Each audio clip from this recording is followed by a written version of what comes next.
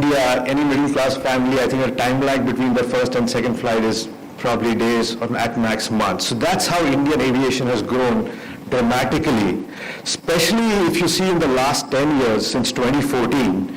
In 2014, we had about approximately 400 airplanes. In the last 7-8 months, Air India, Indigo put together have ordered approximately 1,000 planes. That's the confidence in the India story, in our government leadership, that airlines have, that they're ordering so many airplanes. And just to give you some highlights of the India story, we are the 5th largest economy, likely to be the 3rd largest economy by end of this decade. Our middle class population, which is our strength, is about 450 million. The US population is about 300 million. So our middle class population is about 1.5 times that of the US population. US has about 5,500 to 6,000 commercial airplanes. We have only 700 commercial planes and about 1,200, 1,300 on order. So look at the growth that we have to offer. On top of that, I think the sky is the limit for Indian civil aviation given the potential we have. Thanks to the government and thanks to the leadership of Honorable Minister, I think we are headed in the right direction. There is so much of infrastructure push in civil aviation. The UDAN scheme, simple things that touch the daily lives of a travel, like a Digi Yatra, you could just walk into the airport, get through it. If you see our immigration, you just kind of get in 5-10 minutes immigration queue, get out of the airport versus other European countries where you have to stand for 1.5 hours. So thanks to the leadership of this government, I think we are headed in the right direction. I'd probably, coming back to the industry, between now and till the end of the decade, we have 1,000 aircrafts delivering, of which 900 plus will be powered by GE or its joint ventures. So it's about 100 aircrafts per year. And GE strongly believes in the India story. We are invested into India, and I'll state some examples. We have a Pune multimodal factory which employs 1,500 people, and we do aerospace engine components, not only for engines that are for India but and the world. So it's make in India and the world. We have a technology center in Bangalore which has 1,000 plus engineers dedicated on aviation for next generation technologies. For the next generation engines that will come, a lot of technological advancement inputs has been done in Bangalore. Not only for the next generation, the engines that operate in India and the rest of the world, a lot of technical inputs have come from the Bangalore Research and Development Center. We have a joint venture with Tata's where we are doing the narrow body LEAP engines, components, casings. We have developed a supply chain network of about 13 suppliers, which are again contributing for our engines that are manufactured across the globe. And our supply chain, the value has gone up by close to about 20 times in the last 4 to 5 years. And, we were the first ones who kind of did a footprint of MRO in Nagpur. About 6-7 years back when it got operational. It was a kind of a technology partnership with Air India. So all in all, I think we are excited to be part of the India growth story. We want to partner, collaborate, and further deepen our relationships in India. So thank you very much, and thanks a lot for your leadership. Thank you, Vikram. And now it gives me immense pleasure and honor to invite the Honorable Minister of Civil Aviation, our esteemed Chief Guest, to kindly address us. Over to you, sir.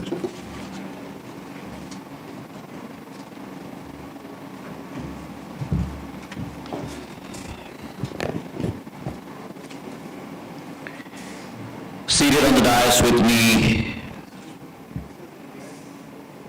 now an old friend,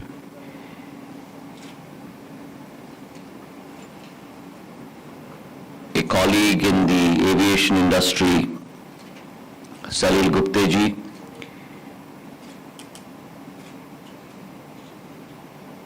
a gentleman who represents a company that has always been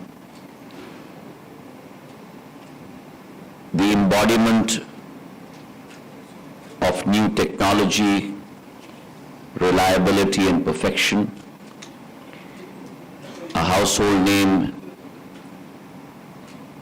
General Electric, Ram Rai ji, a gentleman who represents a paradigm shift in the way transportation will change across the world, and is bringing that in his firm resolve to this large market in India, Amit Datta ji.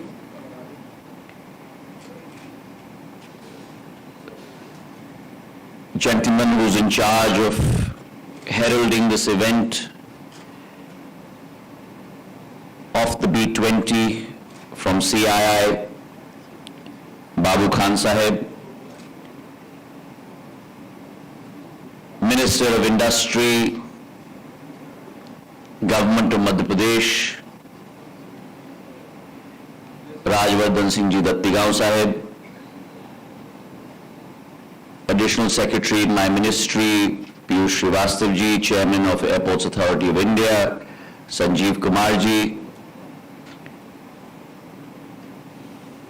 ladies and gentlemen, and if I may say so, my colleagues in the aviation space present here today. Let me start by welcoming all of you to the heart of India, represented by Madhya Pradesh, and to my home city, Gwalior.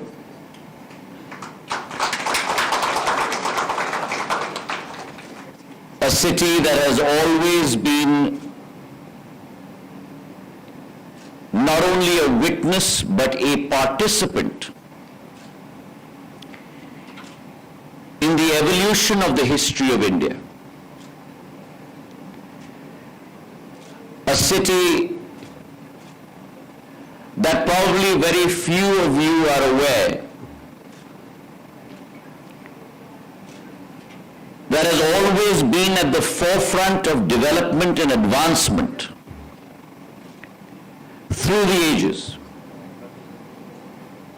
economic, social, and infrastructure. And let me give you an example of that. It was in Gwalior that we had a flying boat service that flew between England and Australia and broke journey in Madhya Sagar Lake in Gwalior, the first water aerodrome built way before water aerodromes were ever conceived in India in 1937. A city that was witness to when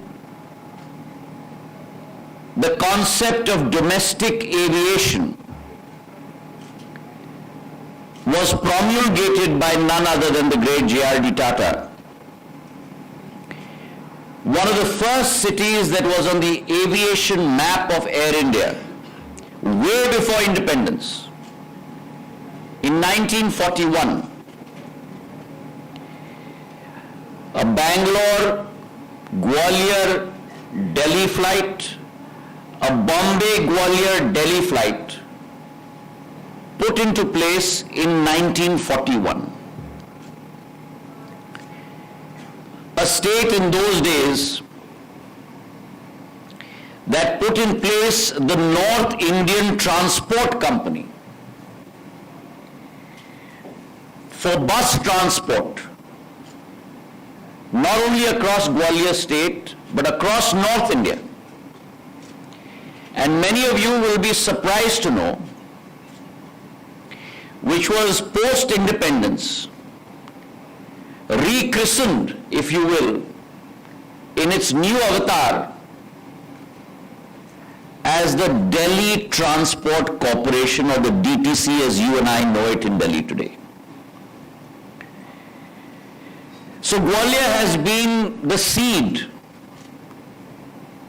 for many a national transformation in the area of travel and infrastructure. And today I welcome you to my home city, to one of the most historical cities in India, and I certainly do hope that all my delegates present here today not only get a vista and a flavor of the economic capability of this region, but also of its cultural capability, and do visit some of the sites in Gwalior during the day and certainly during the evening as well, to get a vista into the cultural capability and the soft power that our country also portends for the rest of the world. In the area of aviation, many of you who may have come by air to Gwalior, I know some of you came by train, but those of you who came by air have probably seen the new integrated domestic terminal that we are putting in place in the city of Gwalior. And I'm going to use that as an example. This domestic terminal,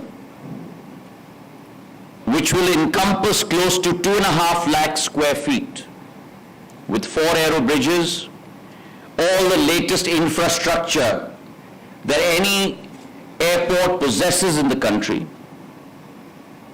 The foundation stone for this was laid on the 16th of October last year by the Home Minister. And I guarantee all of you sitting here today that this airport, in the 75 years of independence, our Amrit Kal that we are going through, will be built in the shortest record-breaking time in a period of 15 months in Gwalior before the end of the year.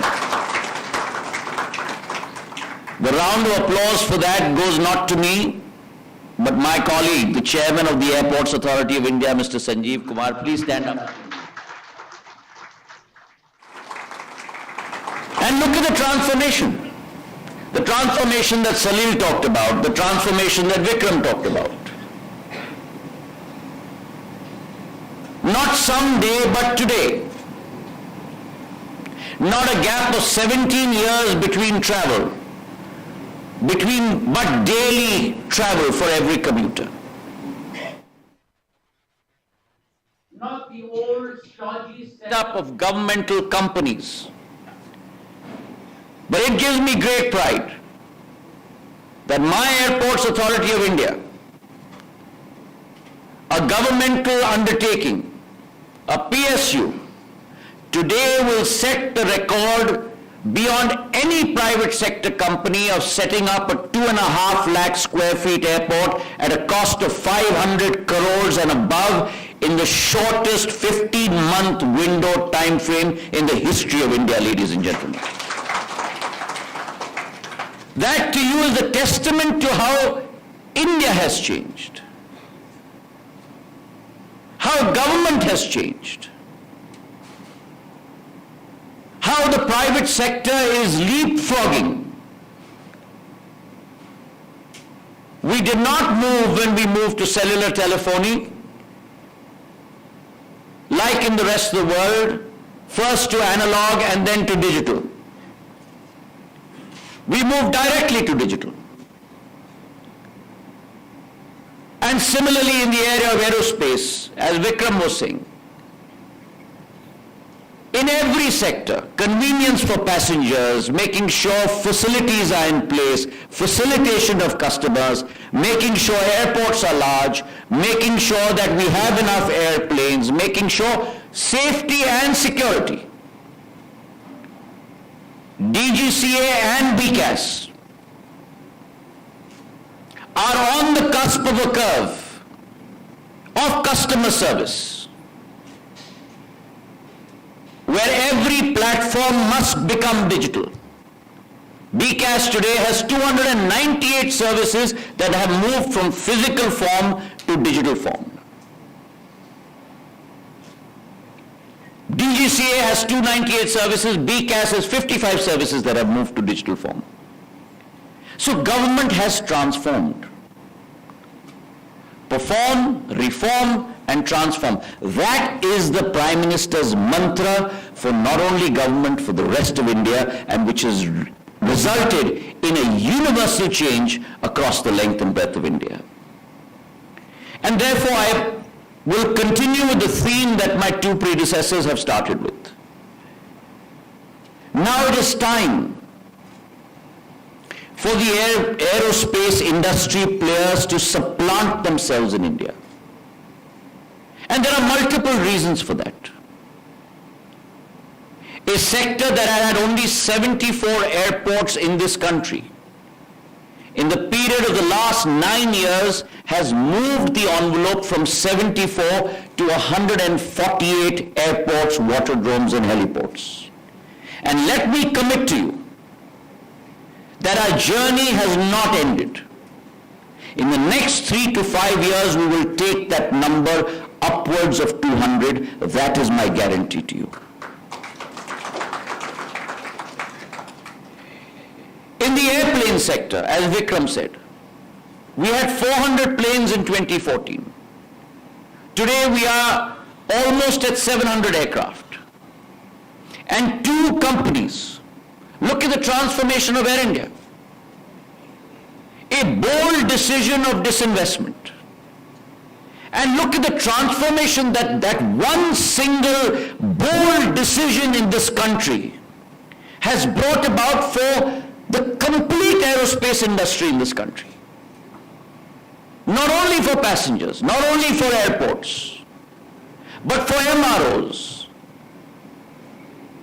for our aerospace manufacturing sector, for our cargo handling. A single order of 470 aircraft, upwards of $70 billion. The largest aircraft order in the history of aviation in the world today has been done by an Indian company, Air India. And followed up very shortly by Indigo's 500 plane order. And while Vikram talked about the biggies, there are many others in the space that have mushroomed, that have been given birth in the last 6 to 7 years. Both in the narrow-bodied aircraft category with Akasa. For 20 years we've been hearing about airlines shutting down in our country. For the first time in 2 decades, we are now hearing about airlines being born in our country. Akasa, 15 months ago, started with 2 aircraft. In 15 months, they are today at 20 aircraft. 10x growth in 15 months. Vikram talked about Iran. The one monumental change that the Prime Minister has brought about in the civil aviation sector. Civil aviation was always considered as an elitist product. Not an elite product, but an elitist product. Catering to only a few in our country. With उड़े देश का आम नागरिक, हवाई चप्पल पहनने वाला भी हवाई जहाज में उड़े. With Udan Yojana, the democratization of civil aviation has happened in our country. 479 routes that were never thought of being plied before.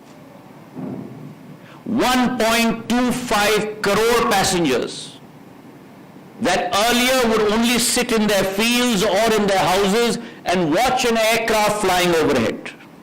Through the viability gap funding model, today like Vikram in his childhood, when he flew from Delhi to Dehradun, are today participants in the history of civil aviation being unfolded in our country.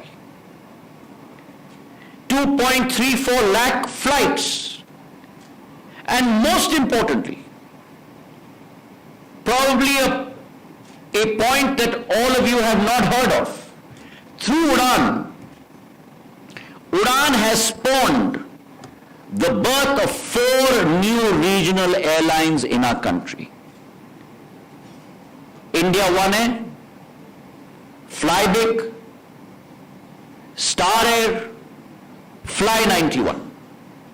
From Embraer jets to ATRs to 18-seaters to yesterday I inaugurated a flight between Bhubaneswar and Utkela. 500-kilometer distance that would take 9 hours to cross. An 8-seater aircraft that would make it convenient for people to travel in an hour and 15 minutes from Utkela to Bhubaneswar and catch an international flight. So the hub and spoke network that we have been talking about for decades, today that is a reality in India, ladies and gentlemen. Airports in areas that you would never even contemplate. Airports in cities that were wiped off the civil aviation map post-World War II are being reborn today. Jharsuguda on the other coast of Orissa, Rupsi in Assam, Tezu in Arunachal Pradesh, Kishangarh, Ajmer Sharif in Rajasthan. Today, Darbhanga in Bihar, airports that are contributing between 50,000 to 5 lakh passengers a day in civil aviation today. This is the new reality of the new India. An India in which in 2014 we had 6 crore passengers. Today we have 14.5 crore passengers. And I make this point at this B20 conference in Gwalior today. By 2035, our India will have from 14.5 crore passengers, 42.5 crore passengers in the next 12 years, ladies and gentlemen. That is the potential for international companies to look at within India. And mind you, when we talk about penetration rates, 14.5 crore passengers, most of them are multiple flyers. So when you look at discrete passengers, you're only talking about 14.5 crore passengers means 10% penetration on a population of 140 crores.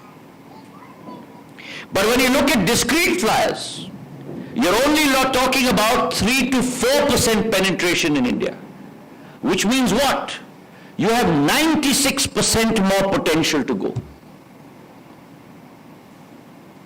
And let me give you a vignette of where we are in terms of civil aviation. The railways, which is my closest competitor, and within the railway segment, I'm only going to talk about first AC and second AC because my product by its very nature is air conditioned. So first AC and second AC in India today carries 18.5 crore passengers. Civil aviation carries 14.5 crore passengers. However, the CAGR of railways, the compounded annual growth rate of railways, is 5.6%. And the CAGR of my sector is 10.3%. By 2030 or 35, civil aviation sector will carry more passengers than first AC and second AC of railways in this country, ladies and gentlemen. So that is the potential. When you look at that potential, now comes the responsibility of all of you seated in this room. It is time to supplant aerospace manufacturing and integrated value chains within India.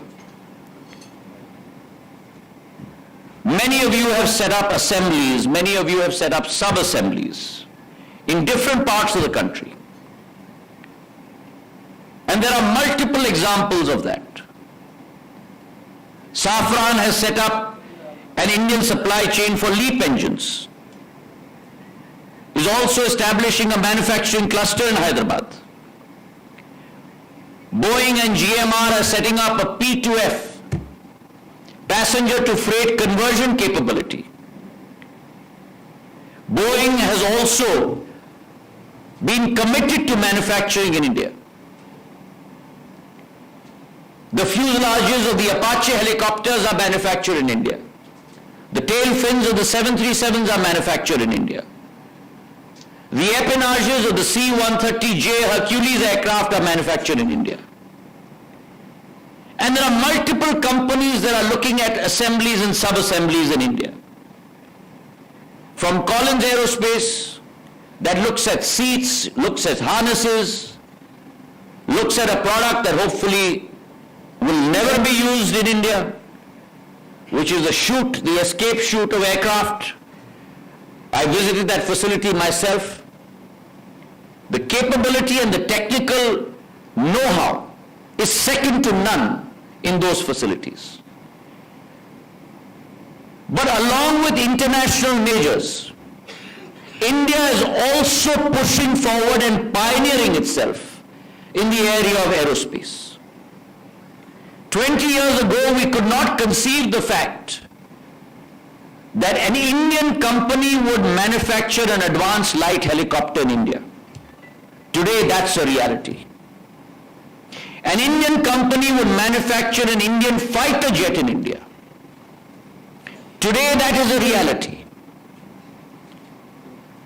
Indian companies together in the space sector, where most of our technology was borrowed from Russia. Our boosters would come from Europe. The takeoff sequence would occur in Russia. Today, an Indian orbiter with Indian jets, Indian technology from A to Z took off from Sriharikota on Indian land, and that Chandrayaan 3 today has landed on the moon. So our Tiranga flies high not only in India, ladies and gentlemen. Our Tiranga flies high not only across the world, but our Tiranga today has been supplanted on the south pole of the lunar surface. That is the capability that India brings to the table. And therefore I believe, and as Vikram said, we have graduated from being the 10th largest economic power in 2014 to the 5th largest. But from where we are today, by 2030, which is in the next 7 years, we will graduate from becoming the 5th largest economic superpower to the 3rd largest economic superpower, going ahead of even Germany and Japan. And therefore India has tremendous capabilities. India has tremendous possibilities for all of you. 17% of the world's population. The most skilled manpower that any country in the world possesses. Today, capital has become fungible. Capital has become a commodity. It is human resource that is the biggest punji, the biggest wealth in the world today. And my Bharat Mata has the maximum amount of it across the world, ladies and gentlemen. And therefore the time has come for all of you to think afresh. For internal reasons that I have talked about, for tremendous capabilities and immense possibilities that I have enumerated. But as I talk about our comparative advantages, as I talk about our competitive advantages, it is also in the fullness of things and the fitness of things that to offset your risks, the risks that Salil talked about, geopolitical risks, supply chain logistics risks, companies across the world are looking for a new promised land. At that new promised land, ladies and gentlemen, is the land on which your feet are supplanted on this morning in Gwalior, in my country, in India, ladies and gentlemen. And therefore the time is today. I really do believe that there is a yawning gap today between supply and demand. There was a time in COVID when my airplanes were on the ground and I had no passengers. Today the world moves exceedingly fast from a situation where we were trying to save companies, airline companies across the world. Today we are in a position where we can't find enough planes to fly our passengers. India today is cresting. There are many pundits out there who said India will take 10 years to recover. 4.25 lakh passengers was the high pre-COVID in 2019.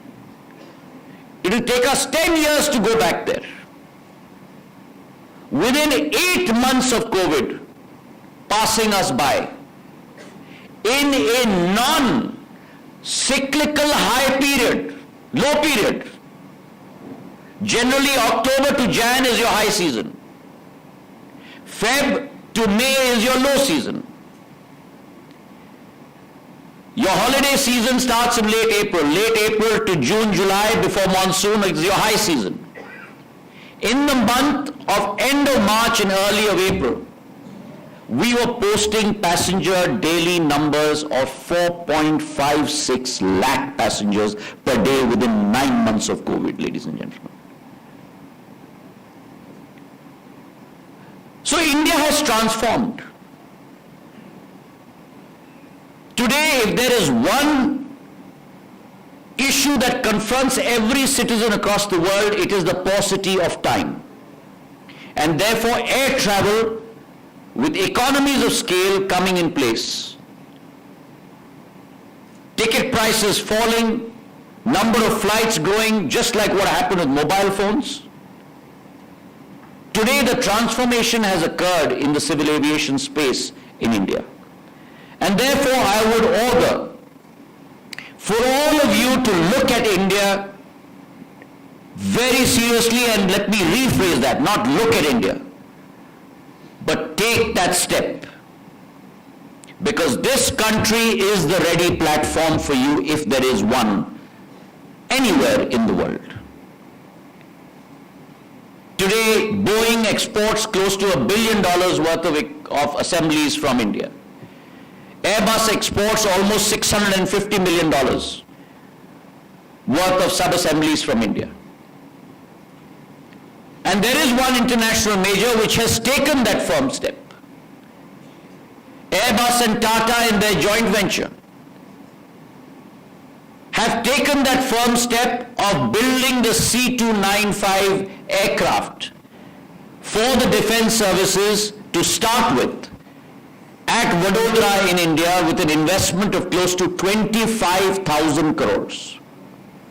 A total order of 56 aircraft, out of which 16 aircraft will come completely ready-made from their facility in Spain, and the balance 40 aircraft will be made nowhere else but in Vadodara in India. Close to 5,500 assemblies will be supplied for that aircraft. Indian companies like Bharat Dynamics and a couple of others will be supplying the radar equipment and the deployment equipment for that aircraft. And that itself will bring about a tremendous amount of innovation within India, I believe. In the space of MROs, when I took charge in 2021, we completely redid the MRO policy. There was an earlier policy which charged exorbitant royalties, exorbitant land rates. We did away with all that because we wanted to bring in a new level of energy into the space. And I'm glad to report to you that now we have from 113 almost 140 MROs. Safran has committed $150 million to set up its facility within India as a greenfield MRO facility in one of our metro airports, initially servicing close to 500 engines, going up to 1,000 engines. And therefore the Prime Minister's vision for India, make in India but make for the world, truly has become a reality for all of us in India today and for the world. So on this day, as we start off this conference, I'd like to wish you all the very best in your deliberations, but I would also like to urge you to look at Madhya Pradesh, which is my home state, very seriously. It is a state that represents tremendous economic potential. Our industry minister is here. We will put in place, and we've put in place very facilitative policies to attract investment into Madhya Pradesh. And I'm very confident that this conference will lead to many, many new decisions happening from this space that will lead to creating a world-class MRO airspace manufacturing capabilities within India, underlined by the fact that they are safe, they are secure, they are profitable, they are competitive, and most importantly, they are environmentally sustainable. I look forward to hearing from all of you post your deliberations, and I wish you all the very best at this B20 conference and welcome you once again to my home city in Gwalior, and thanks CII for organizing this event. Thank you very much.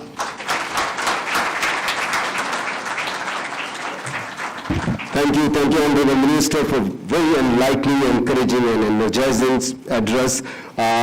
With your permission, sir, can we take few questions? Okay, so Salim will moderate the question and answer, so we'll over to you.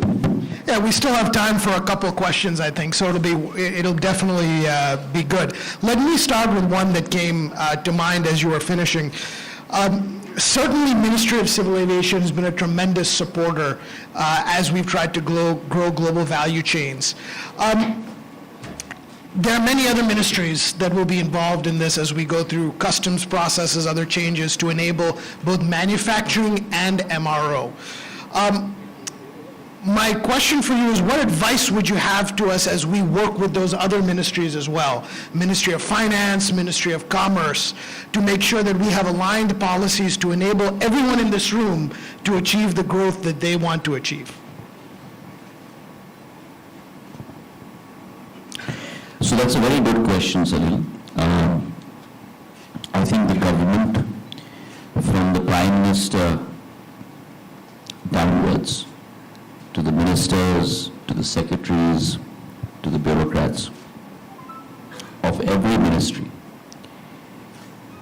is very much alive and sensitive to the fact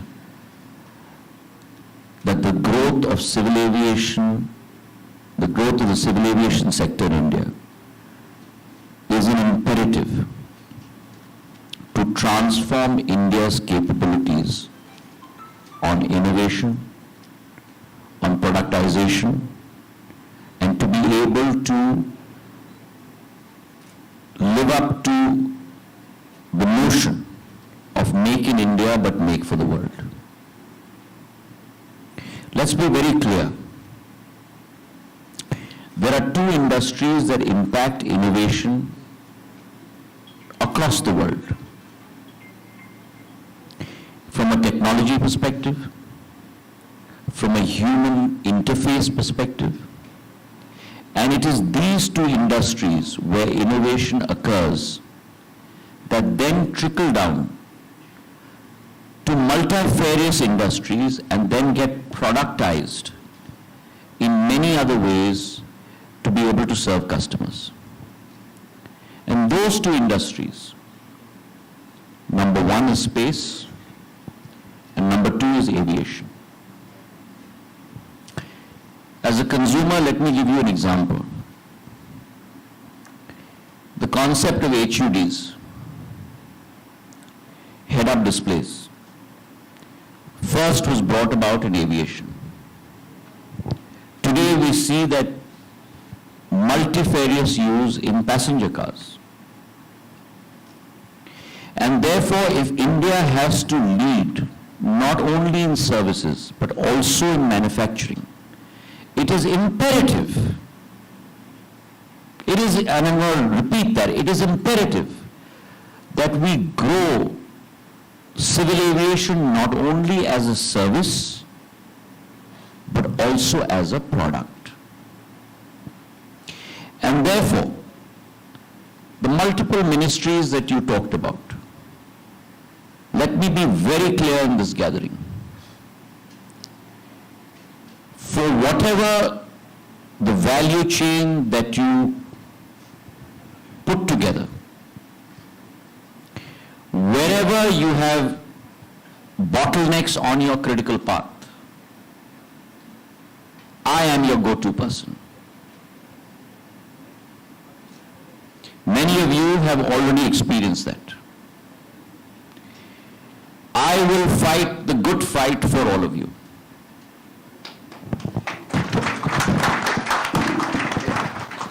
And I have done that in the past to bring about a new phase of growth in the sector. And let me give you an example of that. When I took over in July of 21, we had 12 states in our country that charged VAT on air turbine fuel between 1 to 5%. And we had 24 states in our country that charged VAT on ATF between 20 to 32%. Now think about this. ATF price was at 65,000-70,000 rupees a kiloliter prior to COVID. It went up to 1,40,000 rupees a kiloliter during COVID. Now, if you put VAT, a 30% VAT on that cost, what happens to the bottom line if there is any left of any airline? It took me a year, and I went and beseeched, pleaded, put forward the economic argument of economies of scale, the advantage of having civil aviation in each state with every chief minister. And through this platform, I would like to thank every chief minister as well. In 1 year, where we had 12 states charging low VAT and 24 states charging high VAT, we moved 19 states and union territories from the 24 bunch to the 12 bunch. And today in India, we have 31 states that charge VAT between 1 to 5%, and only 5 outlier states left that charge VAT between 20 to 30%. So today, the government is alive, state and central, to issues that will bring about a change within their domains and will create ripples of positivity and growth for the Indian economy.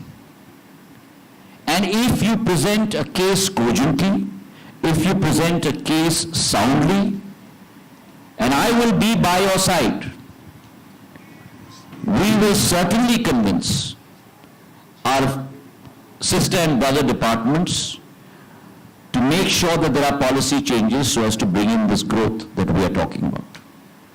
Thank you, sir. Oh, we have a question over there. I think this might have to be the last question. We'll have to go to vote of thanks.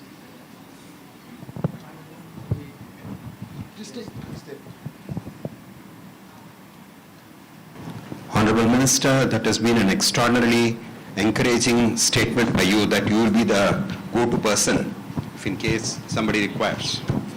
I represent a technology company from Bangalore, which helped Etihad Airways to move 37 slots in being safest airline in the world to second safest airline in the world. We are a technology startup, and global inclusion includes technology as well, I guess. Minister, we have some very specific high impact making proposal, and I would like to seek the help of the ministry. Please do come and see me. Babu sir, can you just coordinate that? Yeah, please. Thank you. Thank you very much. And we have Indigo Airlines as our newest customer.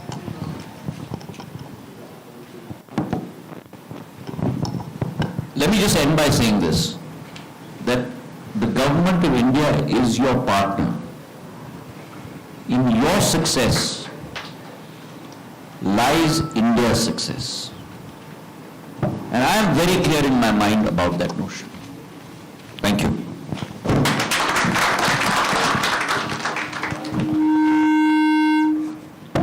Good morning, ladies and gentlemen.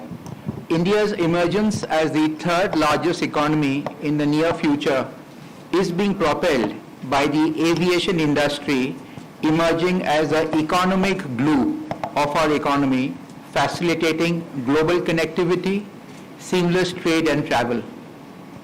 Today, as the Honorable Minister said, we find ourselves at the cusp of an exciting era. From largely consumption of aviation services, India is now well poised to straddle the full value chain and emerge as a leader in the global aerospace industry, rapidly building capabilities in manufacturing, R&D, engineering design, and assembly. We also spoke about moving from aerospace to finding products, and I think we will find innovation, whether it could be air ambulances, fractional ownership. There is going to be a lot of innovation going forward in this country. We are very grateful to have the Honorable Minister of Civil Aviation and Steel, Shri Jyotiraditya Scindia, gracing this occasion. His visionary leadership and evangelical zeal in transforming India's aviation industry at warp speed has not only inspired industry but set the bar very high. The rapid strides in establishing India as one of the largest global opportunities in advanced air mobility technologies owes significantly to his championship and perseverance. Would also like to extend our thanks to Shri Rajavardhan Singh, Honorable Minister Industry, Government of Madhya Pradesh. His department has been extremely supportive in organizing the event today. We are delighted to have Shri Piyush Srivastava, Senior Economic Advisor, Ministry of Civil Aviation, and Shri Sanjeev Kumar, Chairman, Airport Authority of India, grace this event. We extend our heartfelt appreciation to Mr. Vikram Rai, CEO, South Asia, GE Aerospace, for enriching our discussions with profound insights. Mr. Salil Gupte, Chairman, CII National Committee on Aerospace and President, Boeing India, has played the pivotal role in making this conference a reality. To all our attendees from industry, overseas participants, Ministry of Civil Aviation and Government of Madhya Pradesh, your presence immensely contributes to the success of this event. A special word of thanks to all our sponsors for supporting this event, and a special note of appreciation to Mr. Babu Khan and the entire CII team supporting him in organizing the B20 International Aerospace Conference. I take this opportunity to announce a collaboration between Beta Technologies Vermont and Hunch Mobility in the advanced air mobility space. We are honored to have Patrick, Chief Revenue Officer, Beta Technologies US, attend this event. Beta is an electric aerospace company developing aircraft and infrastructure systems, including propulsion, energy storage, and infrastructure for the electric aviation future. The goal is to enable customers to complete all electric, zero carbon, air cargo, logistics, medical transport, defense, and passenger missions. Beta and Hunch Mobility are in active discussions about how we bring Beta's aircraft, charging infrastructure and MRO support to India, including opportunities from manufacturing here in India. We are exploring a joint venture and setting up a manufacturing base for electric fixed-wing and eVTOL craft in India, and this would be the second unit for Beta after their first US plant. Beta was recently awarded a license from the UAE Regulations Lab to conduct pre-certified electric cargo flights with UPS in the UAE, a world first, commencing in 24. Beta and Hunch Mobility would be ready to launch electric aviation in India as early as 2024. As Salil says, we really cannot wait, and that's what we intend to do. I would like to invite Patrick on stage to just greet the minister, since he come all the way from the US. So Patrick, are you there? Yes. Just like to come and shake hands with the minister.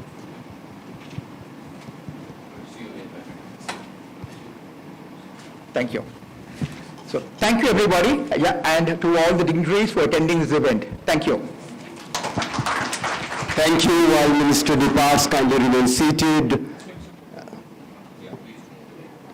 Thank you, Honorable Minister, and this inaugural session is over. I'll request audience to kindly remain seated while Honorable Minister departs.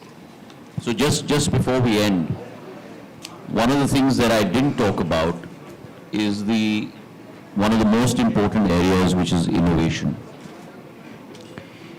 And we in government believe that you cannot be incremental in your approach. You have to be monumental in your approach. And I'm going to give you quickly 4 examples of that. The first is what we've done with the drone policy. We brought out a drone policy. We realized that for Salil and for Vikram and for Amit and for all of you, there were just too many permissions that were required, too many fee structures. In 4 months, we took it back to the drawing board. We did a full, if you will, cardiac surgery on it. Angioplasty, angiography, stent, whatever you may think of. And we came out with a very simple policy that has led to a multiple change in the drone space. Generally, what does government do? Comes out with a policy and then leaves it to the private sector.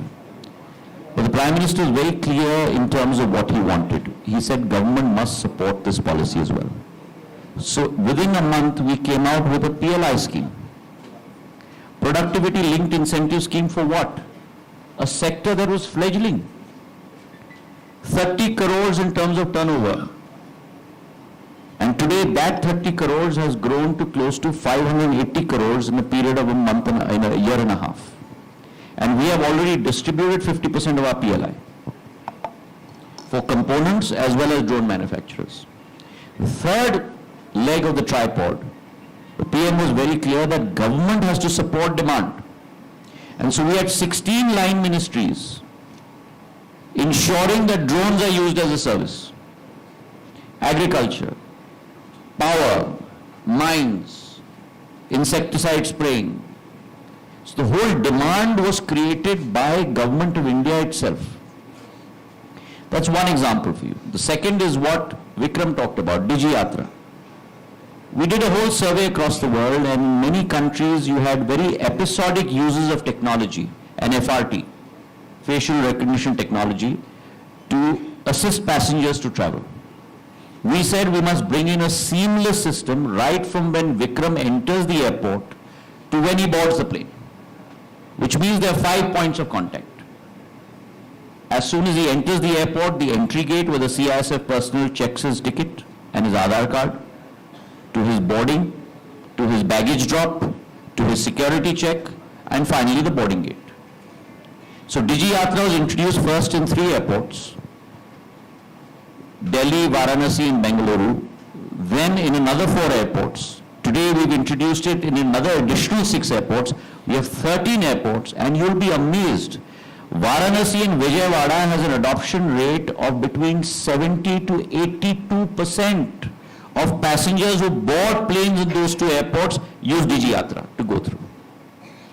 Delhi and Bengaluru, obviously, because of the large size, we are still at adoption rates of close to about 28 to 30%. But those are also growing rapidly.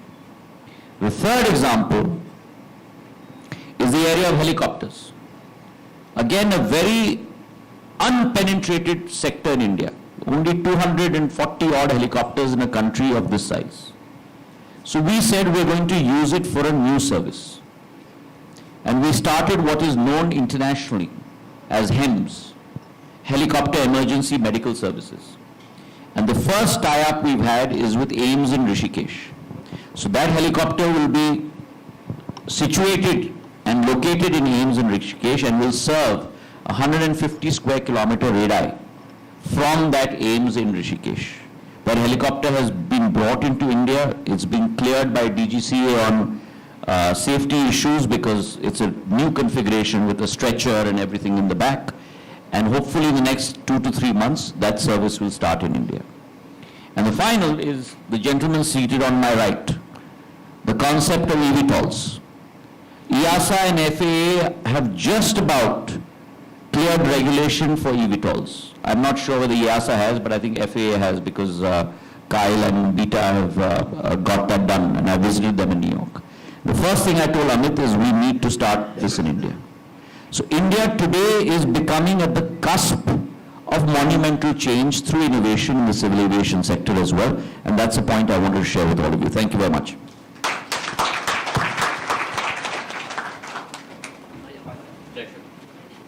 Sorry, I overtook my time.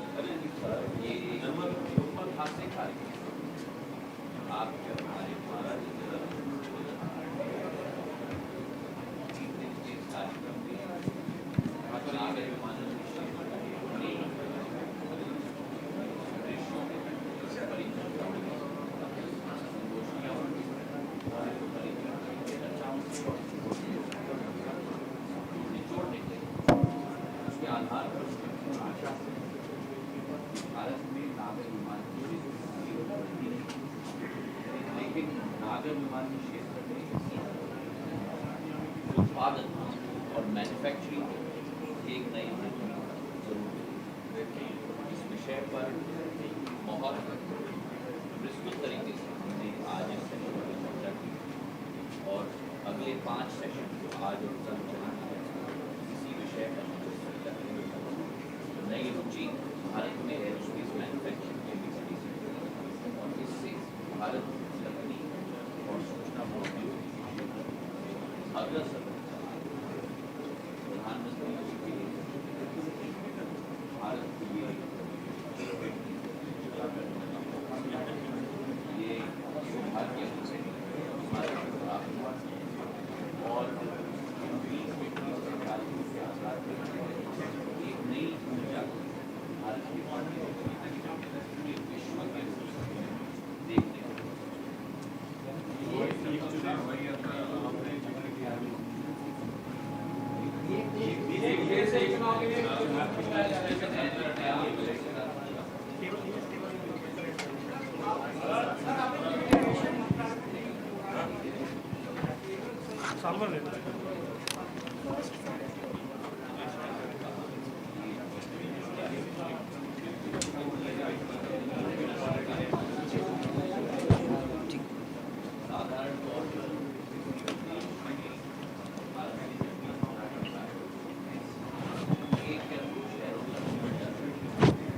इस बार प्रधानमंत्री जी ने निर्णय लिया power शेयरों ये कार्यक्रम कश्मीर से कन्याकुमारी, गुजरात से अरुणाचल, सीधा ग्वालियर के आगे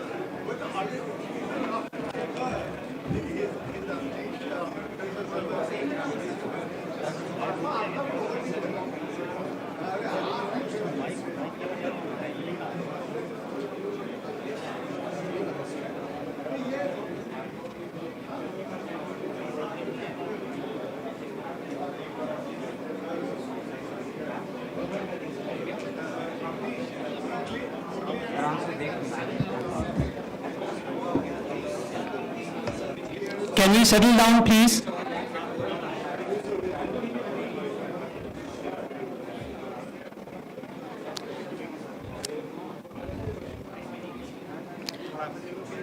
Let's settle down, please. We have to get going with the first panel session.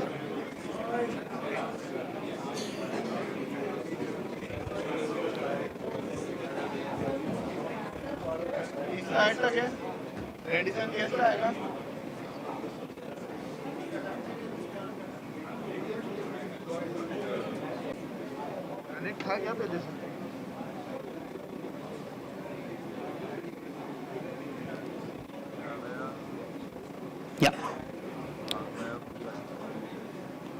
Once again, a very warm welcome to the heart of India.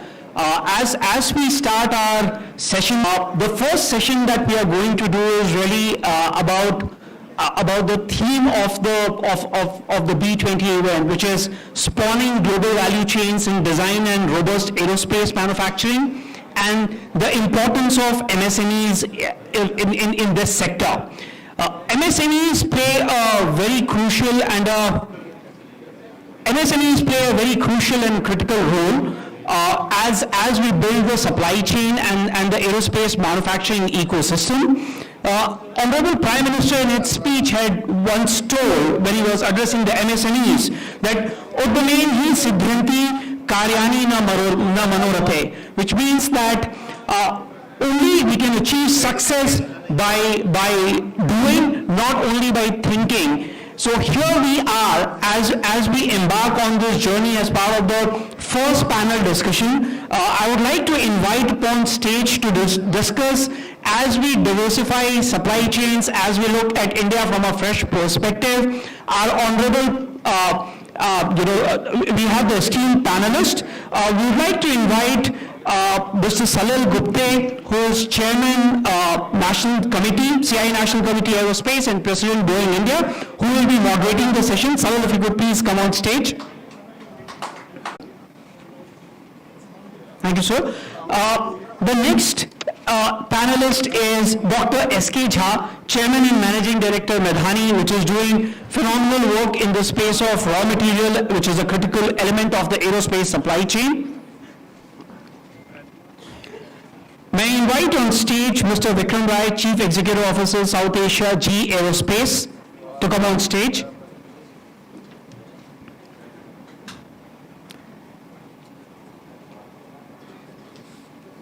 OEMs are a critical part of the supply chain. May I invite Mr. Suraj Chetri, Head of Bangalore site and HR Airbus India and South Asia, to join us on stage.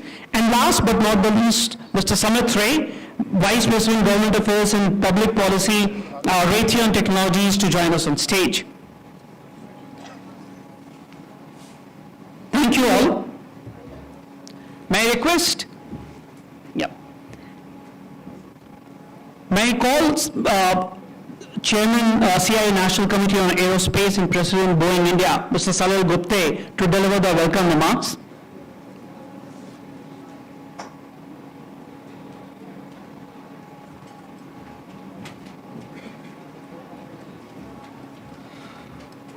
Honestly, the welcome remarks were largely covered in the last session.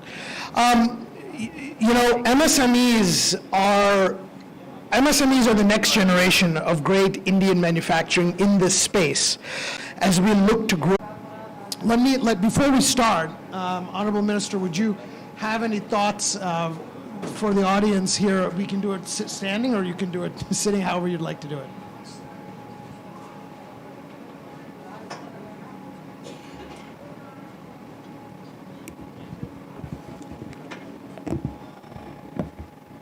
Well, we've had a really interesting, engrossing, and enlightening session.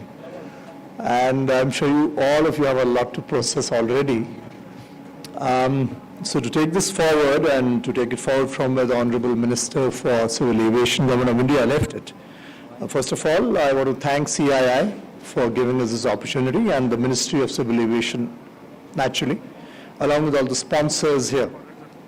Along with me on the dais, Mr. Salil Gupte, Chairman CII National Committee on Aerospace and the President Boeing India. Dr. D.K. Sunil, Director, Engineering and Research Development, Hindustan Aeronautics Limited.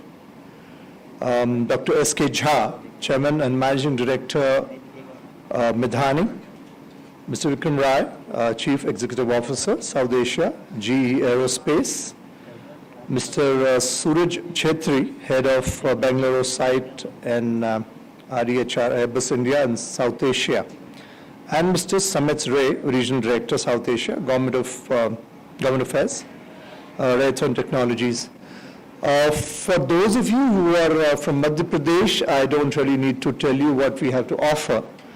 This I have to tell all of you on behalf of our Chief Minister, who is supposed to be here with us today, but due to his some of his responsibility, because you know the election is just around the corner. We go in for our assembly election in November.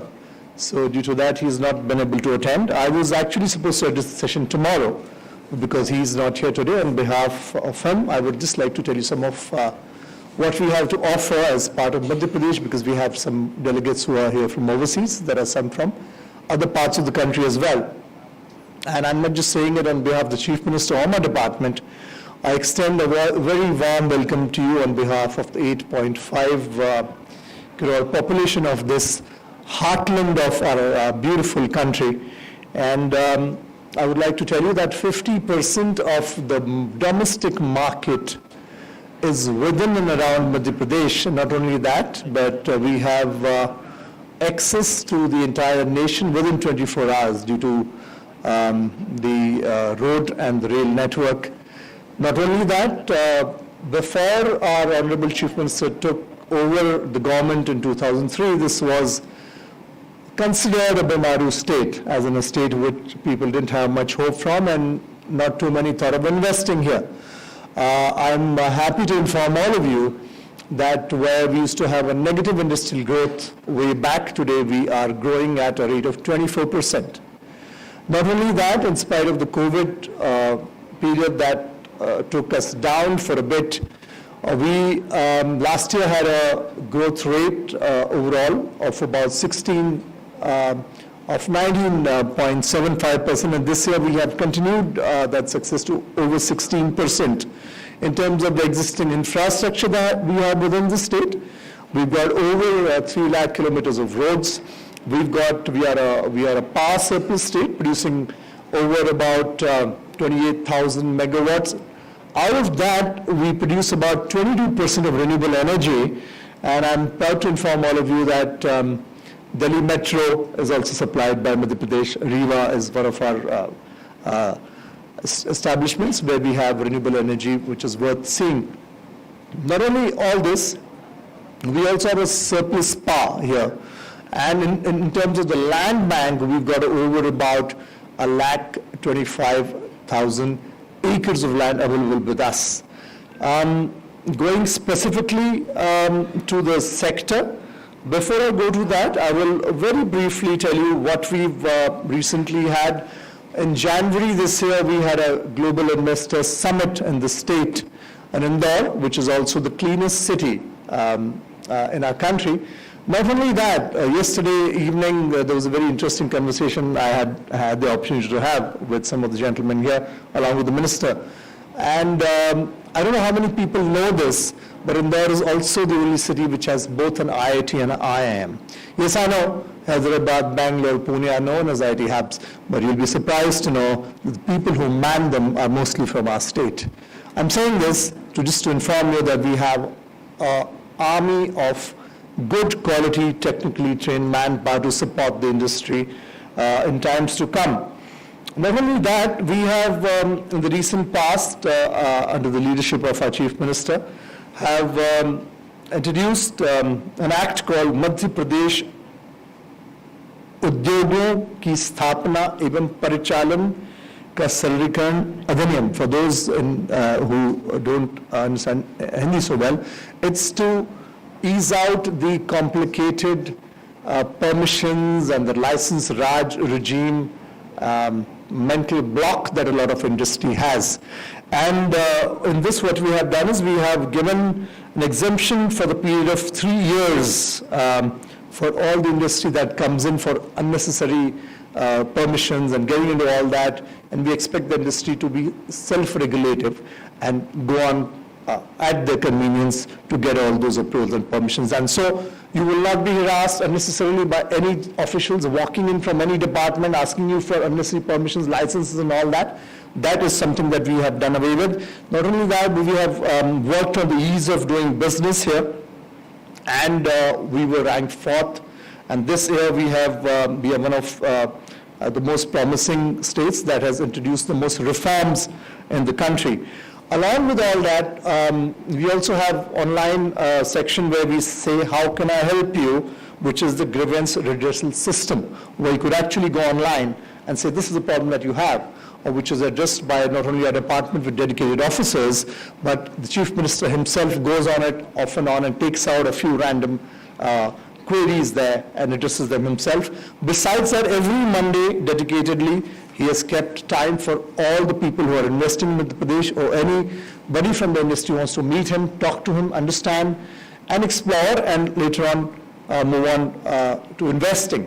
As far as the aerospace sector is concerned, the airports and airstrips in Madhya Pradesh, just a little information so all of you know where we are.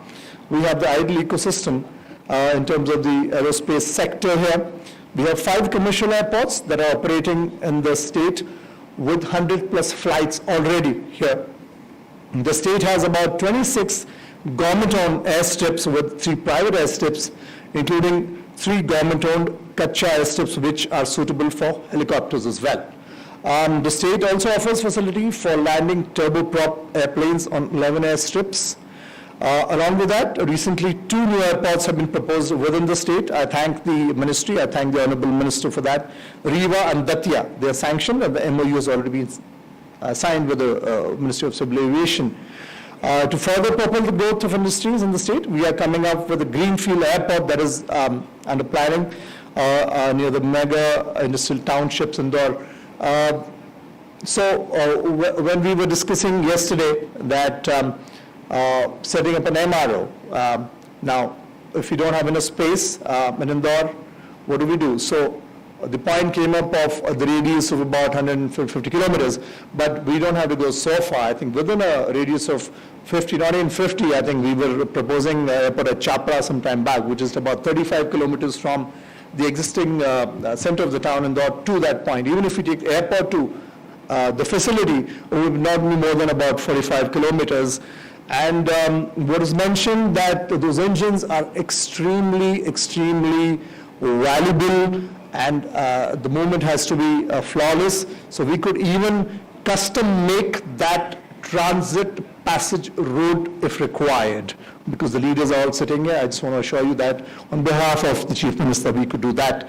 I've already initiated, after the discussion yesterday, we've asked the Indore collector and the Gwalior collector to start looking for land and provide you that patch of 5-6 acres additional land if required, because these are the 2 airports. The Bhopal and Indore has the international facility, but because Gwalior has already existing Air Force facility as well. So we would have this land ready for you, hopefully in some time.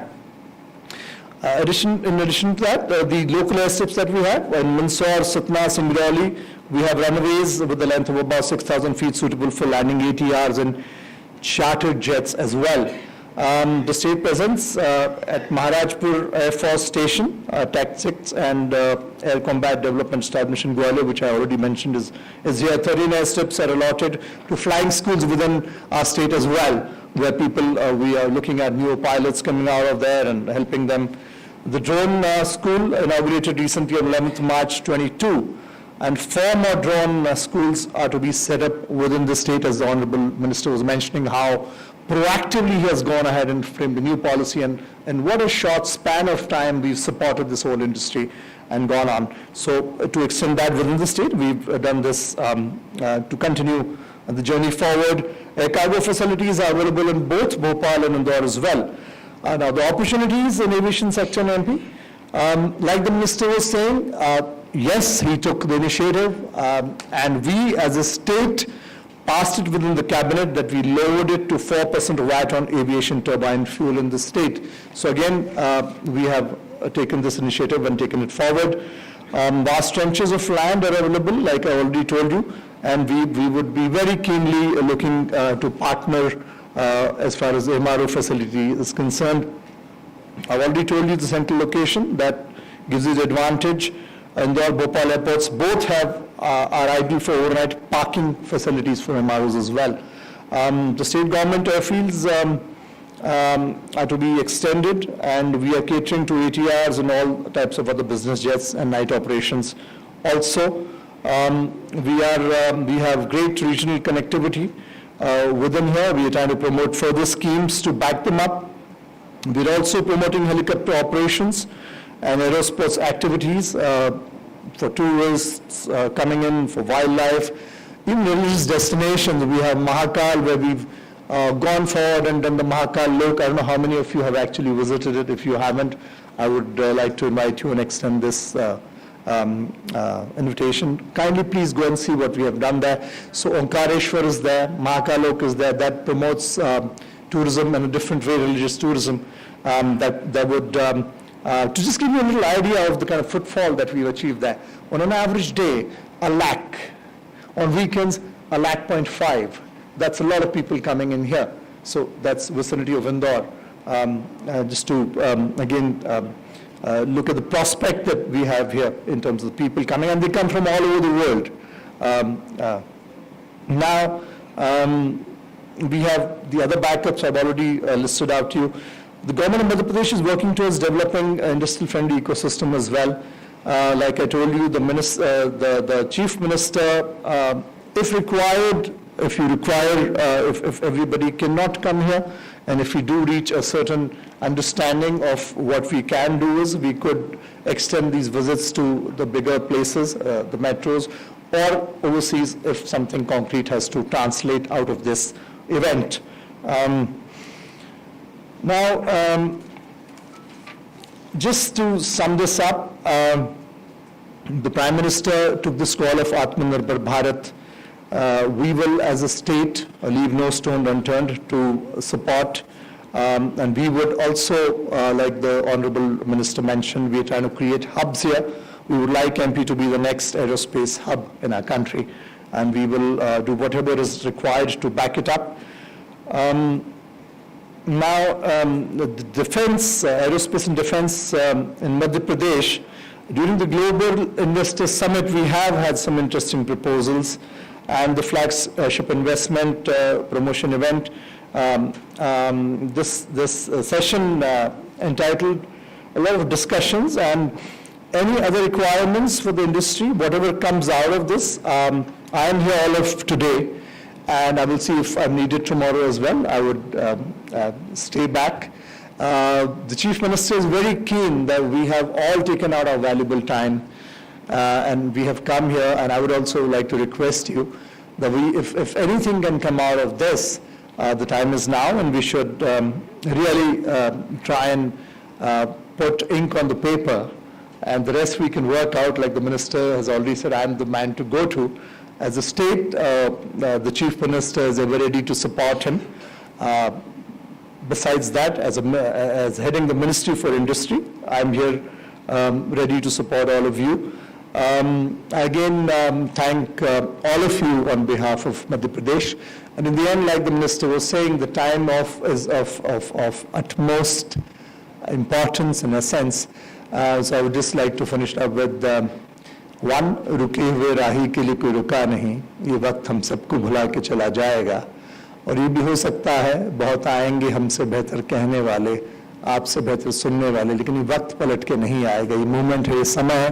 अंग्रेजी में अगर मैं इसको translate करूं, what I was trying to tell is that there could be better advocates than us for promotion of this industry, and there could be better listeners than the audience available in this house. But like my Honorable Minister for Civil Aviation said and went, the moment is now. We must seize the opportunity, because we are all here to support you. I once again thank everybody, especially all the people who are leading the industry and who are here, who have taken out time. and who have given us this opportunity to understand better the industry and the sector. One little bit for the people who are here from the industry, whatever I caught in the conversation about what I could absorb as far as the demand and supply was concerned. I was enlightened last evening when Mr. Gupta said that Boeing, which has a facility of producing about 67 aircrafts in the US, is that correct? Is that the figure? But currently only producing about 35 or something, right? And so on, Airbus also is not producing that's per month. And when he was discussing the orders already there, which was 4,000, this way or that way. So there's already an advance order about 4,000 there. And what are they producing? At a rate of 35, if you take the annual production figure there, then what? About 350?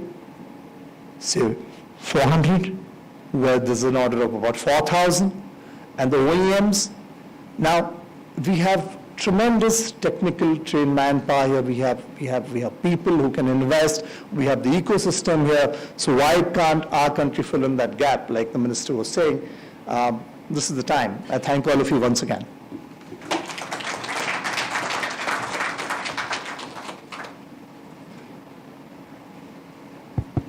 Thank you so much, Honorable Minister, for your introductory thoughts. I want to jump right into some of the questions here, and of course we'll leave some time for questions from the audience as well. And we have a mix up here. We have multinationals, we have PSUs, and so I think much of the supply chain for export and also for production here comes from a lot of the people who are on this stage. The 1.5 billion of exports, certainly what I was talking about earlier. So let me start with, of course, our friends at HAL. You've been at the forefront of this for decades.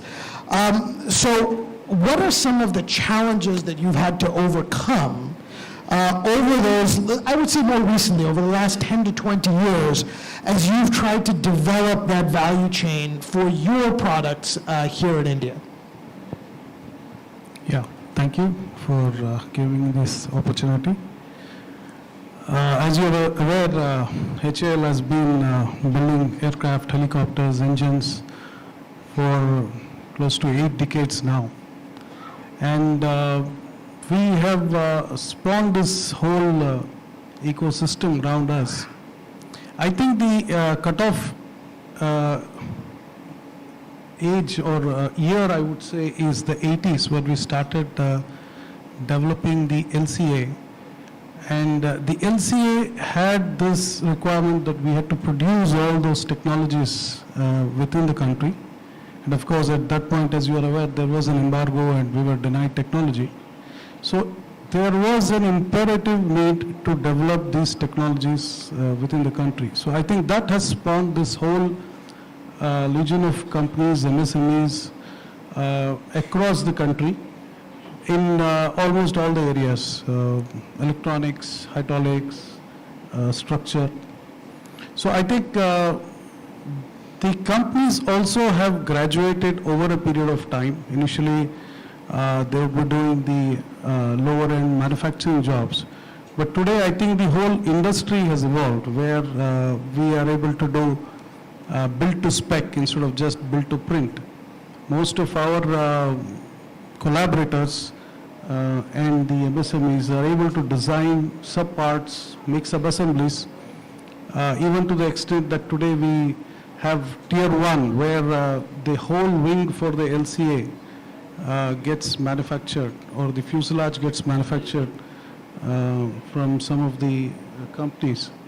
So as you say, this has evolved over the couple of decades now. The interesting part that I see is that the MSMEs are now present across the value chain, right from engineering services to MRO, right, making the small parts, the detailed parts, sub-assemblies, except perhaps the aircraft level integration. They span the whole value chain. And with the entry of Boeing, Airbus, they also have had the experience of exporting. So I think they have now integrated with the global value chains, and as was mentioned earlier, with the new geopolitical situation, this is definitely going to increase. So I see that this industry is now poised for a much bigger role in the future. Thanks for that. I'm going to turn over to Dr. Jha here on my right. For Madani, one of the, I'll just say, bottlenecks that we face as an industry is raw materials, right? Because, for all of our ambition in manufacturing and moving up the value chain into more advanced, into working with more advanced materials, if we have to import all of those materials, it's going to be very difficult for India to be globally competitive.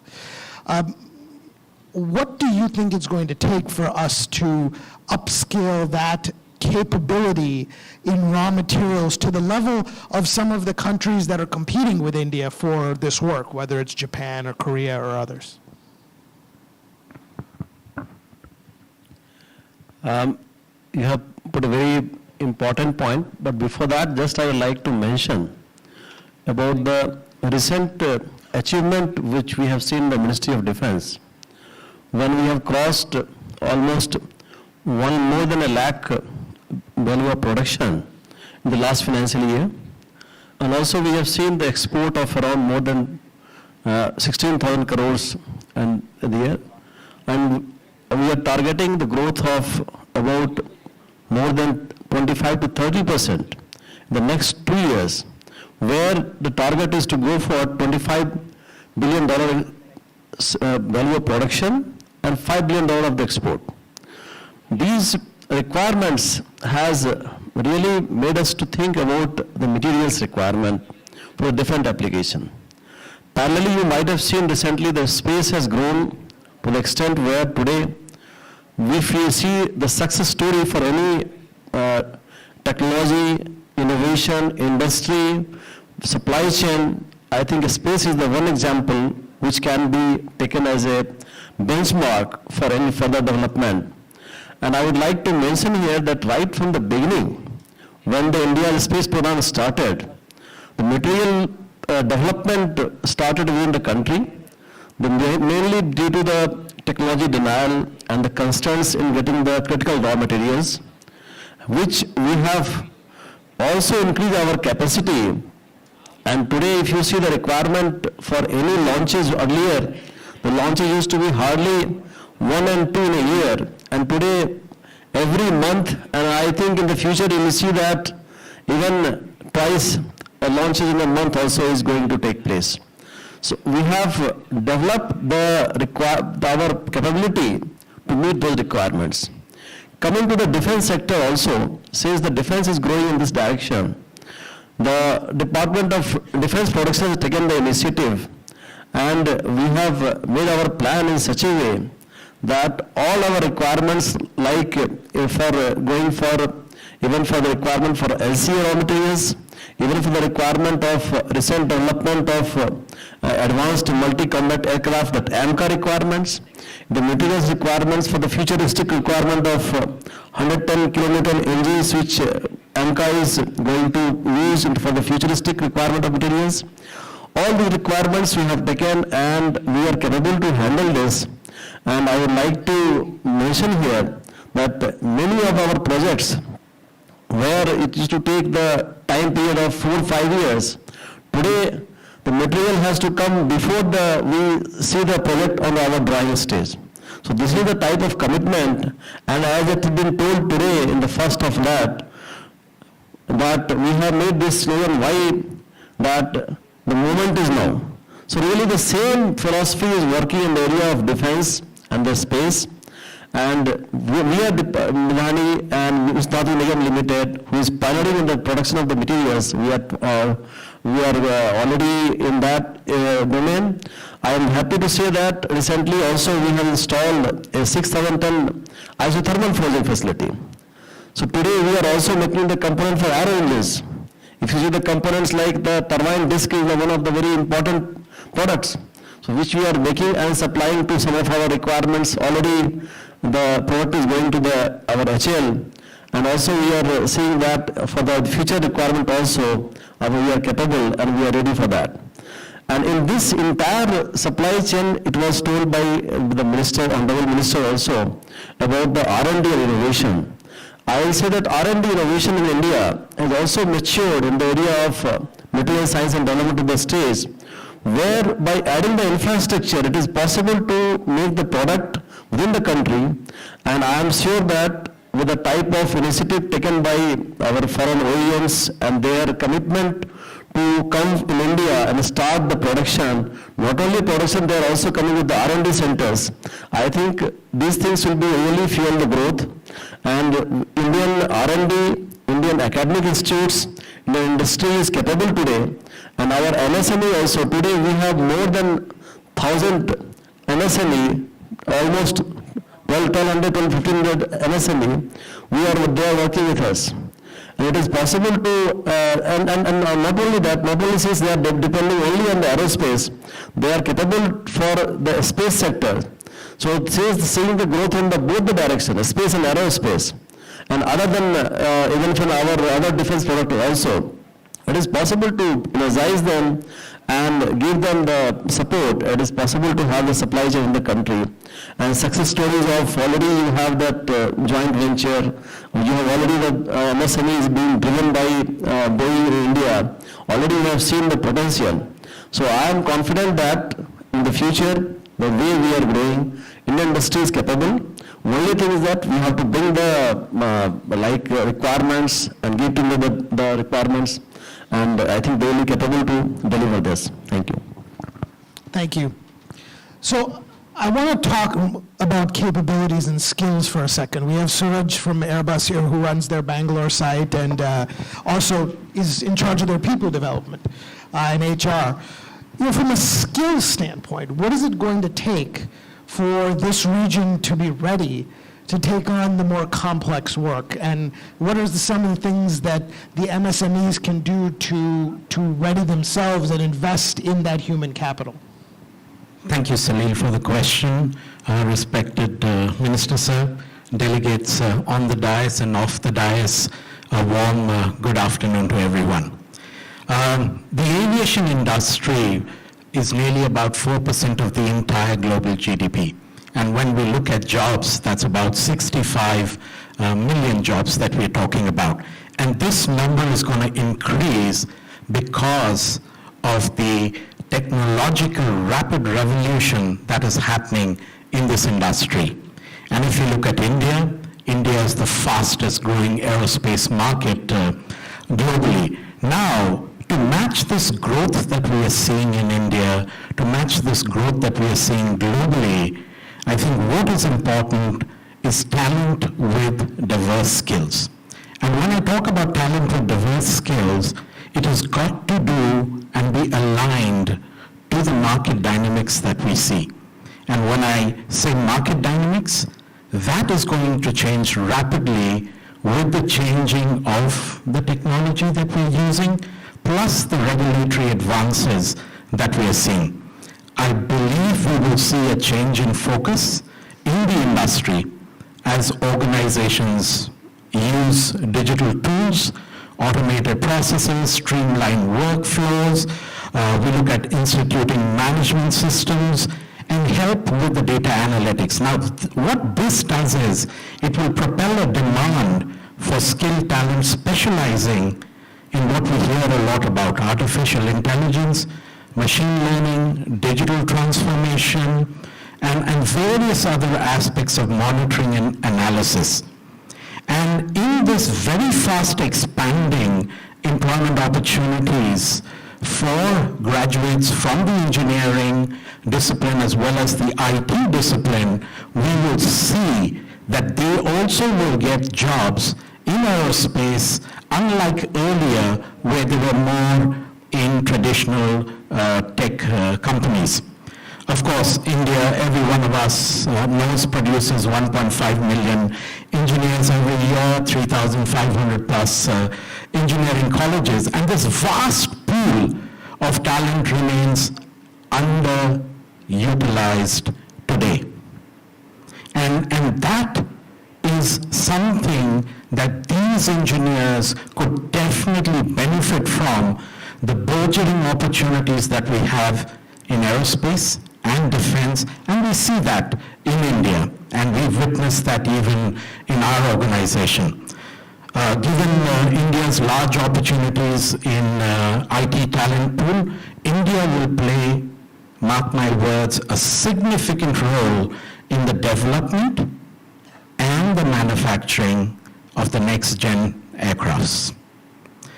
India will hold probably monopolistic competencies in certain areas of computation, aircraft modeling, simulation, and design, and I can say confidently that probably a lion's share of the work will come to this indispensable contributor to the global economy for the future. I'm talking about the Indian talent ecospace.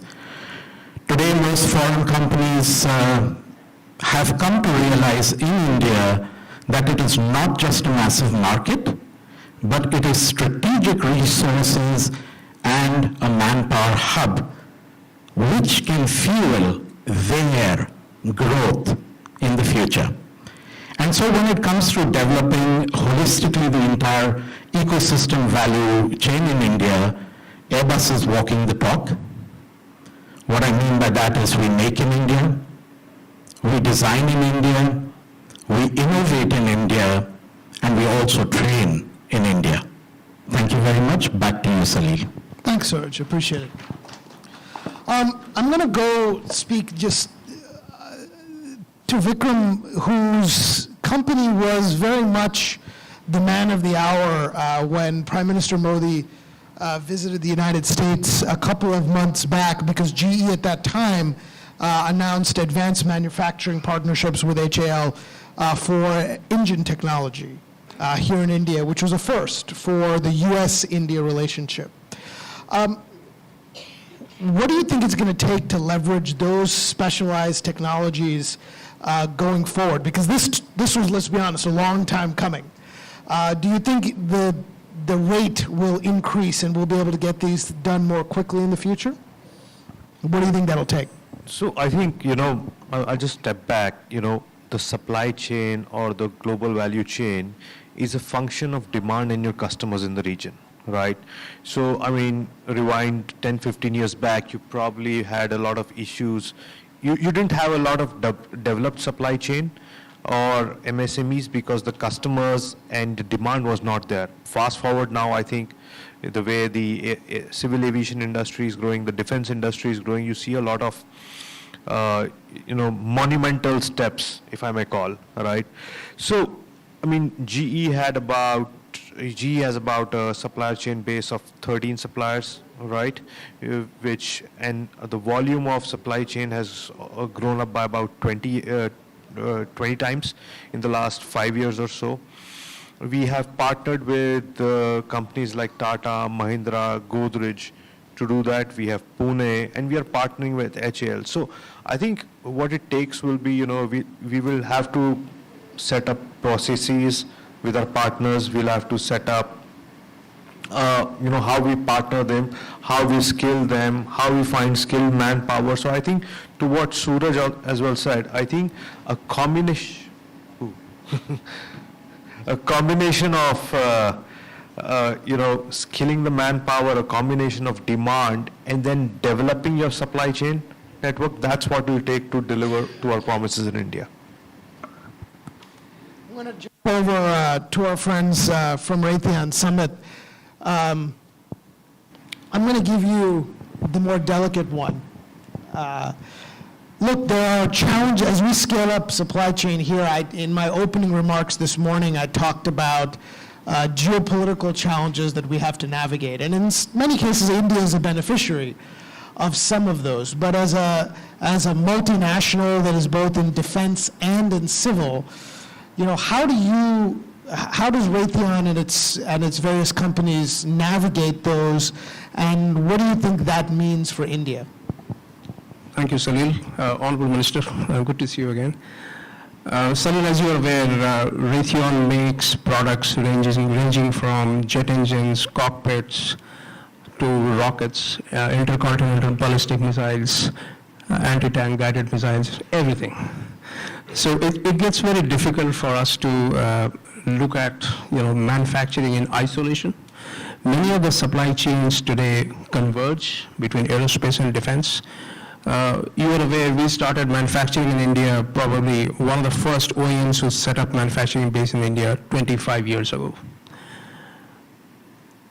The challenges we faced 25 years ago are very different from the challenges we face today. As Honorable Minister pointed out, the governments today are far more forward-leaning. The PLI schemes that are there today are far more encouraging. Getting licenses, getting them renewed are far more easier today because they are online than what it used to be 25 years ago. Vikram mentioned the skilled manpower. The skilled manpower, what is there today, the Indian industry, private industry, where they are today, was not there 25 years ago. So that was very difficult. Import content for us was, I think, close to 90% plus. So from there, we have come down to close to 60% now, but the raw materials that we use in our products are still, many of them are still going to be imported. And that's one area that we have been speaking to the Minister, Jyotiraditya Scindia, when he came to our factory also to inaugurate this February and March. And he said that I'm the steel minister, tell me what can be done. So raw materials is something that India will need to address now if you want to really become cost competitive. We do have diversified supply chain. We have diversified our chain to such an extent that our reliance on sources from China has reduced drastically over the last few years. And we believe that in the coming years, that reliance will continue to go down. But we'll have to find alternative sources of raw materials.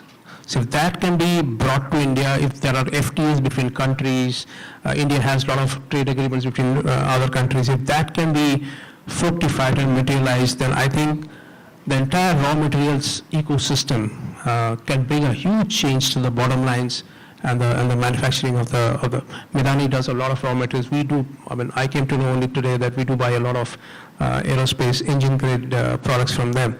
But I think that's the area that needs to be addressed, the raw materials. Yeah. We feel as Raytheon Technologies, we feel that probably going forward, we will continue to remain invested in the country. The civil aerospace space is almost under control as far as manufacturing is concerned.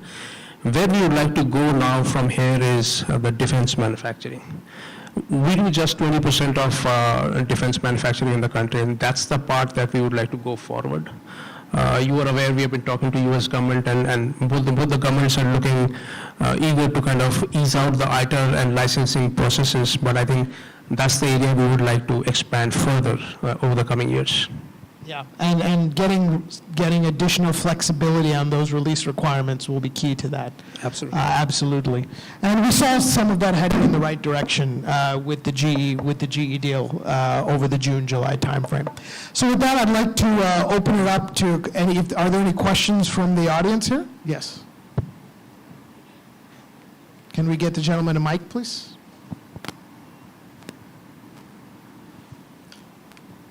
Check. Check.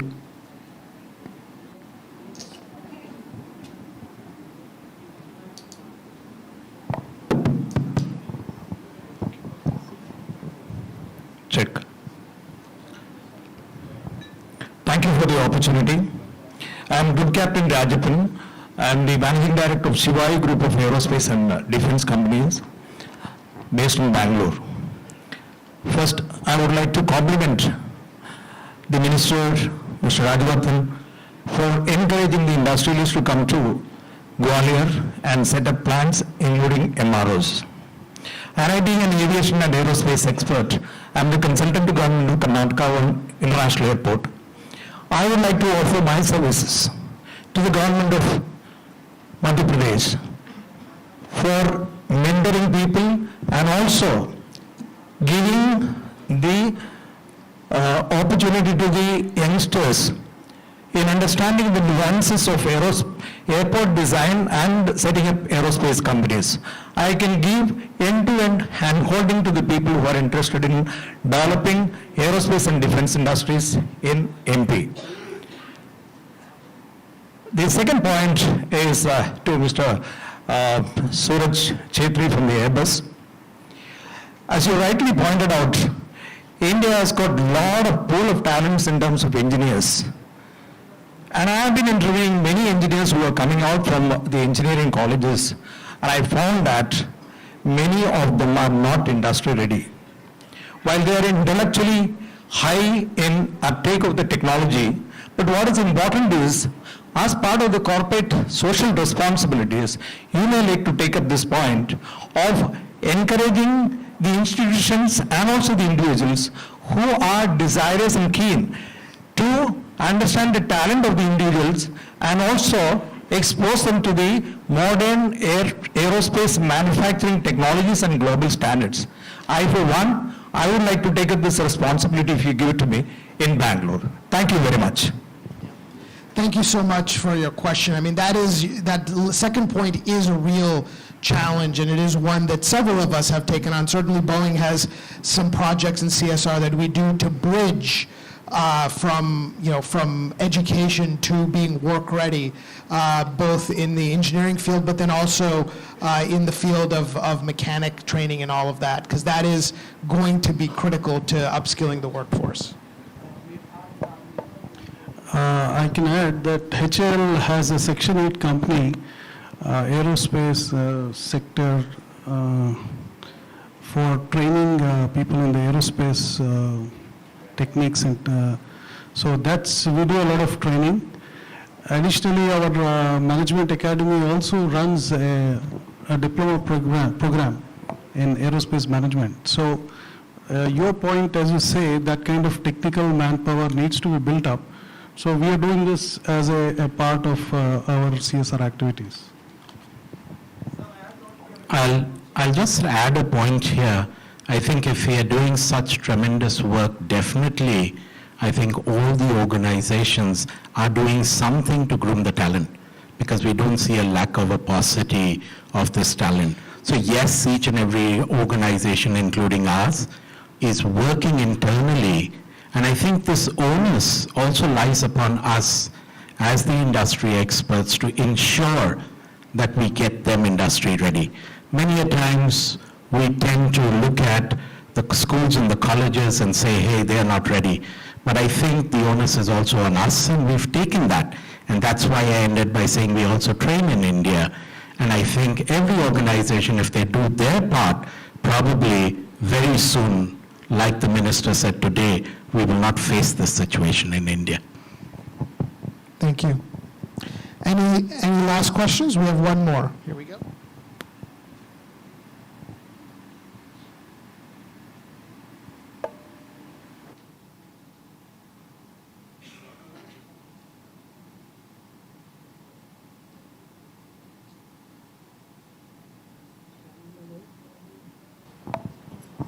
Hello dignitaries, I am Jay. I come from a political advisory and consulting company based out of Delhi. My question is slightly different than the supply chain question. So I have a question related to procurement. Essentially, we all know that the public procurement and the procurement system is multifaceted and it's little complex. And just to give you an example, in Maharashtra recently, the government eased down the health procurement products system in the Maharashtra. So are there any existing strategies or the coming strategies in the aerospace or for the aviation within the Madhya Pradesh state to ease down the procurement system? Thank you.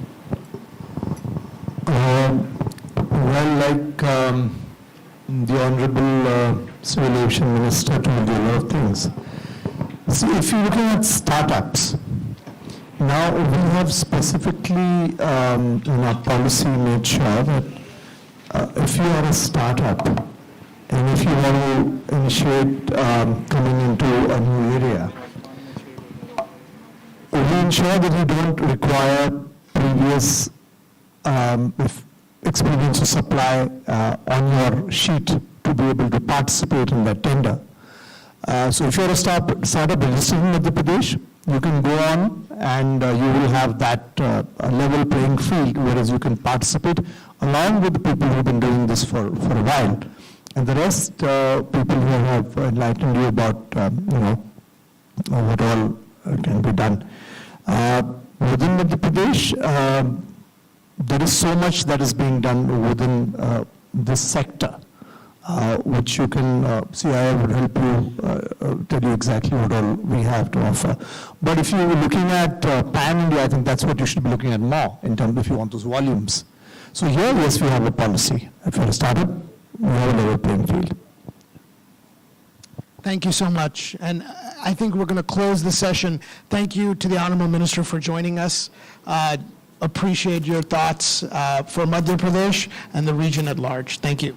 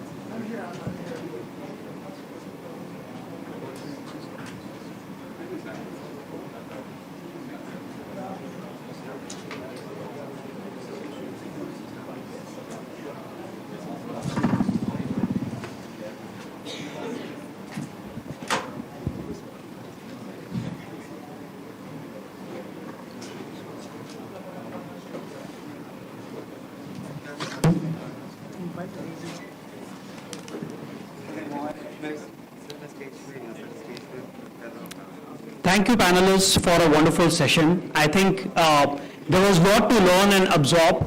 Obviously, Honorable Minister highlighted the key imperatives and policy changes that Madhya Pradesh government is doing to attract investment. We did hear important perspectives from Dr. Jha and Dr. Sunil in terms of how raw material and the importance of raw material to integrate as part of the global value chain is getting enhanced. We had a perspective from Sunil in terms of skilling and how skilling is going to be, or India is going to develop into a manpower hub. Vikram highlighted really the point of customers and how the demand in the region is going to help set up capacity, and Samit kind of summed it up with how their import dependence is reducing and there is larger there is a higher degree of indigenization as we go forward. With that topic, on MSMEs and global value chain, we move to the next important topic as we look at the aerospace value chain. MRO is a critical and an essential pillar for global value chains from an aerospace perspective.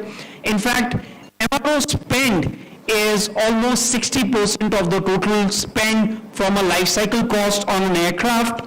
As India continues to move forward and we do close to $1.5 billion of MRO work out of India, still a significant amount, almost 85% of MRO work moves outside, and hence it becomes a very important sector to focus on. There are a lot of synergies between civil and defense with respect to MRO, and hence the integrated global MRO services is really the next topic for the panel discussion. Do we have it stated? Yeah. This session will really focus on what are the imperatives for the industry. We have a special guest,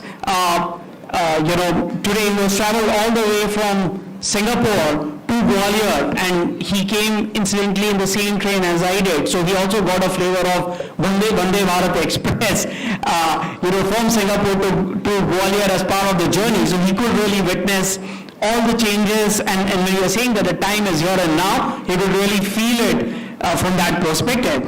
As we go through this session, may I invite all the key panelists and the keynote address on stage. First, I would like to invite Shri Piyush Srivastava, Senior Economic Advisor, Ministry of Civil Aviation, to come on stage, sir.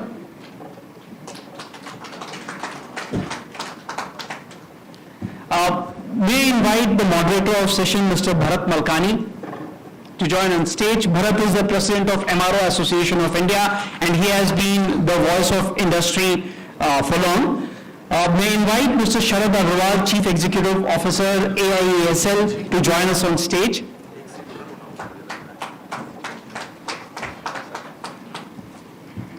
Mr. Dinesh Vora, Chief Executive Officer, GMR Aerotechnic. Could you please join on stage, sir? MRO industry is really limited. It's the same names that I keep on repeating and the same names that keep going from all sessions that you hear. May I invite Mr. Anand Bhaskar, Chief Executive Officer, Airworks, who has led Airworks for significant transformation there. We have Mr. Arun Kashyap, Chief Operating Officer, SpiceJet. Could you please join us on stage?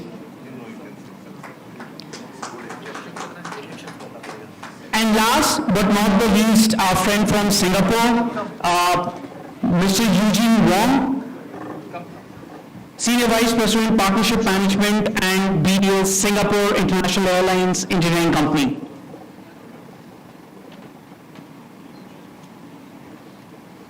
Yeah, we have the full house now. I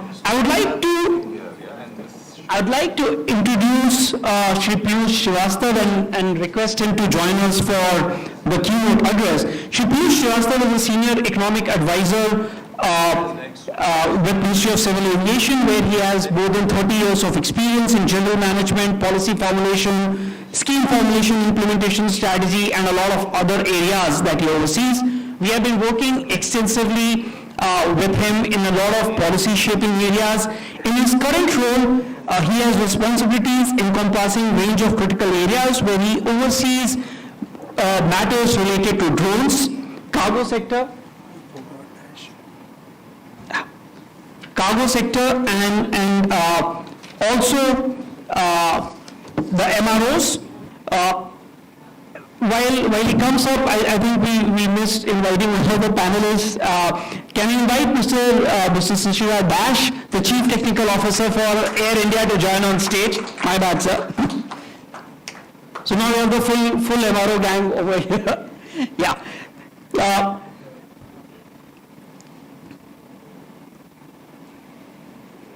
So may I request you, Shri, to please come and give a keynote address. Thank you.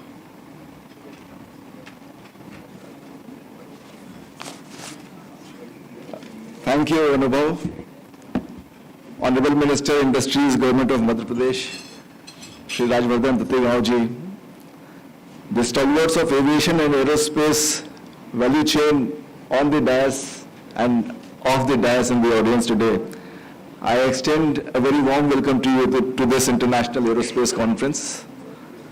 As you know, this conference is being organized under the aegis of B20, which happens to be the most prominent engagement group within G20, whose summit we are going to organize in Delhi very proudly in a couple of days from now. And the theme of the B20 India is RAISE, which is Responsible, Accelerated, Innovative, Sustainable, Equitable Business. And we'll look at today's subject, which is the value chain in the civil aviation, global value chain. And the civil aviation sector in India and globally is a very dynamic sector. I was hearing to someone in the morning, he said that it contributes to, I think you mentioned that, it contributes to 4% of the global GDP, and we are looking to more optimistic figures very soon. So this conference and this particular session assumes a great significance.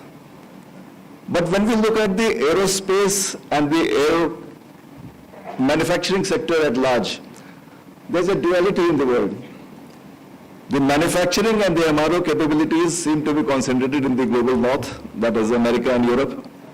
And the demand and growth is now coming in the global south, especially in India. So there is probably a need to reorganize the manufacturing possibilities. Let me rephrase that in the light of what the Honorable Minister said in the morning. We need to supplant the production capabilities and manufacturing capabilities that exist in the north to here, closer home in India, so that there is some balance in the demand and the supply of the capabilities that are going to be there, and we have to be future ready. We need to do what will be required 10 years hence. One of the first things that we could do from the government side is to roll out the red carpet for the MRO and manufacturing industry. We went ahead and did that. The biggest pain point that I keep hearing from all the stakeholders in the manufacturing field, whether I've been in the industry earlier, in the industry department earlier, and there also the constant refrain was the taxes are too high, we need to bring them down. For the MRO, the GST has been brought down from 18% to 5%. There are other demands which, as the Honorable Minister said, in fact, over dinner last evening to some of the key stakeholders that he was interacting with, that is work in progress, and we will for sure do that. But since it has to go to the GST Council and all the stakeholders have an equal vote there, so it takes time. It works on consensus, not on majority. So it takes time, but surely the wheels will churn to our advantage. That is going to happen. There is also this issue of switching cost. We have sweetened the deal as far as we are concerned, but then there will be other things also. We have abolished the royalties at the AI-run airports. The chairman of AI was here a couple of minutes ago. I suppose he's left for the day, but it's a great step that has been taken by the Airport Authority of India, and we do realize that the PPP airport should also do something in that direction. That is work in progress. Hope to succeed there also. We have built in transparency and certainty in the land allotment process for the MROs.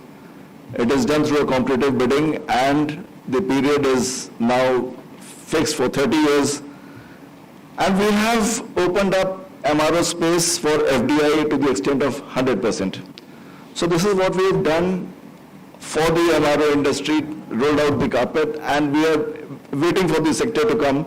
But at the same time, we are aware that there are certain challenges that need to be addressed, and these challenges are not specific to India, they are global challenges. The first challenge is about the IPR, as Mr. Malkani has been telling me for the last 2 years that I have been in this ministry, that the IPR issues are the biggest bottleneck for the growth of MROs in this country and globally as well. It's very difficult to get hold of the aircraft maintenance manual, the integrated catalog parts list, the component maintenance manuals. We need to work on that. The skilled manpower, it's a mixed figure again, there's a duality here also. Globally, as per a McKinsey report, there's a shortage of skilled manpower. In high skilled, there's a shortage of 38 million persons, which is 13% of the total requirement in that segment. In mid-scale, it is 65 million shortage, which is around 15% in that segment.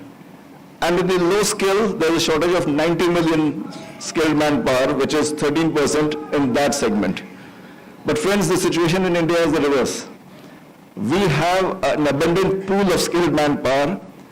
Somebody did mention out there that they're not probably industry ready. And then our panel, especially the friend from Airbus, said that this is not exactly true. And my friend from HAL also said that this is not exactly true. We have the manpower which is ready for industry, but in case there's a certain gap that needs to be filled, it can be easily taken care of by an internship program. A lot of training is being done by industry players. Boeing is doing a lot, Airbus is doing a lot, HAL is doing, and then there are other players, our AMB institutions, the management institutions, all of them are geared towards providing the manpower. So in India, there is not a problem of shortage. In India, the problem is that the manpower that we produce gets exported to the Middle East. But that is going to happen. That is the way the industry is structured. Any industry would settle to a level of equilibrium where all the forces are at balance. So this is fine. In fact, we could take this opportunity to leverage this position and intensify our training capabilities, multiply them, so that we become a Vishwaguru in the MRO training sphere also. After all, this is an opportunity that is available to us, and we are geared for that.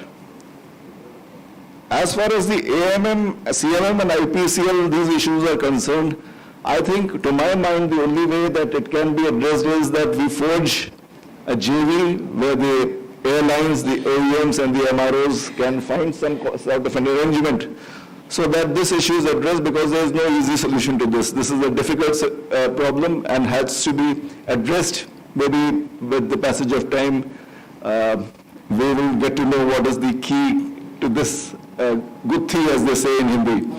But for sure, that is something that will be done. The airlines, I think, since we are procuring aircraft at an unprecedented pace, maybe they can also seek some kind of a commitment from the OEMs to set up MROs here. But then that again will come through the JV route. It is not likely to be done otherwise. And I think in the morning session, Mr. Datta was here. So it would be unfair to talk about the future and we don't talk about the eVTOLs. So eVTOLs is an area on which we'll also need to develop the capabilities. Maybe the time is now right, because the race for the other segments started before we went into it. But in the eVTOL race, we are right into it. So we should not miss this opportunity, and we should get ahead and be the leaders in the eVTOL maintenance space. I think I'll stop here, because the areas that I would like to talk about are immense, but I have better experts here.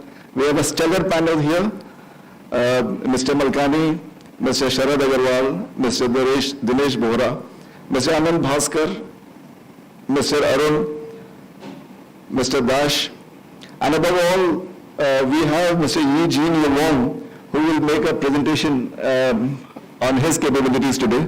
So I cede the podium now to the better speakers. Thank you very much for having me here. Jai Hind. So thank you for your perspective. One of the key things that you raised was primarily how to navigate the IP challenges and some of those. I think Eugene, with his perspective and with his experience of establishing more than 22 JVs, which he will share, might throw some light in terms of how to navigate and how to go through that. Just want to briefly introduce Eugene, is Senior Vice President, Partnership Management and Business Development at SIAC, managing a portfolio of 22 subsidiaries and joint ventures with OEMs and strategic partners in 8 countries. He's also responsible for leading the pipeline development and investments in new ventures. So Eugene, over to you. A lot of people are waiting to hear from you in terms of how to navigate through this MRO ecosystem challenge that we have. Over.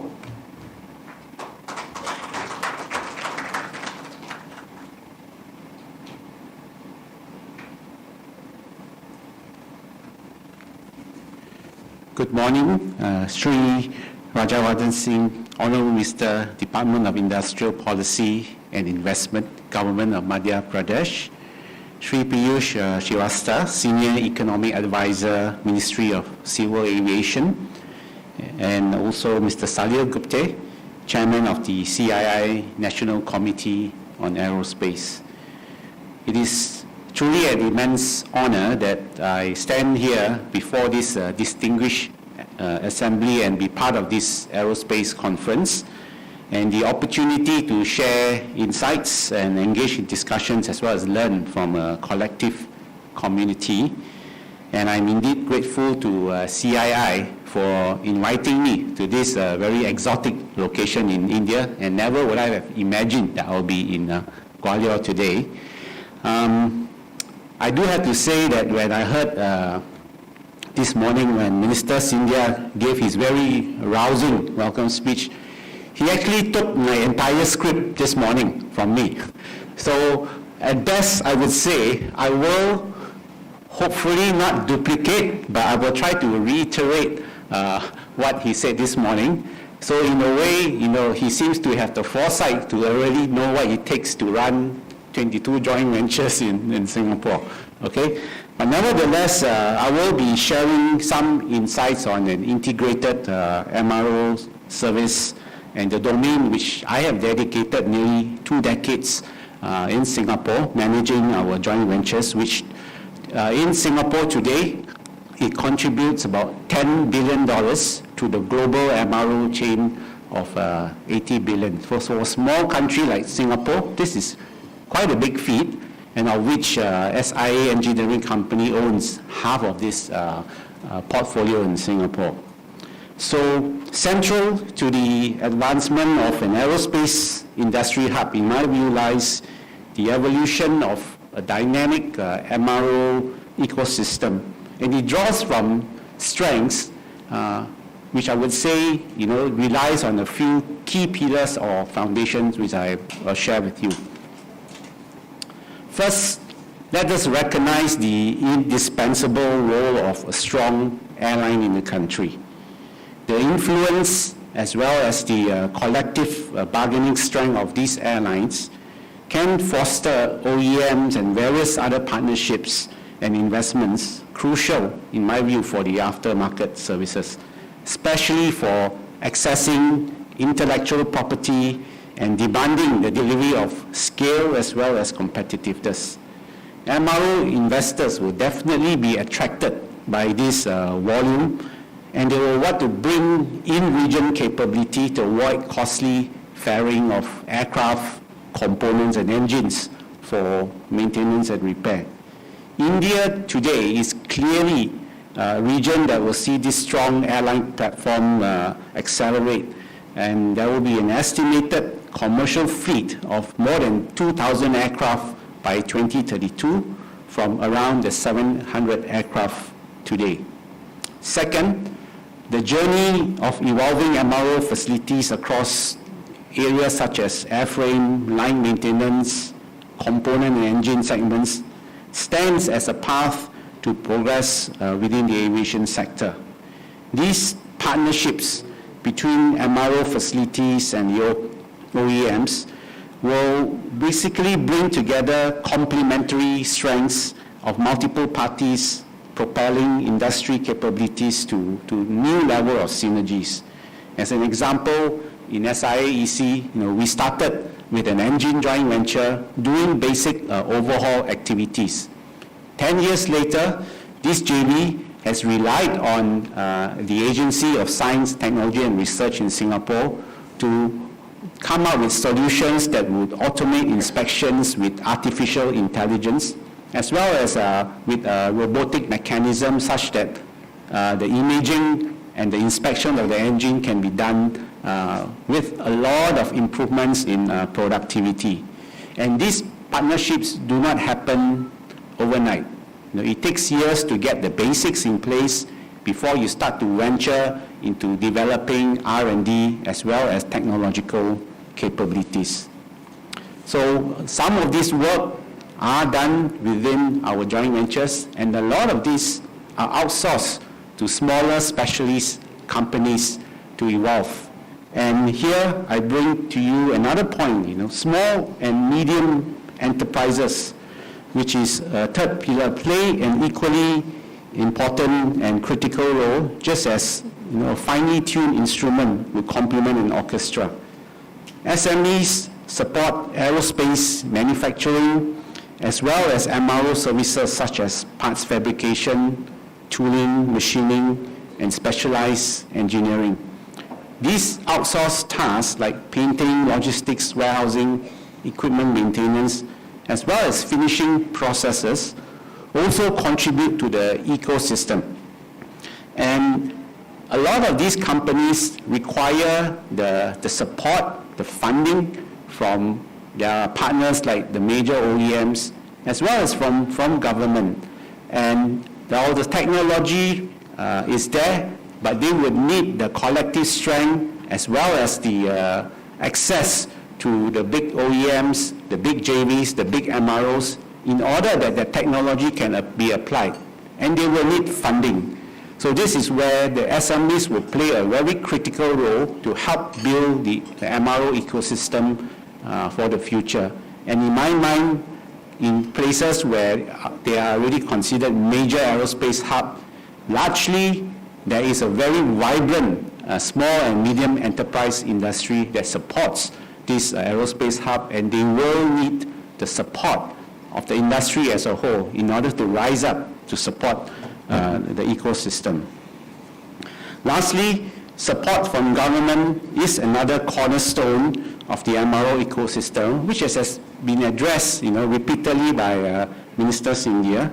And through seamless customs clearance, tax reforms, as well as business-friendly initiatives, the relevant government agencies lay the groundwork for this growth. India's National Civil Aviation Policy offers already that range of support from airport royalty exemptions to duty-free component imports as well as GST offsets. Each pillar fortifies basically the others and creating an ecosystem that is important and for it is necessary also to understand the interconnectedness between these various pillars. Now, in the aspiration to build the aviation MRO ecosystem, we should also remember that this endeavor is not a sprint, it is a marathon. And it has to be a meticulously orchestrated process which has measured steps as well as over an extended period. So, just as a well-built aircraft will require intricate attention to detail, the MRO ecosystem will need careful cultivation in order to reach the heights of world-class excellence.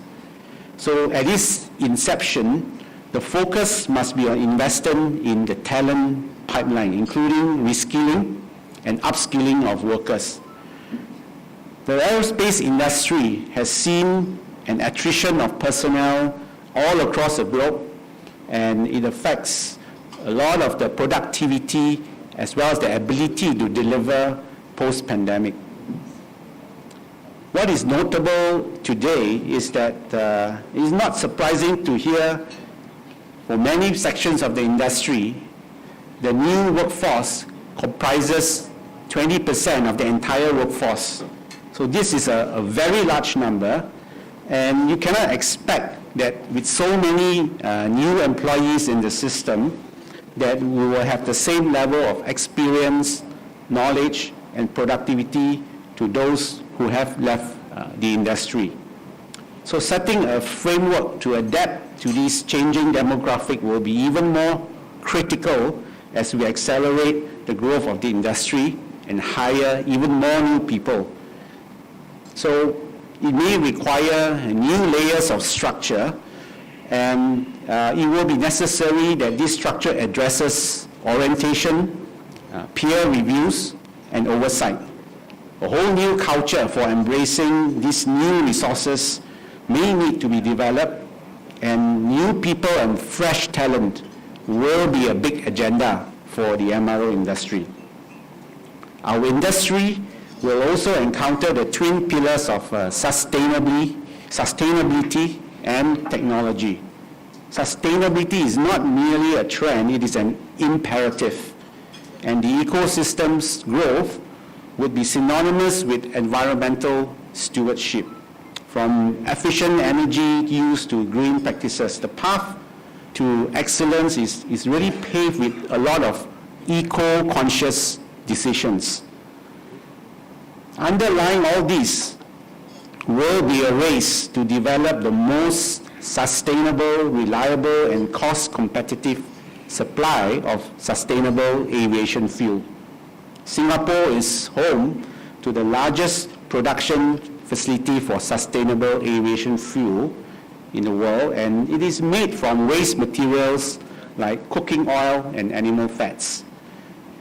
After finished energy giant Neste has really set up their plans to expand the capacity to 10 million tons per annum, which is 10 times the current capacity.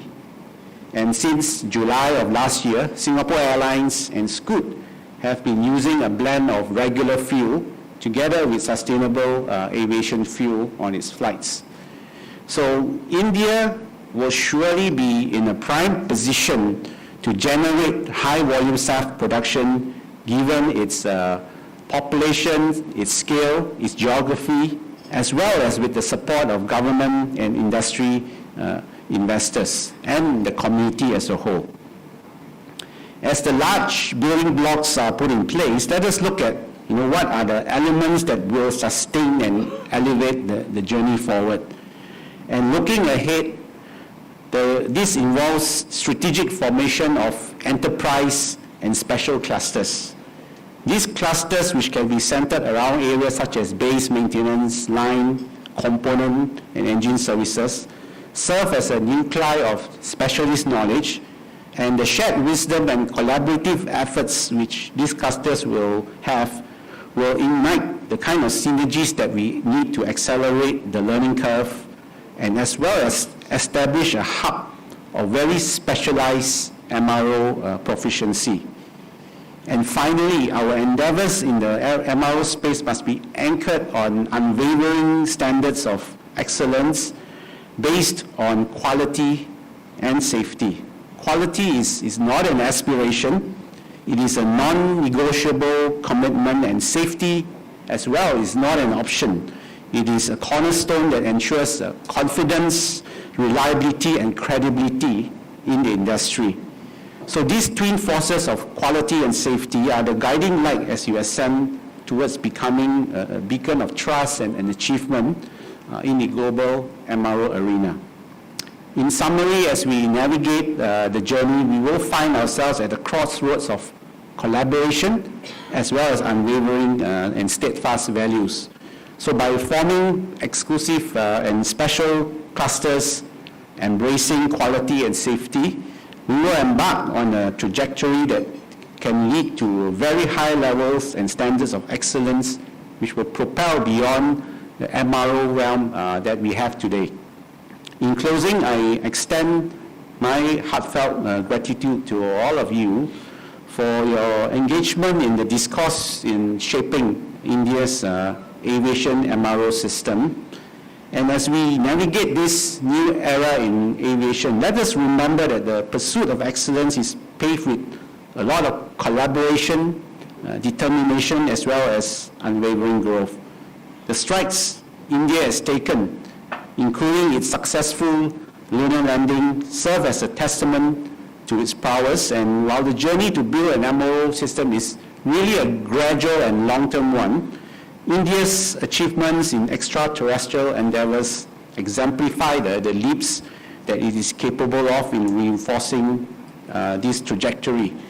And I thank you once again for this esteemed invitation and the opportunity to contribute to your voyage.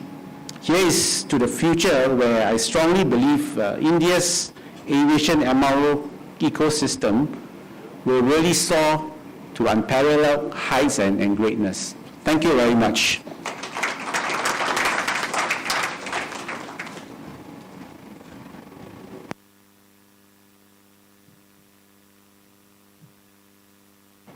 Yeah.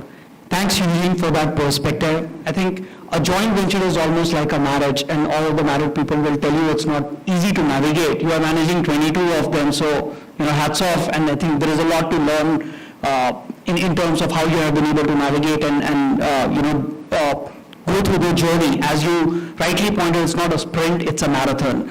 I want to hand it over to Bharat to take the proceedings further from a panel discussion perspective. Thank you, Anubhav. Good morning, everybody. Let me start by greeting our Minister Rajvardhan sir.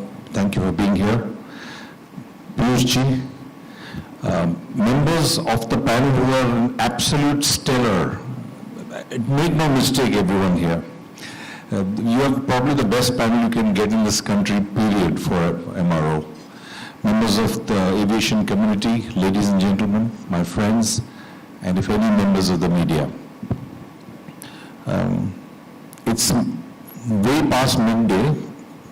I can see hungry faces, but the hunger in our bellies is much more. Let me try and do justice to this session by getting it co-involved with our members.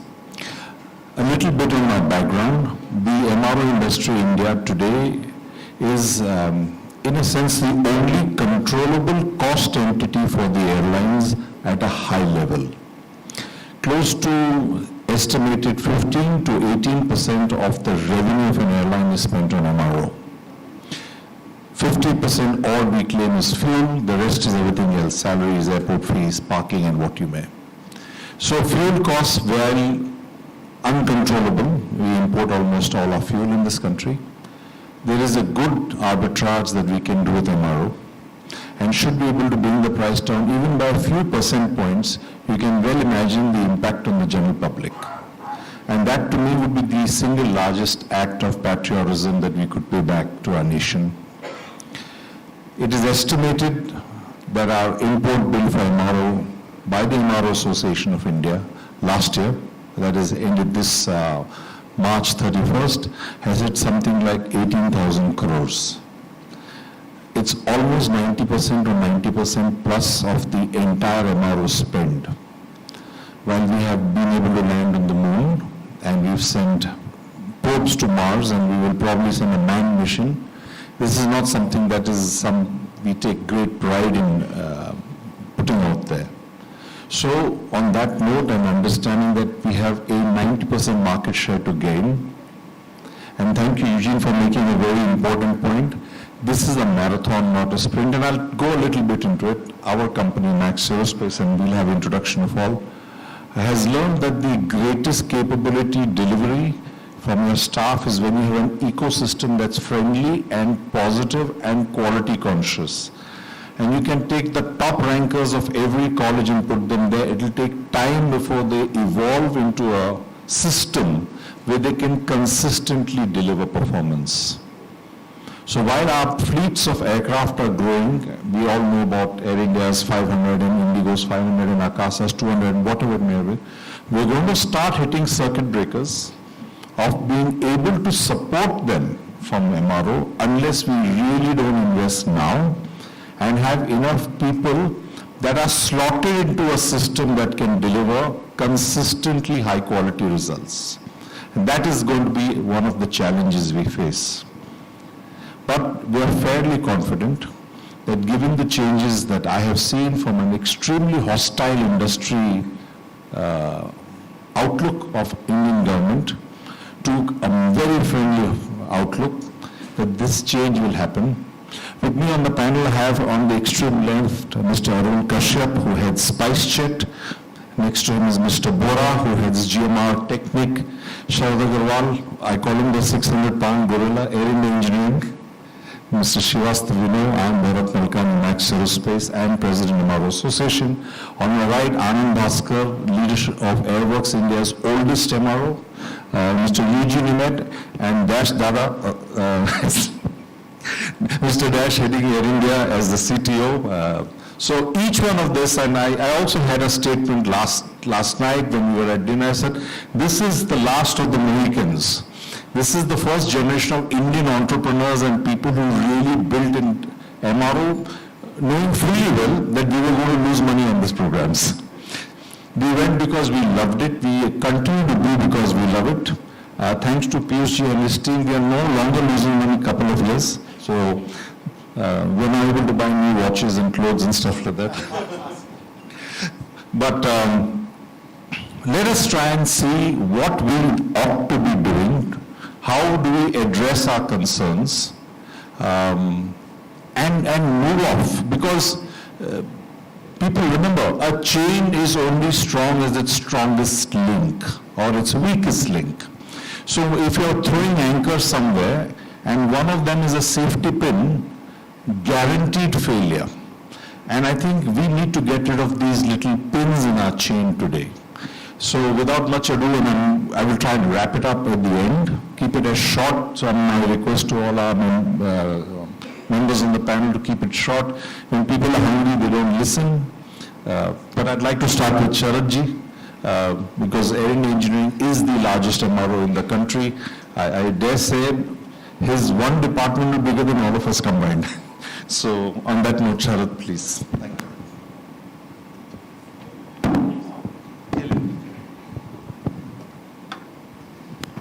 Namaskar, good afternoon everyone. Let me just start with a small, even though the organization AISL may not need introduction, but then let me just throw some numbers, throw some figures, throw some facts here. AISL, even though as an organization we were formed only in 2015, we have been the engineering wing of the Air India right from 1953. AISL is present in all the MRO segments, be it line maintenance, base maintenance, engine overhaul, and component maintenance. Now once again, let me just throw some numbers again. For a country which has just about 50 odd wide body aircraft, AISL has infrastructure to carry out heavy checks on 10 wide body aircraft at one time, 10 different hangars at different locations which are capable of handling wide body. In fact, again, pardon my arrogance, outside AISL, I think there is only one more wide body hangar in civil space, and that is now with the Air India. Engine overhaul. We are perhaps the only organization in the world which has 3 engine overhaul capacities with test cells.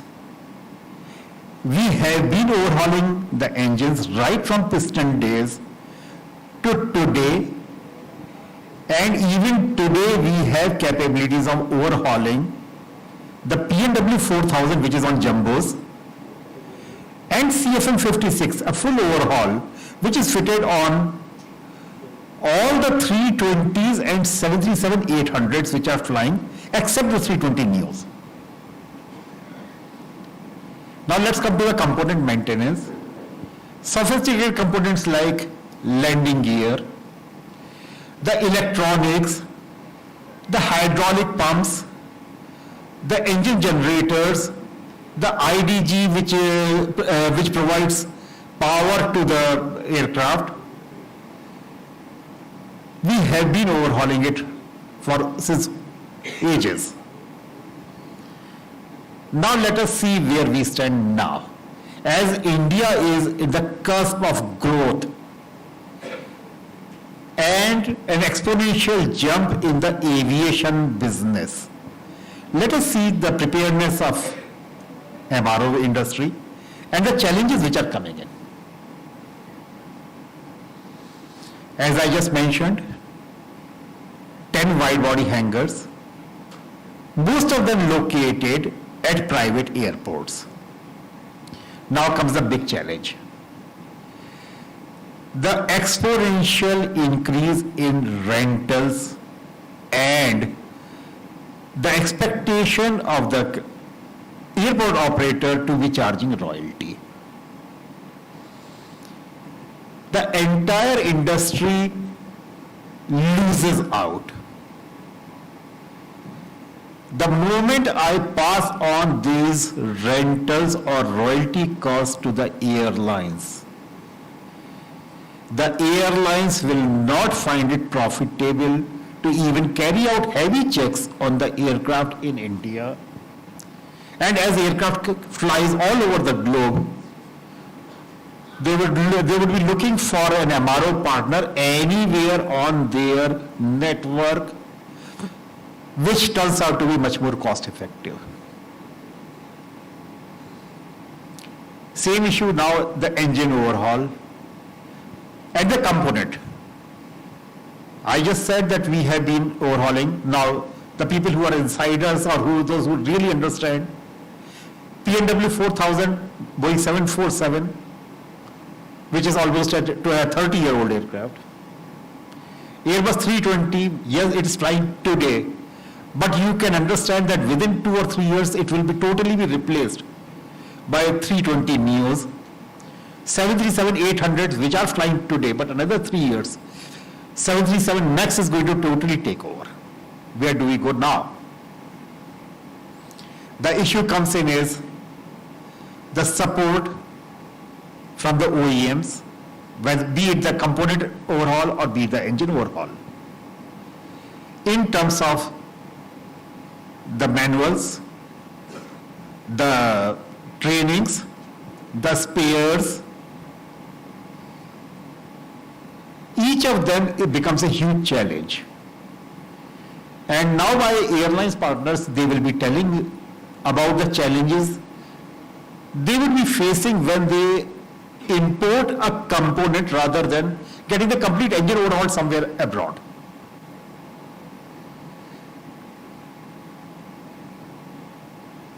Aviation industry and especially MRO industry needs huge support at this moment. Now let us say, okay, AISL being a public sector may not be efficient enough. And let a private body take over, no problems. There is going to be a huge entry barrier because to build a new hangar will take at least 2 years. To build a capability in that may take another 2 years. So for 4 years, someone has to sit idle and keep burning money before you think of even making money in the 5th year. The hangar rental, unfortunately, will start on the day you acquire the property at an airport. So for 4 years, for 2 years you will be building the hangar. The 3rd year onward you have to start hiring people.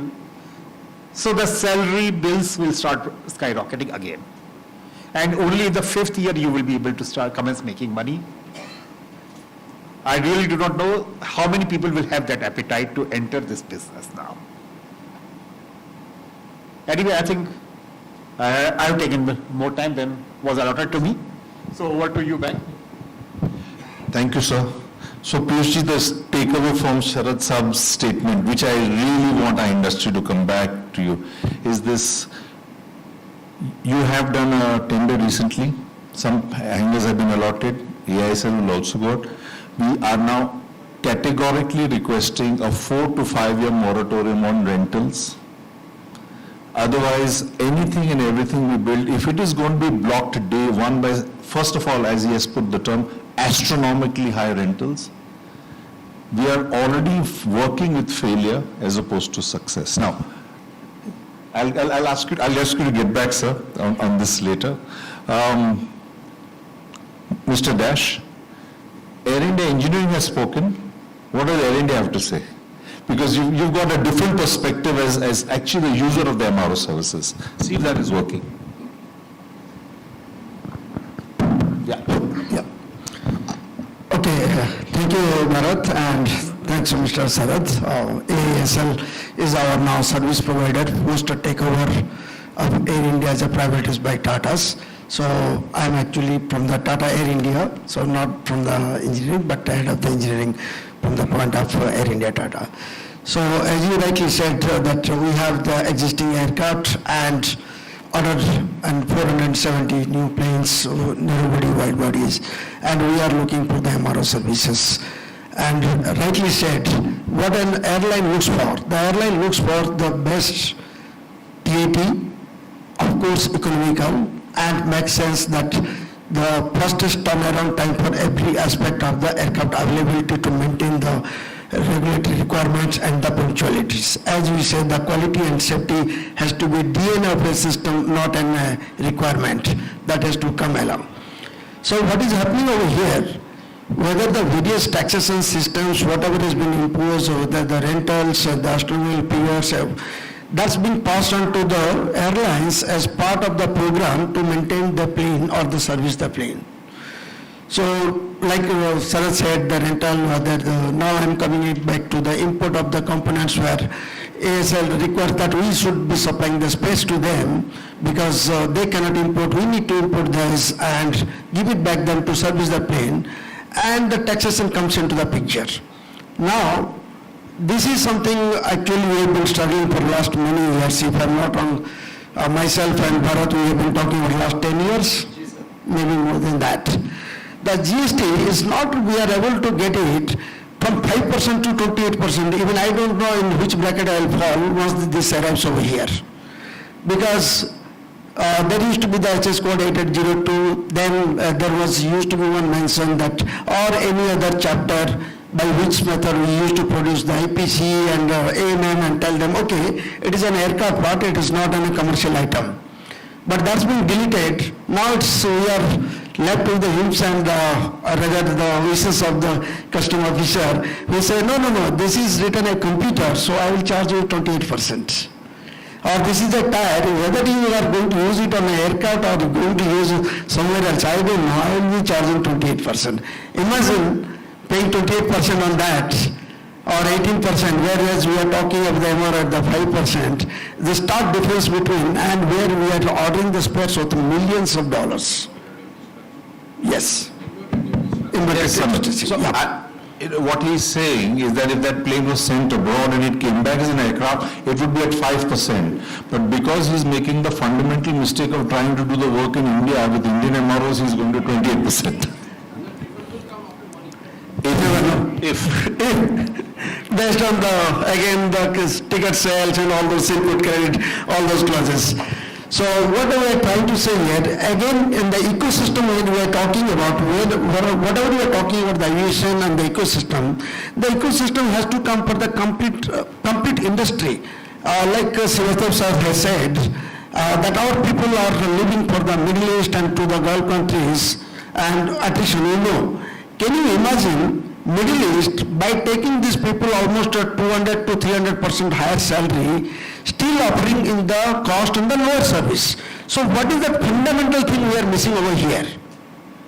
Though our labor cost is low, and we are supposed to have the best of the land rentals, and we are supposed to pay the lower cost of economic living, the standards. In spite of that, people are living, and those people are the outside country still making money. So what is this fundamental thing going down over here where we should be tackling? So I will not take much of the time, but as from an airline, what we look for the sustainable, effective, and the fastest, safe and steady, reliable operations, of course, at the minimal cost. That will be our main motto. Thank you very much.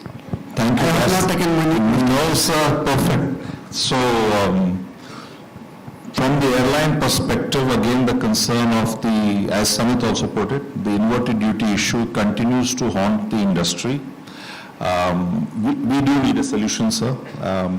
Sooner than later, before the large fleets are inducted, I think it is hypocritical that we realize as the induction of these fleets come, we're going to hit a circuit breaker that's going to really hurt the industry. Or we build the future with a solid aircraft engineering companies of India. The oldest company is somewhere, right? My dear friend Anand. And Airworks has done all types of plane. I remember going many years ago to Mr. B.G. Menon when he was repairing Dakotas. We used to own Dakotas. And own Dakotas. So I've known them from then, from those days till now. Anand, what's your take, please? First of all, we should thank Ministry for reducing the GST from 18% to 5%. That's a huge step forward. especially because there are competing industries wanting to take that benefit, and in GST Council to achieve that for aviation is a big thing. But then where did we go wrong? I guess the picture has to be looked holistically. There was a chapter 88, or there is still a chapter 88, which talks about the aviation GST implementation, which is what Mr. Dash talked about. If we pick up the preamble to that chapter, it says that all aviation imports should be covered under chapter 88, and it talks about an input tax of 5%. Now, come GST, the situation changes from chapter to HSN codes.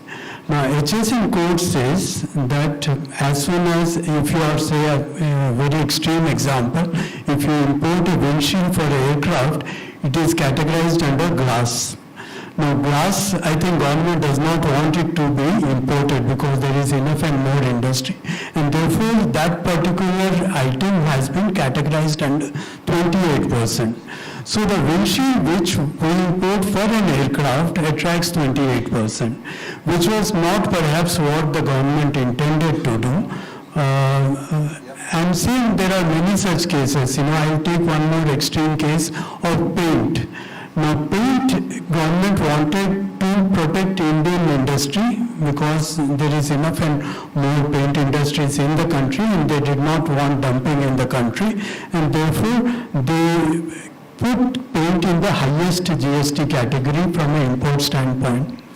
But aviation paint you have to still import. Unfortunately, willy-nilly, now aviation paint gets taxed at that rate. So today when I'm doing a Air Arabia entire fleet rebranding exercise in the country, I pay GST, I pay custom duty on that paint which we import, which is a substantial part of the input cost, and in spite of having a competitive advantage of a low labor cost, we are not able to compete worldwide. Now that's the irony, and that's what we are wanting to address.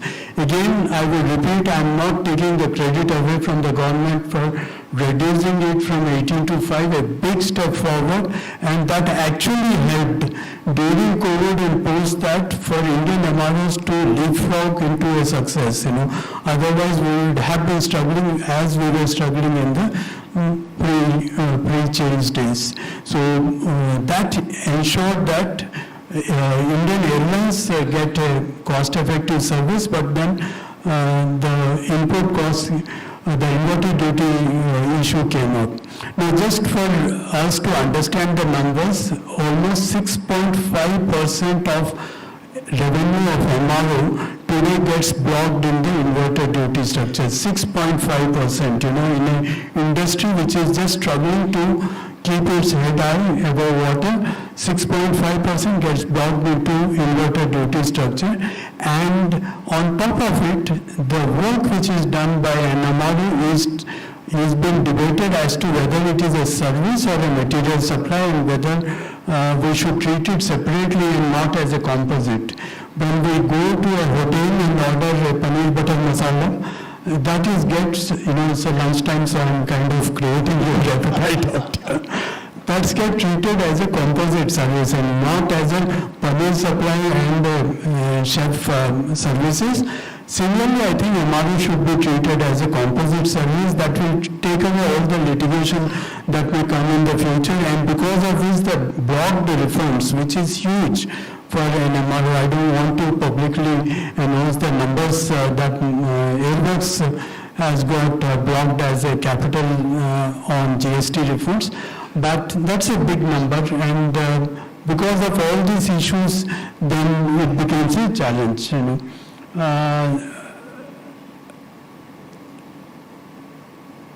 Second, I guess the key thing from a growth standpoint I would urge is to treat the entire industry as import substitution. If not entire industry, at least the redelivery part of the work as an import substitution, because invariably if we don't pull our socks up, the job will still be done, and there are substantial number of redeliveries that are coming up in near future. And my guesstimate is that business is more than $2.5 billion, and that is bound to go out of the country in case we don't take steps to make it cost effective in the country. Thank you, Bharat. Thank you, Anand. That was very illuminating, and I think this is an excellent point of composite, as well as Anand didn't want to put a number on the total money that the MROs have got blocked in this inverted duty structure. So I can confidently say on behalf of all the MRO companies, we would be flying each one of you here in business class and sending a Ferrari to the airport to pick you up with this money released. Now, so composite is very critical. I think there is a concern among each and every panelist here, because the departments are going to come and start, if they start splitting it, and I think the paneer and roti example is classic. You can't separate the paneer from the gravy from the roti. It's a composite thing. I can't say wheat separate, then the work done by the guy who served it and the chef separate as labor.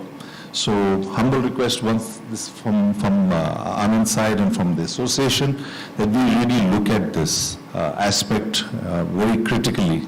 He also did raise back the issue of inverted duty structure. We have another airline with us, and we have Arun with us.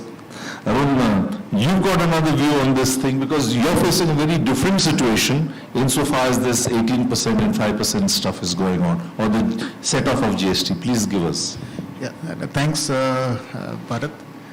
I'll give you the perspective of the cost, entire cost structure depending on what type of aircraft you are operating, from regional aircraft, which is currently being used on UDAN scheme, to narrow body, which is widely being used for domestic market, and to the wide body. So the range of maintenance cost is, and as Bharat mentioned earlier, is between 11 to 22% of the total cost. And on top of that, we pay IGST on import of components. That's, if it is imported first time, is fine, but when it is imported after repair or exchange, it is criminal that we keep paying IGST multiple times on same component. And this add to the cost and burden on the airline. As a low-cost airline, we are not able to offset all of this IGST. So 99% of IGST has been credited to government, and we don't get any input credit on that. So this become add-on cost on our maintenance. Despite that, whatever efficiency you bring in, this you can't just avoid. This is the cost of doing business. On top of this, we see the various engines. The cost of maintenance of the engine has gone high. We see that currently with all the engine maintenance, AFM maintenance, the entire MRO business in India is somewhere around $1.2 billion. And MRO industry in India do less than 5% of that. We need to have infrastructure. We need to have infrastructure for the airframe. The EBITDA for airframe MRO services less than 12%. How you're going to make profit with such a high rentals and other things? And on that, the IP issue has been raised earlier also. We need JVs from the manufacturers to come and step in India and create whole ecosystem. We need support from the government that such system or ecosystem, whenever is created, it should be supported by the government efforts for the land, for the other cargo hubs or whatever is required, because Nagpur was developed to be a MRO base and a cargo hubs. It never took off. Although ASL has got a wonderful facility, there are other facilities, but the business is not that, business is not there. It didn't pick up that well. So we need government support to create such hubs for ecosystem of MRO. Thank you, Arun. Tell me, I want to come back to you. Do you have a business class in your airline? We do not have business class. We So all- when a higher percentage of IGST you're trying to set off, the set off is available only against a business class seat, not an economy. No. How is that impacting your company or any other LCC? So any LCC or any other company, even Udan scheme companies, we do not get any input credit on IGST. So it's all gone into the waste and drain. We keep accumulating input credits availability. That's only on the book. So lots to learn for this audience, which is why I said, I don't know if you remember, the last of the Mohicans. Everyone here is in love with aircraft and aviation, and that's why they're here. And despite me saying that, we have a new person who joined us, Mr. Dinesh Bora from GMR Aerotechnic, one of India's leading MRO companies. He does not come from an aviation background. Right. And that's the best unique part about, we haven't had fresh blood on a stage for 20 years. So Dinesh... No, sir. Correct. So you become an intrinsic part. You know as much because you took away the thunder when you already mentioned all the issues. You were well versed with it. Dinesh, having GMR at Hyderabad and in SEZ, I think you're the only one in an SEZ. None of us are. And amongst other challenges or concerns, how do you see the evolution moving forward? Right. So Bharat, as you said, I do bring a new perspective to the whole subject in this MR industry. Now if I categorize, just for the sake of discussion, so line maintenance, base maintenance, components and engine, if we put in 4 categories. Line maintenance, it has its own challenge. We talked about the space on airports, rentals, we talked about the easiness to set up those kind of things. If you come to base maintenance, it's very capital intensive. Now, Arunji also said, and I think Anand also said about the thin margin in this MRO industry.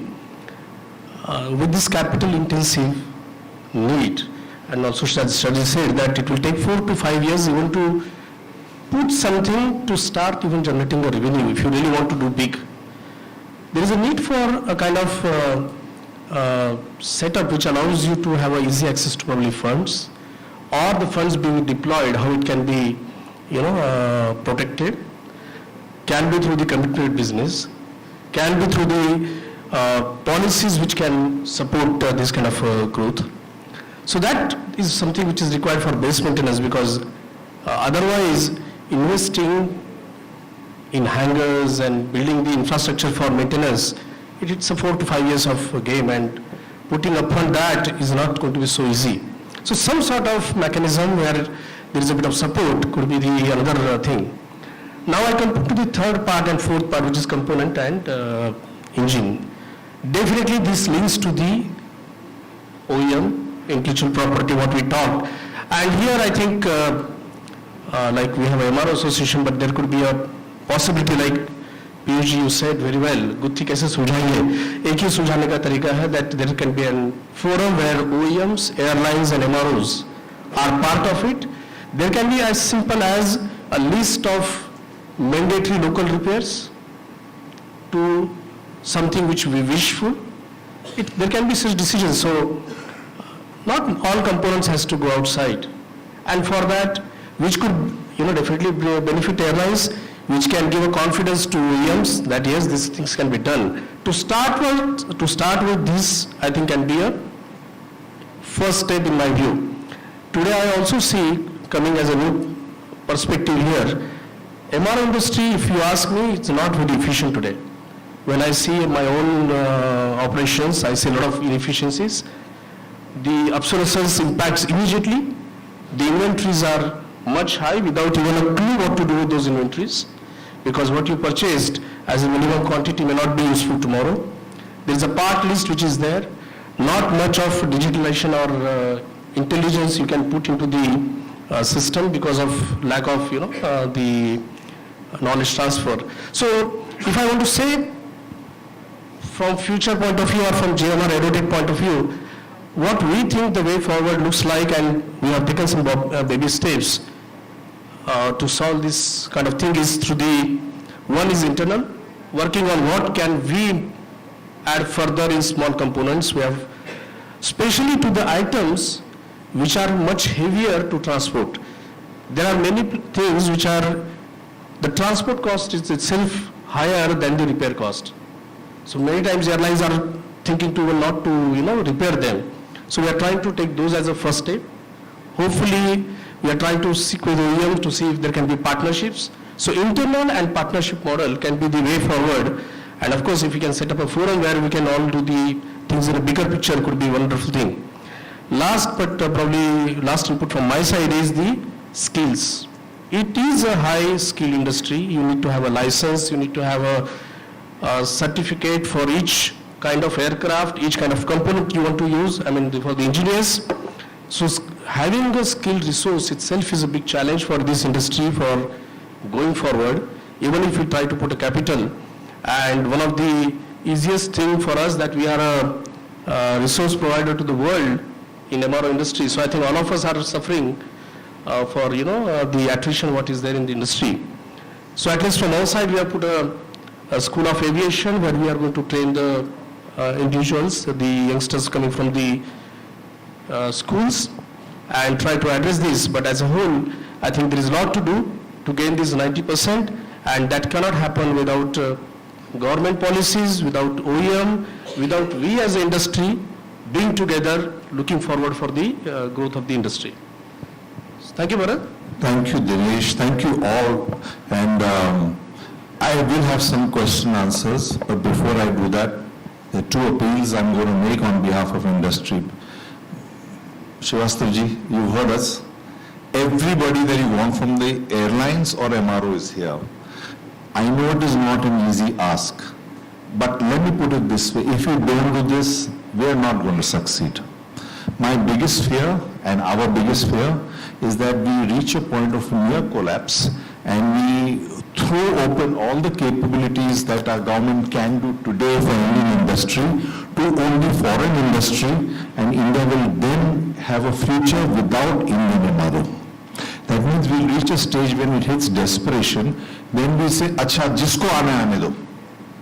We will flood our market with foreign companies who will set up their MROs and whatever, but it will no longer be a genuine make in India, sir.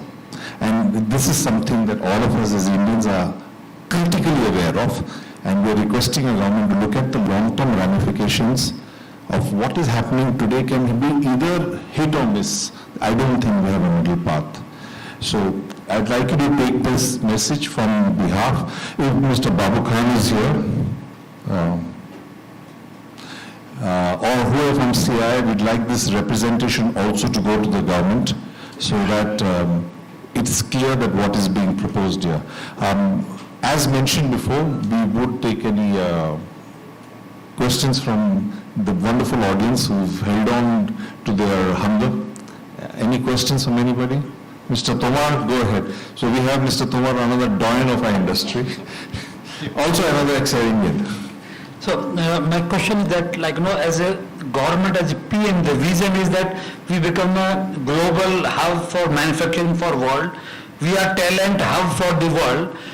On the MRO side, we are the next net importer. So we have all discussed that currently our volume is 5%, 10%, and 90% importer. So first thing we have to nullify that is thing that becomes zero net importer. We are no more importer. And then next stop is the exporter, that we export business, MRO business. One item which was on the shelf on a BASA agreement, which needs to be driven to make sure that we have a bi-reciprocity.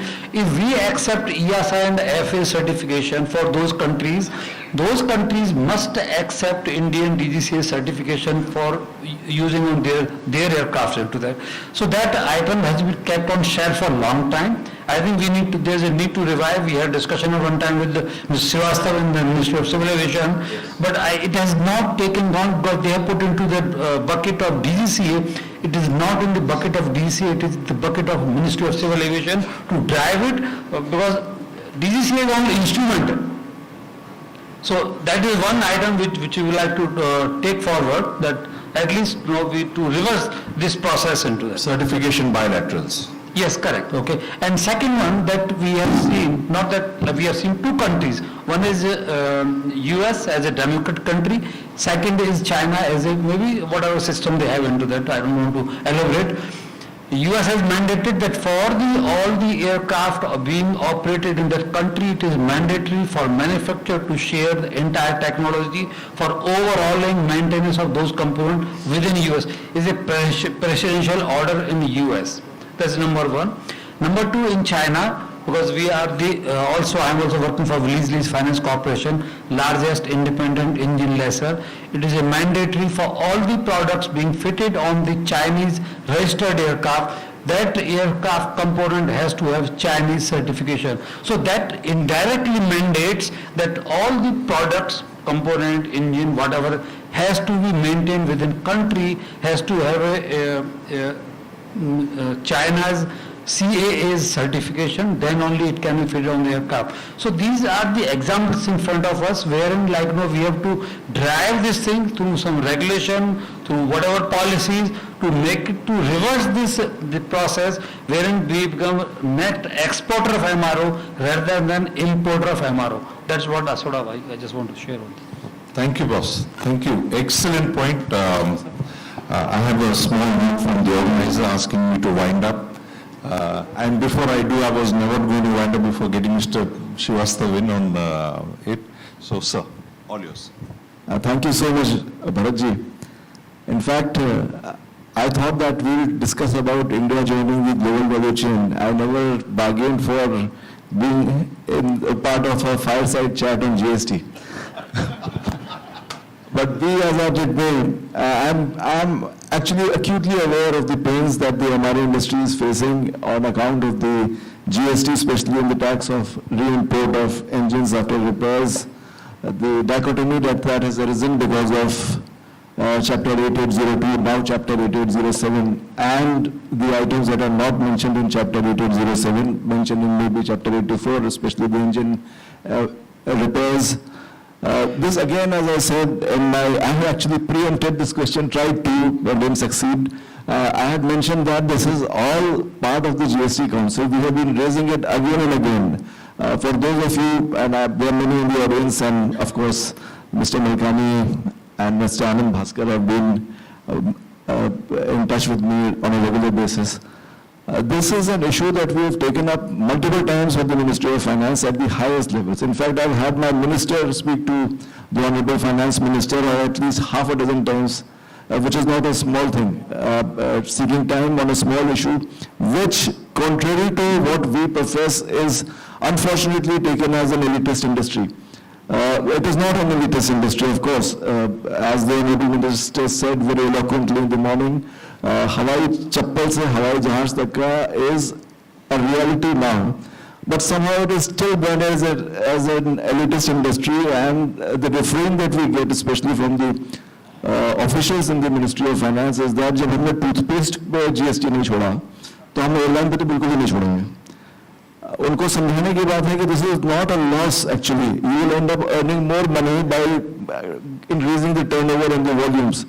It is a work in progress. As I said, when we were talking about the re-import of engines, they said you give us a list of items which are not actually in Chapter 88 but in Chapter 84 or whichever chapter. We want an exhaustive list. So we gave them a list of items that costed more than $10,000, and we wanted, then they said that you give us a number. So we gave them a number, and that actually ran into around some thousand items.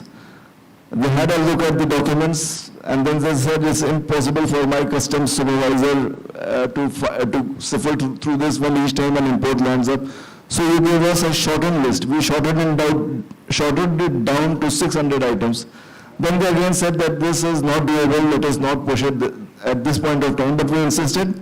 So they took it to the GST Council, and unfortunately they did not pass.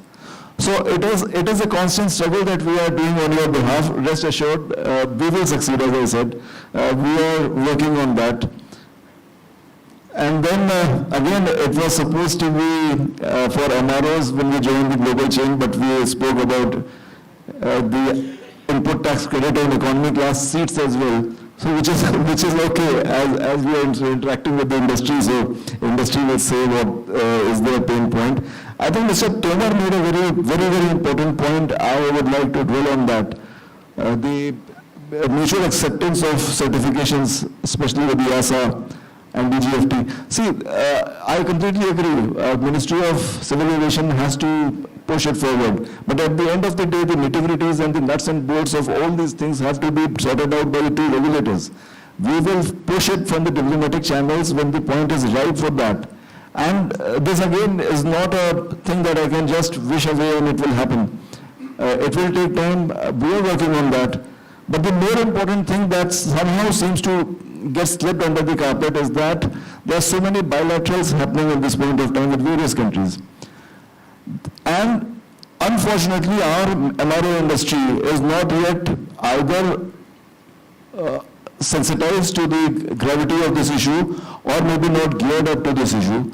If we don't tackle the bilateral issues with the various agreements that we are getting into these countries, we will not feel the pain now, but 5 years down the line, we will feel the pain like nobody's business.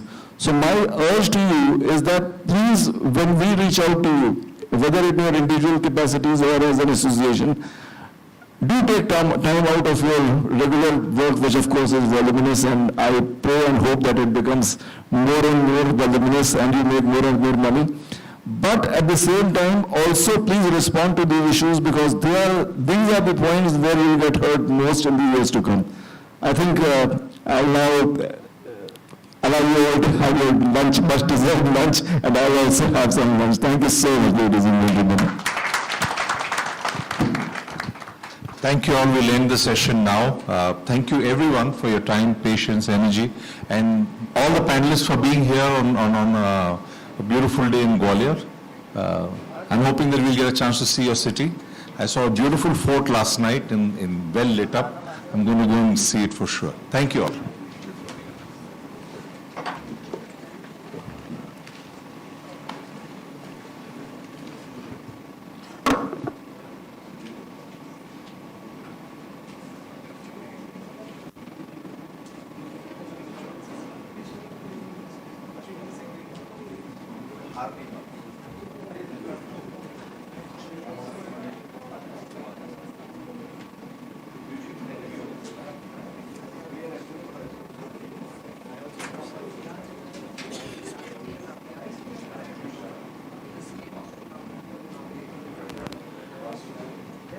We'll start the next sessions from 2:15.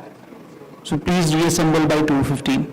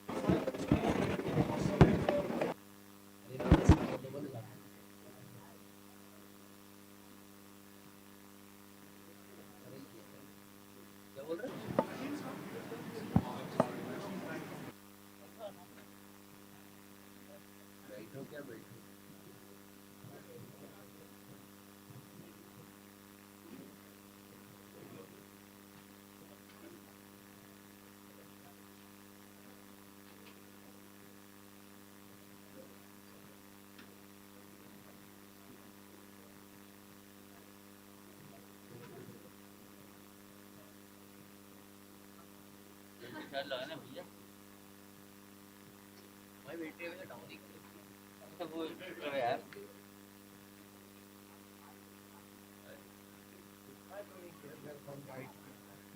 गिर गए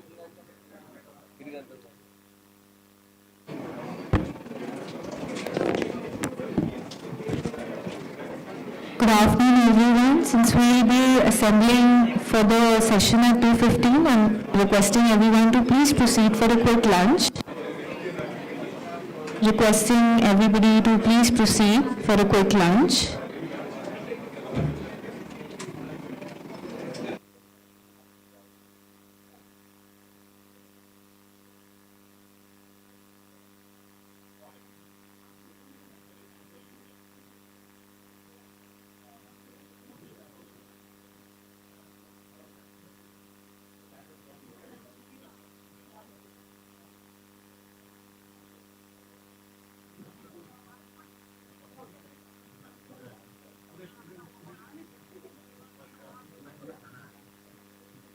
अरे अभी तो बोल लो यार एक बार सौरभ भैया कह रहे हैं कि आ रहा है आप कह रहे हो जाना है बाद में क्या बोल रहे थे बाद में चोट ना हो भाई कौन सी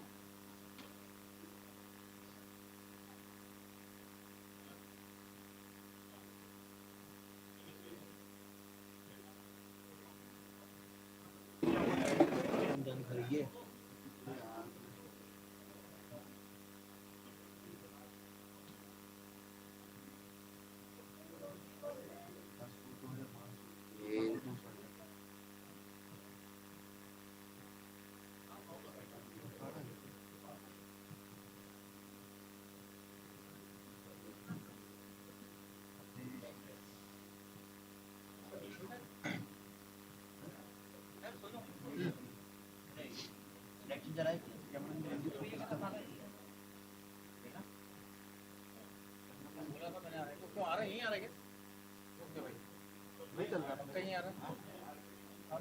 क्लियर कर लो कि पहले तो जाना बस चले जाएगी जा सकता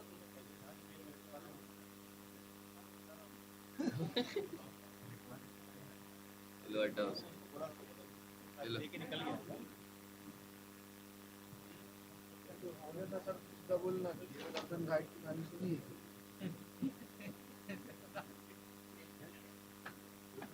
बोले दर्शन घाट की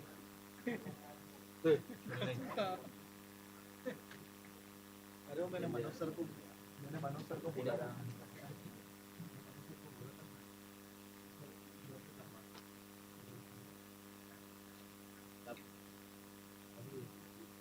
पता है क्या कल रात को उनको लगा रहा था सोनी रात को उनको लगा तो बोल रहा मास्टर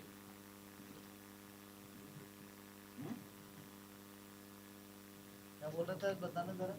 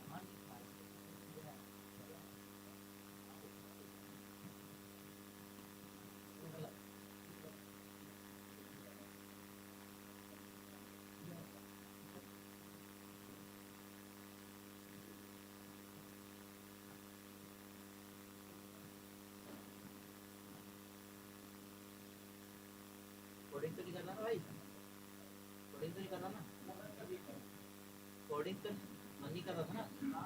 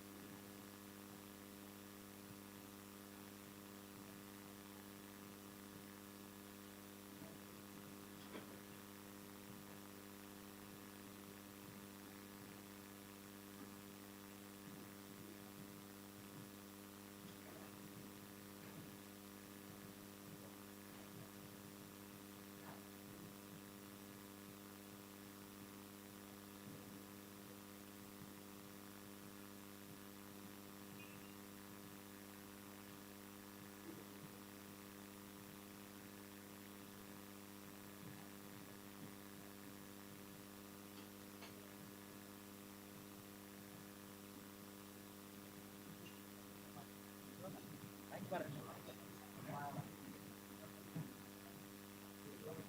तो एक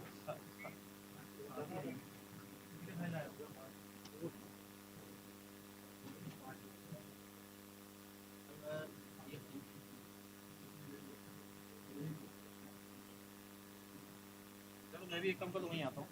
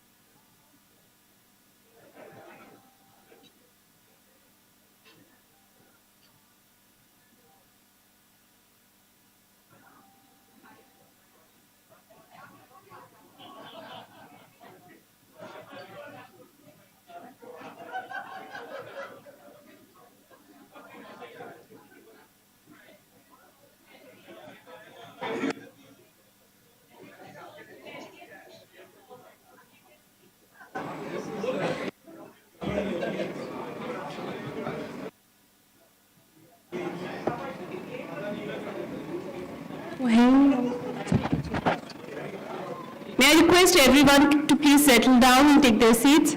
We are starting the next session. I would also request all the delegates to move in little front. Those at the back can move.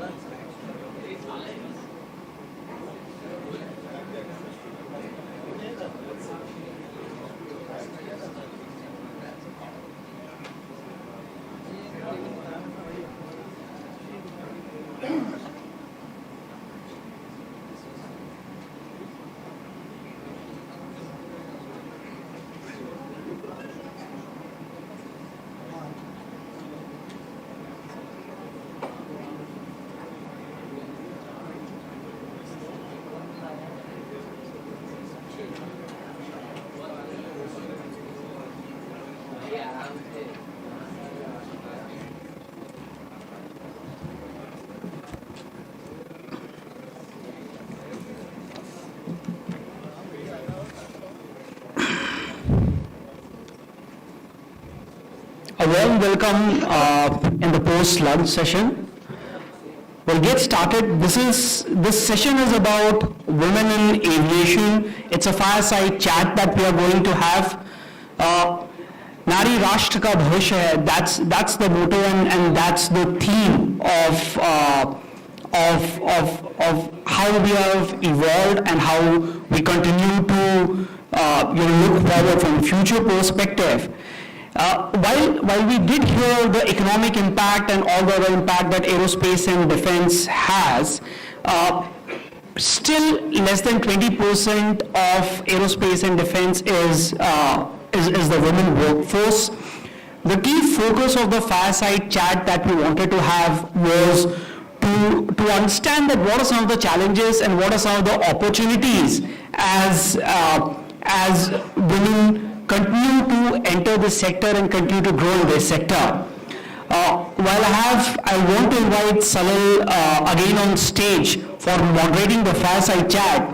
I have the privilege and honor to introduce Tulsi Mirchandani on stage.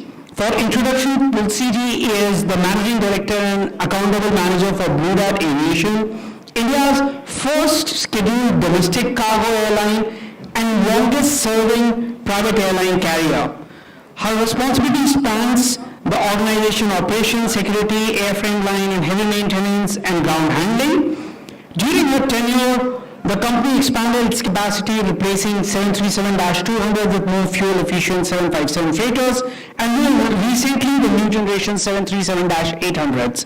I don't want to belabor in terms of introduction because she is a luminary and she is a tigress in the sector. Specifically in the cargo sector, if we see, cargo sector has been relatively fledgling in India.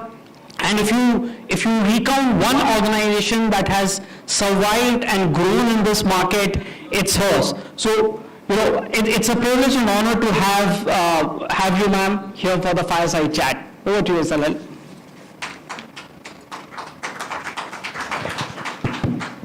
Thank you, everyone, for joining us. Thank you so much, Tulsi, for being here with us.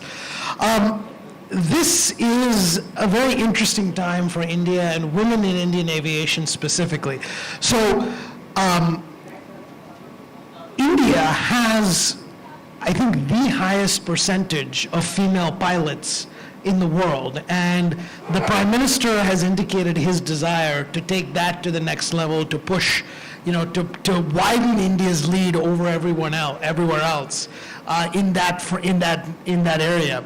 But one of the things that we would like to discuss here is beyond just the pilots and aviation side, also women in management and how we create pathways for women in leadership of the burgeoning aviation industry, whether that's the airlines, whether that's the airports, whether that's cargo, your business, or the global value chains and manufacturers that we're here with today.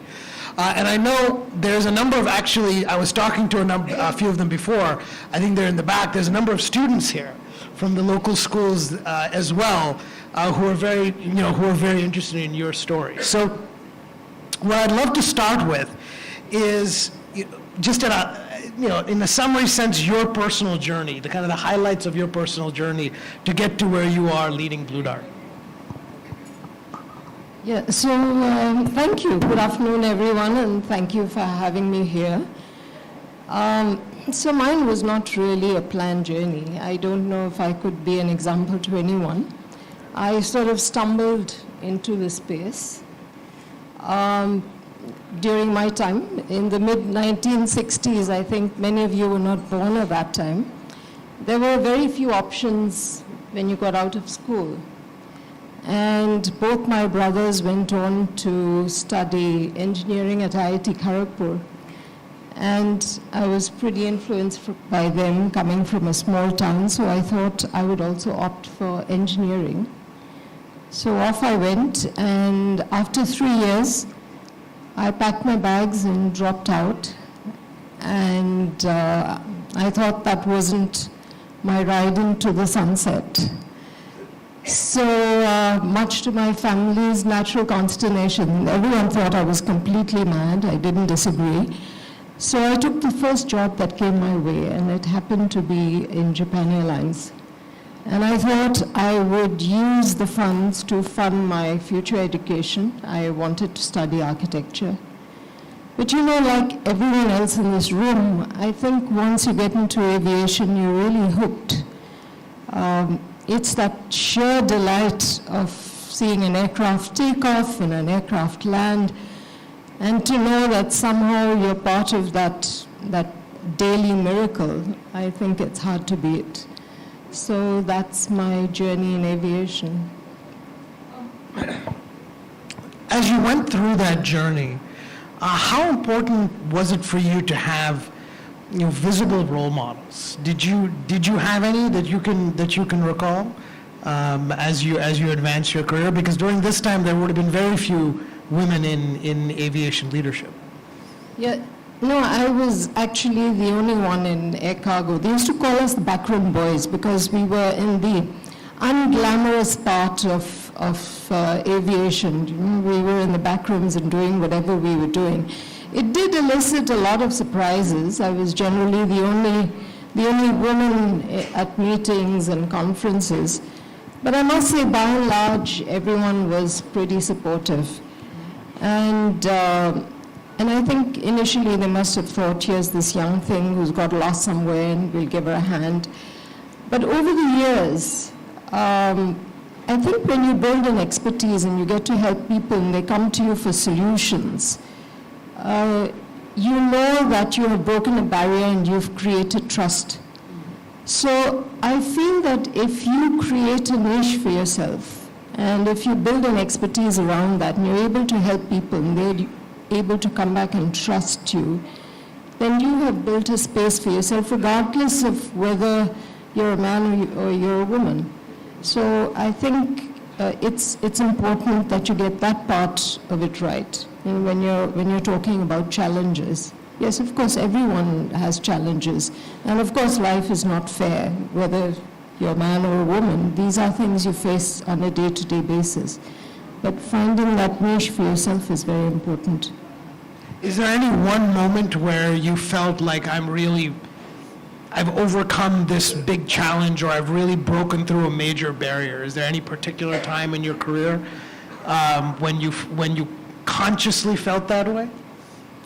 Yeah, I believe that was the time when I joined Blue Dart Aviation, more so, because it was the first time that you had a woman CEO of an airline, even though we were a small airline. And it came at a time when the airline was going through a lot of challenges. We had a new fleet. We were inducting a new fleet of aircraft. There was quite a large attrition of senior management in the company. And I really was very grateful for the trust and faith that the company had reposed in me to take it forward, first of all to take it over and then turn it around and then take it forward thereafter. So yes, I think that was the time when I really felt that I could make a big difference. Along the way, in the organizations here in the room, I think many of us spend a lot of time on identifying top talent, with obviously an eye towards diversity, and then making sure we have the right mentors in place to help develop that talent, over the course of years, to make sure that that pipeline of leadership gets built up. How have you seen that evolve in India over the last 20 years? Do you see us making progress on that in aviation in India, or is there something more we can be doing on that front for mentorship? Firstly, I mean, there are two parts to this question, really. When you're talking about diversity and inclusiveness, I think diversity should be really more than just the buzzword it's become today. Inclusiveness should be a life philosophy, because if we're going to get more people into our business, What we are really doing is giving everyone an equal opportunity and giving everyone that opportunity to take a shot at rising to the highest potential and really making a difference in the space which is the area of influence. So I think diversity, maybe it's been formalized now, but as a philosophy, it should have been there right from inception. It's unfortunate that even in some of the developed countries, women could only vote, and that's even in Europe, from 1981. So it was an unfair society, but I think now that we've reached where we are today, and it's very different from what it was, for example, when I started out in engineering college. There were just 5 of us in my class. And today, I think there's an equal number of men and women studying and doing the same subjects. So I think the situation has changed. What we really need and what we found, because over the years we've partnered with the airports and we've looked at encouraging more women to come into the industry, because though you have, when we say we have the highest number of pilots, it's just about 12%. So huge opportunity there to look at an equal number on either side. But when we look at areas like maintenance, engineering, flight safety, quality, there's still very, very few ladies in our organization. We have just 2% of our entire workforce that consists of ladies. And what we found when we collaborate with the Airports Authority on an annual basis, we have a Girls in Aviation Day. So we invite these young girls and we show them the opportunities there are, not just in an airline, but also at the airport. So for instance, in Chennai Airport, when we take them to air traffic control, they are absolutely awestruck because there are so many ladies out there. They had no idea that here was a very viable, very exciting job opportunity where you're there and you're actually seeing the aircraft in the air and you're actually controlling them. Now, no one even knows about it. What can we do as an industry really to make people aware that there are these opportunities? When you're talking about aviation, you see someone flying an aircraft, or you see a stewardess serving you on the aircraft, but do you really know what are the other vertical streams? So I think here is, apart from the mentorship that you talked about, here is an opportunity. I think when we talk about the skilling programs, they're so fragmented. So you have programs in India, you have them, but they're all fragmented and they're all in different areas. Is there an opportunity to bring it under a wider umbrella, perhaps under the aegis of a reputed business school, and saying, here are the opportunities in aviation, this is what you can do. There is an opportunity for an internship in an organization. And as part of the CII Committee on Logistics, we've started that. We have a ladies' logistics leadership, where we are saying, is there an opportunity, for instance, to get young girls who are college-leaving girls and to come in and shadow the senior management? So we are working with them to show them how they can move. Because when you say, can you influence people? Do you have role models? Yes, there are role models, and I think it's a great influencer. For instance, when someone was crowned Miss World, everyone in India wanted to be a Miss India, and they found ways to do that. So you have a role model. What's more important is, how do you demystify the steps to make it less intimidating for them to go out there?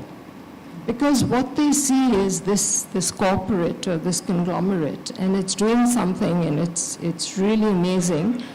But how do you give them the opportunity to know what are the steps to get where they want to be? I think that is very, very important.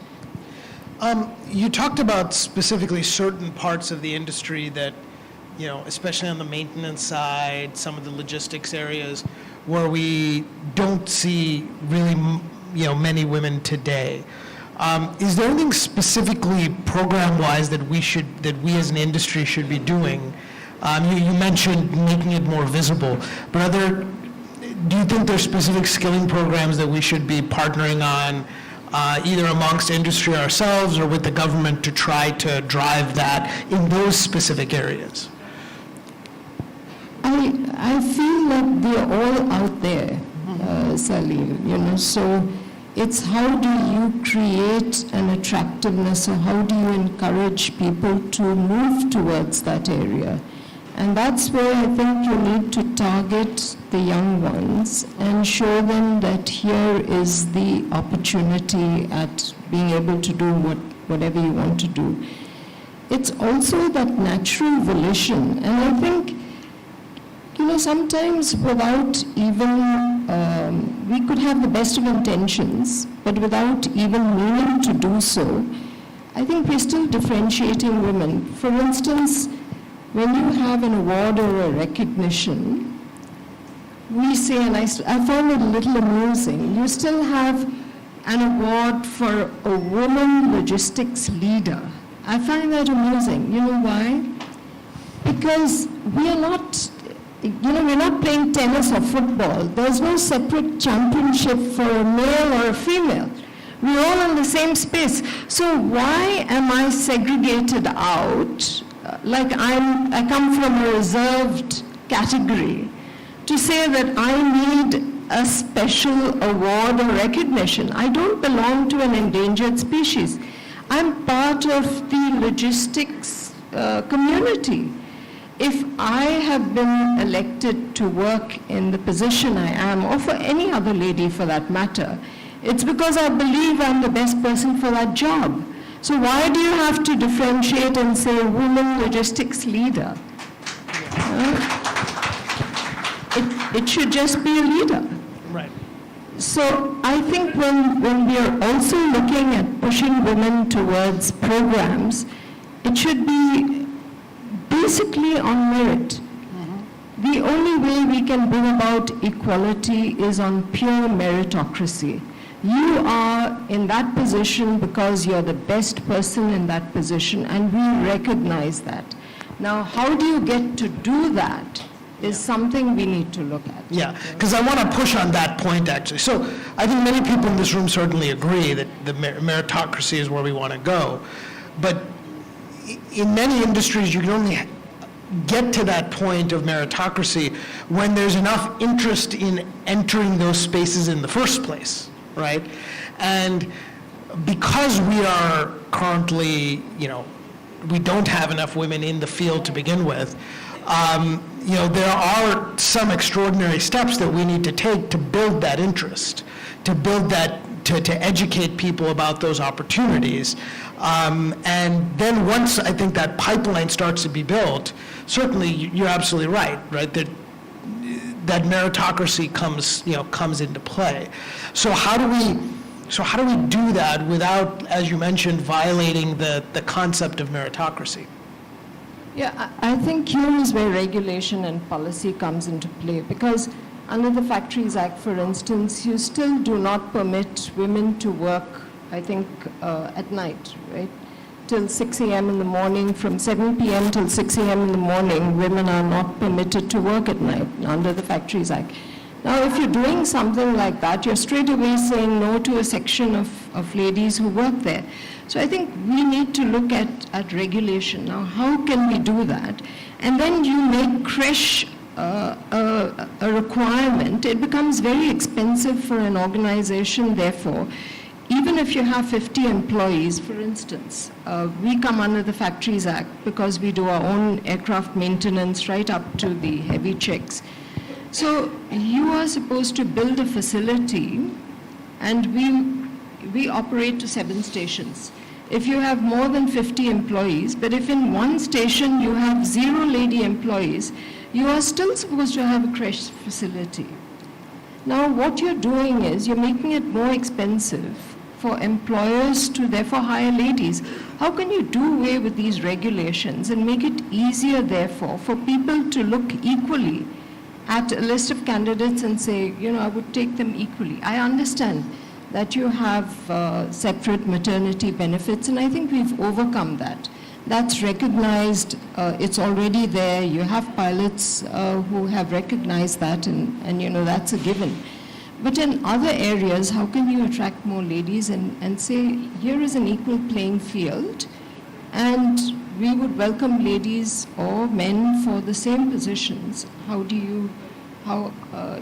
can we do to make it more equal? I think that is the issue. We can have more regulation, one. One is, how do we make it, like you said, how do you have role models? You don't still have role models in the industry where someone can look up to a person and say they've really made a difference. So it makes, I think that is a very important aspect. What you mentioned is having role models in the industry. But I feel it is also, it depends on one's volition. Because in my early years, just to give you an example, when I first started out in cargo, I actually went out in the field to find out what people were manufacturing, where they were doing it, and how they were doing it. And in my 20s, I went to Tirupur, which was then a little village.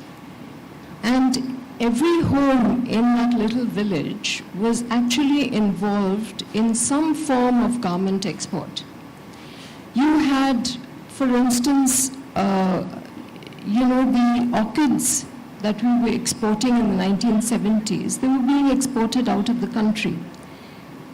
Now, you had leather and leather goods that were going to global manufacturers. The point I'm trying to make here is that there is so much of individual talent, but we haven't been able to translate that into a collective force in this country.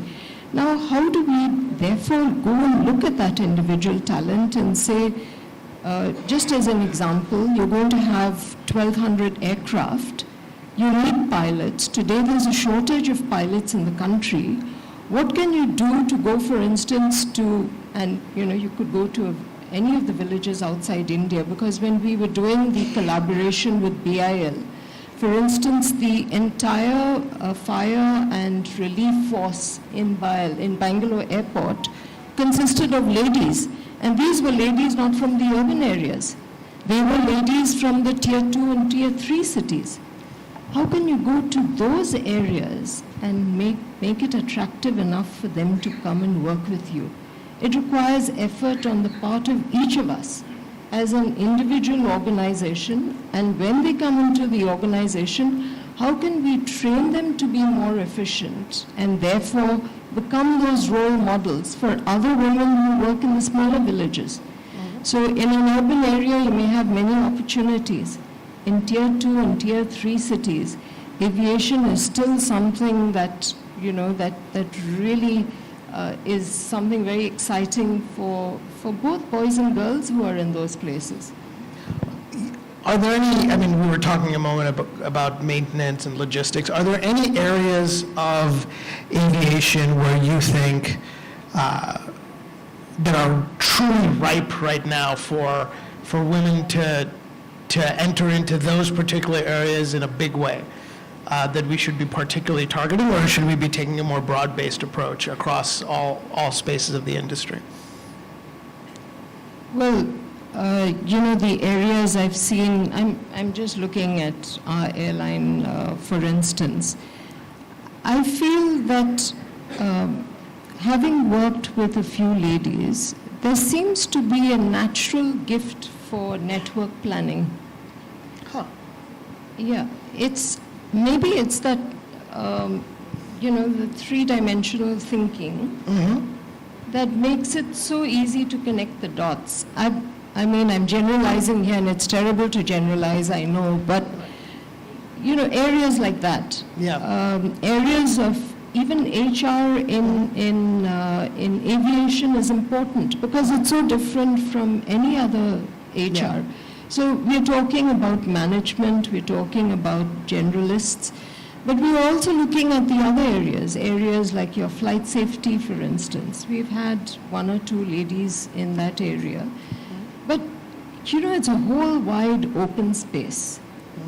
There is so much of opportunity in aviation, and I'm just looking at it from an airline point of view. I'm not even coming into your MROs and, but by the way, I had a discussion with Ravi Menon, who was, one of the founders of, his dad was one of the founders of Airworks. And he said, when I get a couple of women engineers, they have this maternal instinct about the aircraft. They won't let anyone else touch it. And they make sure it's handled right. So, I think it's just leading the way into whatever we are doing and letting them take off from there. I don't think we should say that here is a special niche for ladies or there is a special niche, but we've seen, for instance, even in cargo, I was so happy to see the president of the Air Cargo Club who's a lady, which is a change. As part of our logistics leadership, we have a lady who was heading shipping, so again management, and we're talking about the Shipping Corporation of India, which is, it used to be a very large shipping company at one time. So we're seeing ladies in various parts of the industry, and I think they've made their mark wherever they've gone. Great. Any questions from the audience? Anyone from our oh, we have one over here.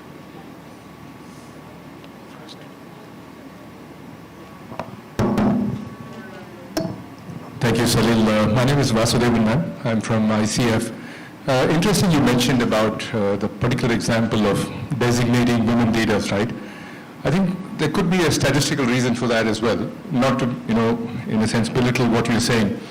But again, I think this is a society like most others which believes that at some point they need to be fair in terms of representation. So given the fact that as an industry it has very few representatives from this community, there is also sometimes a need that organizers feel that you should make the competition equal by making it representative. But leaving that point aside, coming back to what you just said, is there a need in your view to open up more revenues? And that's precisely what Salil was asking. Consciously, for example, from a recruitment standpoint, even if it smacks of a little bias, is it time for companies, the big carriers, the cargo companies and others in this value chain, to say, look, we're consciously looking for women at all levels. And if you can't find the right talent, then we will go back to the old conventional method of recruiting anybody who fits that bill. Maybe by doing that and making a start there, and I don't think it's wrong personally from my perspective, we actually get more people in, and that precisely triggers the kind of role models that others would look at in order to become more attracted towards some of those roles which they may not be even aware of today. Is that a direction that you think industry can take? Absolutely, I agree with you. In fact, I have a mandate. The target in my company is to have 30% women in our organization in the next 5 years. For me, it seems like an impossible target because right now it's only 2%. How do I get to that 30% is a challenge. But what we are trying to do today is we are proactively going out. So when there is a vacancy, especially a management vacancy in the organization, we are telling HR, please get an equal number of male and female candidates because we would like to screen them all. So it's more work for them, but they have to actually actively go out and find those candidates. And it's not difficult to find, mind you. Once you know that this is what, I know it's driving it from the top, but once you know that that's a mandate, you have to go out. And if that's your target, if your KPIs are linked to it, it gets done. If it's measured, it gets done. So yes, that is one way of doing it. But having got those candidates in, we're still going to get the best person for the job. Yeah. Hi, good afternoon. I'm Archana Bhatnagar. I'm Managing Director Halite Chemicals from Jabalpur, and I do a lot of work for empowerment of women through entrepreneurship. besides, of course, the CII. So it's a comment, and I agree with you, because I like to do a lot of policy recommendation also for industry or the government. You talked about the creches being there for women with 50 plus employees. Now, I have been fighting for a suggestion that all industrial areas to encourage more participation of women in the workforce, whether it's labor, whether it's management, whether it's administration. That why should there not be a centrally developed creche area in an industrial area where women can do that? We'll talk about Anganwadis. You know, our women laborers and all, people workforce finds it so difficult to leave their children there and then come here. So why can't government develop those Anganwadis or those creche areas in the industrial areas? That was a point that I wanted to make and see what you felt about it. Absolutely. Because you have this requirement, I think it also opens up a lot of opportunities. You have an opportunities for entrepreneurs to set up a creche that could cater to many organizations. And that's what we are trying to look at. Because we have so few, it doesn't make economical sense for us to set up a creche specifically for one lady in the organization. So what we're trying to do is find out if there's a creche in the vicinity, and if we could engage them, have a retainership with them, so that if there's a requirement, we could use their services. So yes, those opportunities could also arise, and that would resolve the problem to some extent. Great. So just one final question that I have for you is, we started when you were talking about the journey and how there was really no one else in the industry at that time that was a woman that you were running into. From where you sit now on this stage, what advice would you give that young woman starting out now? Or starting out then, so that the one starting out now can consider what they might do? Well, I would say live in the moment. If you have to do something, do it now. It doesn't matter if you fail. You can always get up and restart again. It's not the end of the world if you face a challenge.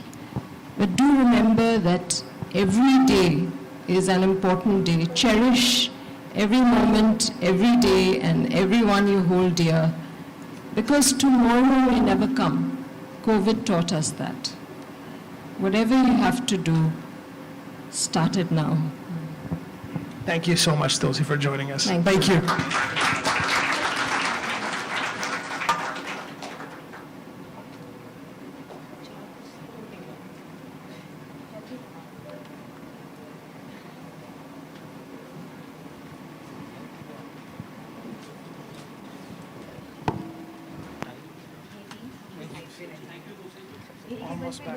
Thank you, Tulsi, for your enriching comments. As we move forward, the next session is really around a priority area where we have discussed thus far. In certain segments or in certain technologies we have been following, this is one area where there is clearly a priority mandate coming right from Prime Minister's office, where India should be a global leader, which is advanced air mobility and drones. The next topic really for discussion is advanced technologies in aerospace and air mobility, changing skill sets. I wanted to invite on stage Mr. Patrick Buckles, Chief Revenue Officer of Beta Technologies. Welcome, Patrick. I also want to invite on stage the moderator for this session, Mr. Amit Datta, Chairman CIA Task Force on Short Haul Air Mobility and Managing Director, Hunch Mobility.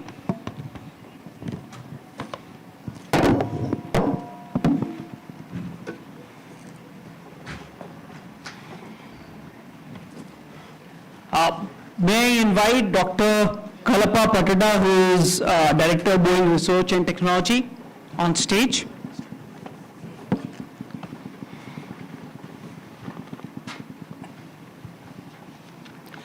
And Mr. Vishal Saxena, Vice President, Sales, Surveillance and Mapping from IdeaForge.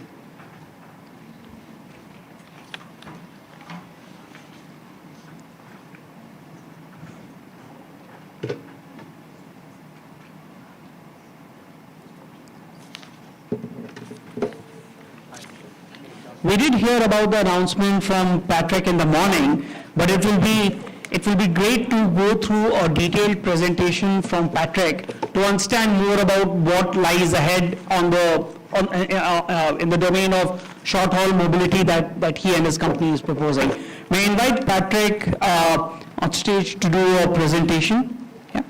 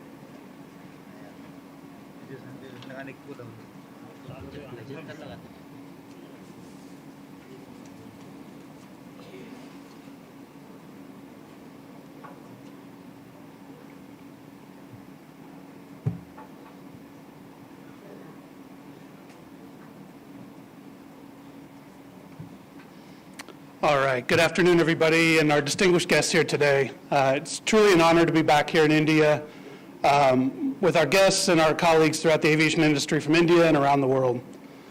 As is mentioned, my name is Patrick Buckles. I'm the Chief Revenue Officer at Beta Technologies, developing electric aircraft. I wanted to start out, and it's really been a theme that I think we've heard a few times today. There's no doubt that this is really becoming India's decade. This is India's time to shine. And we see that from as we look across the globe of what are the key markets we see and where can things like advanced air mobility be used the most. And we feel that this is truly India's time, from not only a use case of aircraft, but how it participates throughout the entire value chain of advanced air mobility. When we look at the GDP growth in India, we see common threads that we've talked about today, like increasing from the supply chain into the use cases and even to the MRO business as companies look to broaden their portfolios around the world. There's also been a recent commitment, pretty substantially, by the Indian government, and with Prime Minister Modi putting that focus that the growth for India is going to be in green, clean, sustainable technologies and things that are reliable at the same time. And these put a challenge, I think, for our entire industry, that aviation sometimes actually gets a little bit of a bad angle of being a large emitter of climate, CO2, and greenhouse gas emissions. And I think it's our chance to take that as a challenge and use the advancements that we have here in India and around the world in technology, and how do we go become a solution to this throughout the world, instead of continuing to have that perception that aviation is the biggest contributor. As we look at India specifically, with the growth that we heard this morning from Minister Scindia in passenger travel and what the growth is forecast by 2050, we're looking at roughly a 13x growth in greenhouse gas emissions if we continue the path that we're on today. And so again, we see this as really a challenge for how do we go use these innovative technologies and make this moment in time and really the guidance that we see from Prime Minister Modi and throughout the world as a chance to go solve this. And so it's given an opportunity for companies like Beta Technologies to step in and bring our help to the table in being part of this solution. Beta's headquartered in Burlington, Vermont, in the United States. This slide's actually just a touch over, just over 600 employees now, and over 300 patents in electric propulsion, electric battery systems, and high-power electronics that we're able to use to develop this innovative ecosystem for electric airplanes and electric infrastructure. We've been very fortunate to get a large spectrum of committed partners behind our business. From the investment side, we've been able to get some companies like Fidelity, TPG, and Amazon as big supporters of us financially to help bring this to market. And then the design of our aircraft has really led to an acceptance across a whole variety of missions. This is not just about moving the passenger, in the air taxi models that many of us have heard about, but how do we participate in cargo and logistics, in medical, in the defense of our countries, and also in that passenger space. And if we are going to be a solution to the problem in greenhouse gases, we think that we need to be designing something that actually appeals to multi-missions so we can make that impact as wide as possible. And for Beta, we're not just building an electric aircraft. If you look at traditional aviation today, it's been built upon decades now of infrastructure, of developments. These things came along over time. If we want to push this paradigm shift, we're condensing this timeline from what took 60, 70 years in the past to how do we make these transformations in the next 10 years. And so to do that, Beta is focused not only on the aircraft itself, but how do we bring the electric infrastructure through the charging technology that we've developed and now been deploying throughout the US, and also the new training solutions that are required. As we move from conventional powered airplanes to electric, there's a next generation of pilots, there's a next generation of maintenance technicians that we need to educate. And how do we be part of even what we just heard in the fireside chat of developing this next generation of workforce and make sure that Beta is contributing throughout that entire spectrum of bringing this to a reality. And a little bit about our aircraft. We're developing 2 aircraft in our portfolio right now. On the left, we have our ALIA conventional takeoff aircraft. Takes off and lands just like a traditional Cessna Caravan or similar from a standard runway. And then on the right is our ALIA vertical takeoff and landing. Both aircraft are 100% electric. These are both, one thing we've prided ourselves on is it's very tough to understand the real challenges until you go build and deploy something. And so these are both real images of our 2 prototype aircraft that we're flying today. Last year alone, we did about 32,000 kilometers of flight around the US, flying through congested airspace, rural, really getting this out there and demonstrating what electric can do. And these 2 aircraft are focused around the same 4 core principles. First and foremost is safety. If we don't do this right, especially as we're talking about new technologies, there's not going to be acceptance. We're not going to have what we need to do in the market. Simplicity. Again, we're building these as a value creation tool throughout a variety of spectrums. So the reliability of the aircraft is paramount to making sure this makes a viable business case behind it. Pragmatism. There's certainly coming from an engineering background, there's no shortage of technologies in the market today that you can go put in an aircraft. That doesn't mean they all belong in an aircraft. And keeping that first core principles of engineering philosophy that things need to earn their way into the program, keep it simple, follow engineering, and let that drive our decisions. And then first and foremost, we're starting to bring as we think about not only greenhouse gas emissions, but noise.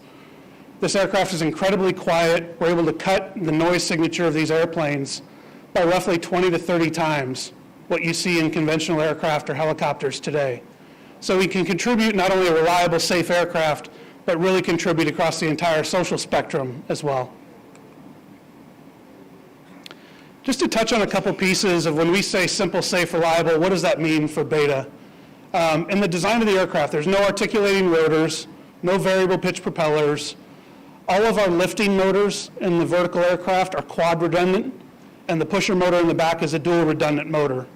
So we're putting redundancies at every level of the system to make sure that the aircraft is there, even in the worst emergencies, that we have the backup and the redundancy that we need in the systems. Even the motors, we have no liquid cooling, again, air cooling in the motors, keeping it very simple, taking a lot of things that commonly break in airplanes today, removing those out of the aircraft and letting you enjoy the pure benefit of electric aviation. And the costs are starting to get demonstrated. Just to put some of these pieces in perspective, when we talk about energy, by going all electric, we virtually render now the cost of fuel out of the cost of operating an aircraft. I'll give you one data point from a mission we did last year in the US. We were flying about halfway across the US. to go do a demonstration with UPS, who's one of our launch customers. And we had our Cessna Caravan, traditional fixed wing, widely used around the world. And on one leg of the trip, our Cessna Caravan, when we refueled, was about $700 of jet fuel to refuel that aircraft. To recharge our aircraft for the exact same flight was $16. And so we can render the cost almost insignificant, take fuel out of the mix. In a traditional airplane, that's about 2/3 of the cost of operation. And we can now basically take that out of the equation. When we talk about maintenance and some of those things I mentioned in the previous slide, we're about 1/3 of the cost of a fixed-wing airplane. With our motors, there's not really an overhaul period like you have on turbines with an electric motor. It's a visual inspection. You can remove hydraulics, you take out articulating parts. All of these things start to go away and not only lower the cost, but it also gives you a lot more available uptime throughout the year by not taking the aircraft down for inspections. And then overall, that drives the part count. You know, all of us, if you've ever lived in logistics, you know, managing a parts inventory for a fleet of aircraft, handling aircraft on ground scenarios and how you respond to those, there's 70% less parts in one of our fixed-wing aircraft than an equivalent Cessna Caravan. And so we really can drive a lot of those challenges and try to drive those out of the equation and get back to simplicity of operations and let it really start to be there, use those operating economics to our benefit to open up new business ventures that can be done. And our aircraft, you know, as we look at Beta's philosophy, we're not just looking at how we be net zero in our aircraft we build.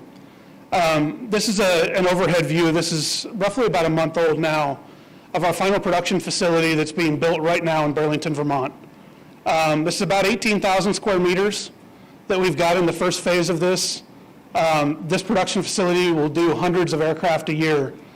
When this gets built out through its full phases, this will be the largest net zero building in the eastern half of the United States.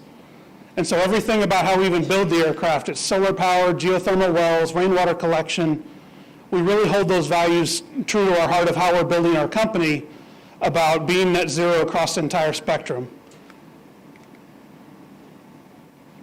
One thing I wanted to highlight, I think it's a good preface for how we start talking about how this aircraft could be used in India. Amit mentioned this morning with Beta about a recent program we were awarded in the UAE that was really the first in the world, where the government of the UAE created a regulations laboratory, which is representatives from the Ministry of Economy, Transportation, their aircraft certification agency, and transportation, and developed a committee that said, we want to embrace this technology, we see the value it could bring to our country, and help us work with the manufacturer of what do we need to change, how do we need to think differently about our policies. And it was a great way to work between a manufacturer and a government entity of how do we take these roadblocks out of the way so that we can still deploy a very safe platform, but make this a reality and truly help push this forward for all the benefits that we believe it can provide. And I think this sets a good baseline for as we start to think about what this could be in India. I have a couple slides here just talking through some of the different missions that really excite us at Beta and our partnership with Hunch Mobility as well. First is in the cargo space.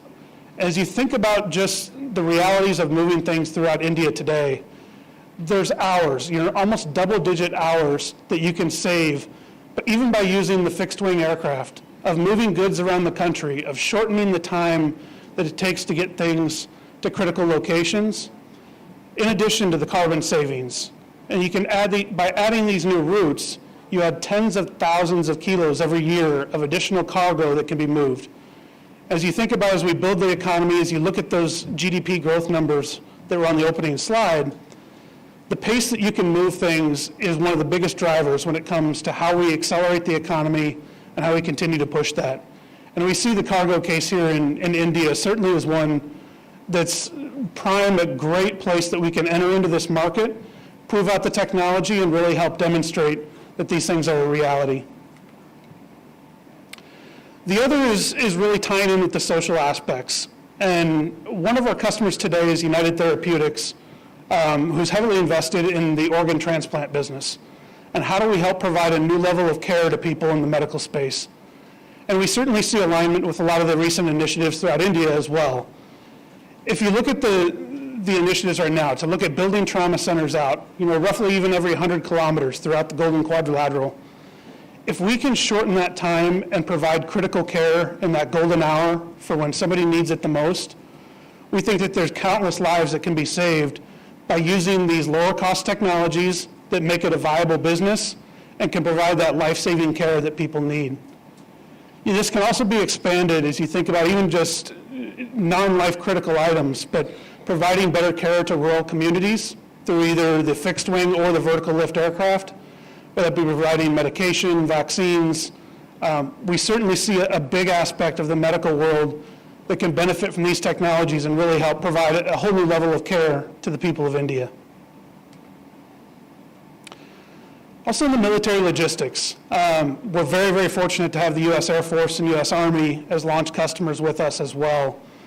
And as they look at building out the same way commercial logistics work, there's much more efficient uses of military logistics platforms that they can do by integrating aircraft like this.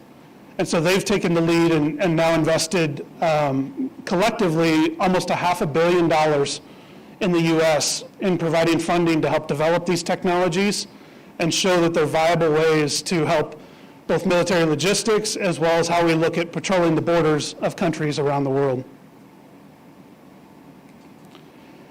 And finally, all of these, I think, help build toward, what I think is the pinnacle, the broader one in passenger movement. And when you look at India and the UDAN program and what it's really trying to provide for how we connect the people of this country more efficiently, there's an extensive route of networks today that if you look at how people move around India, the green lines are trips today that people are doing where they're having to connect through secondary cities, not helping get that point-to-point travel.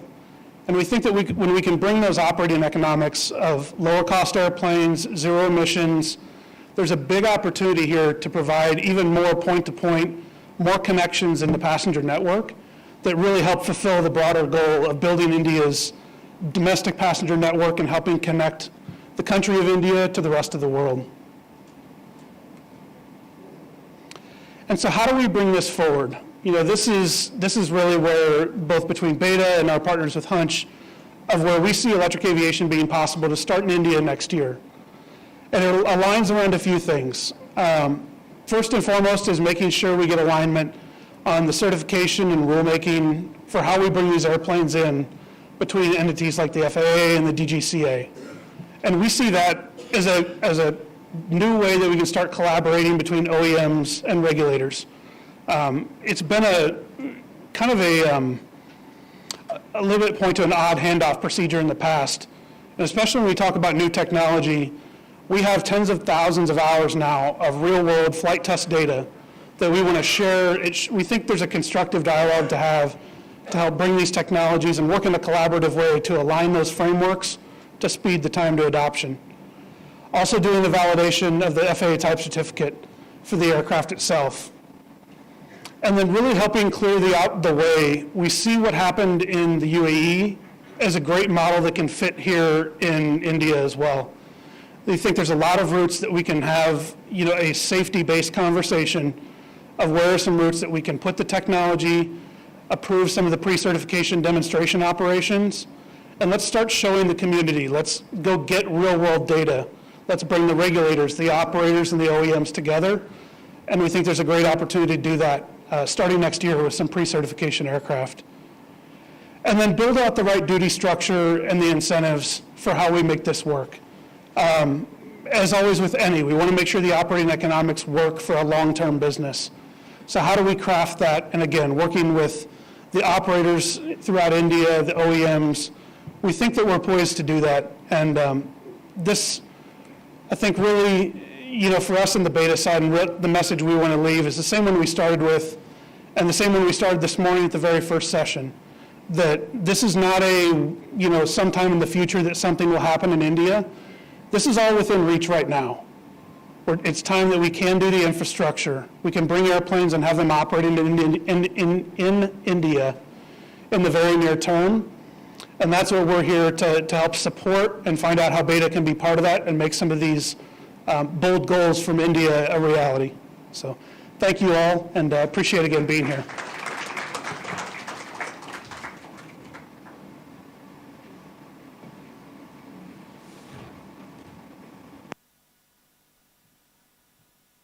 Can we have Amit moderate the next panel?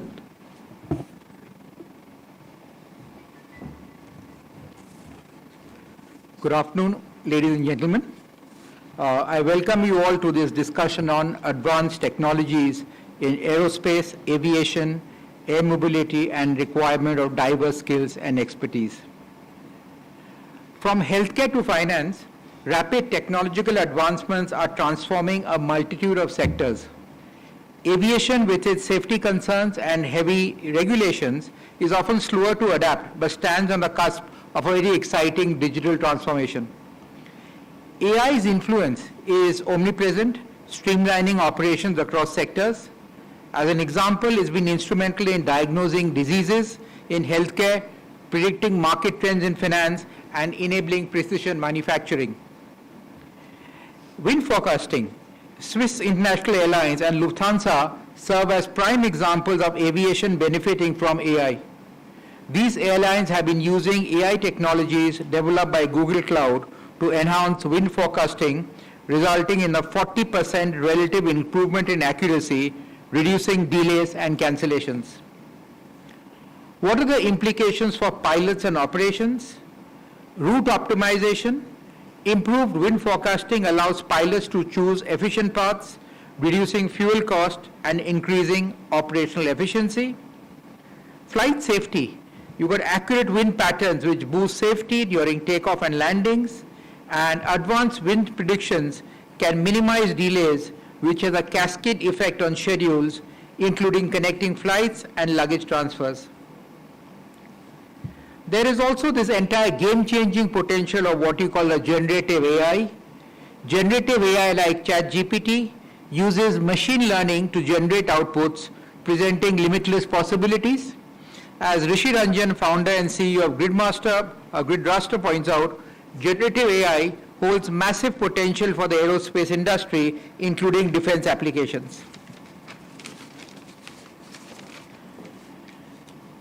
AI can also disseminate a large amount of information almost instantly, from providing tips from improving aerodynamics to generating maintenance schedules.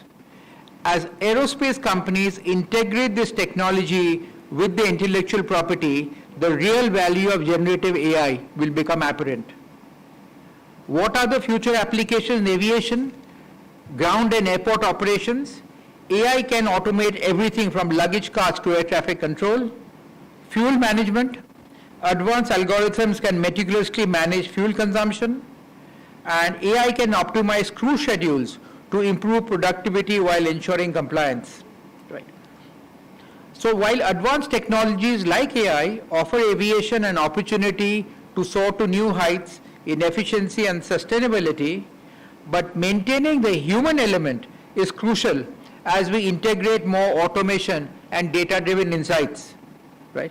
The horizon looks promising, with generative AI poised to accelerate the industry's digital transformation at a fraction of today's cost. To actually do a check with the industry leaders, I would now like to introduce my fellow panelist, Dr. Kalappa. Dr. Kalappa is the Executive Director of Boeing Research and Technology in India and a leader at the Boeing India Engineering and Technology Center, Bangalore. He manages a diverse portfolio of research and technology development work in aerodynamics, structures, materials, manufacturing, AI, and air traffic management, and has over 3 decades of experience in aerospace, defense, and automotive industry. I would also like to introduce Mr. Vishal Saxena, who is the head of sales and business development for IdeaForge, a vertically integrated company that designs and manufactures world-class drones for mapping, security, and surveillance applications. Right?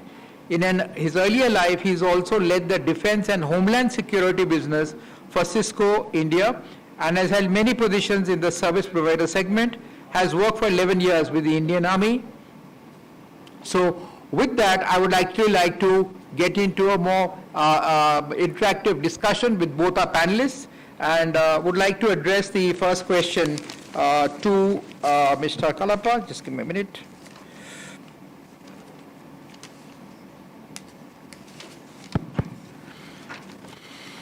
So the question I had really is that in what way has Boeing leveraged AI to enhance offerings, and how do you envision this shaping the future of aerospace? So over to you. Yeah, thank you. Thank you for the kind introduction, and it's an honor to be a part of this gathering and this distinguished panel. Thanks for inviting me.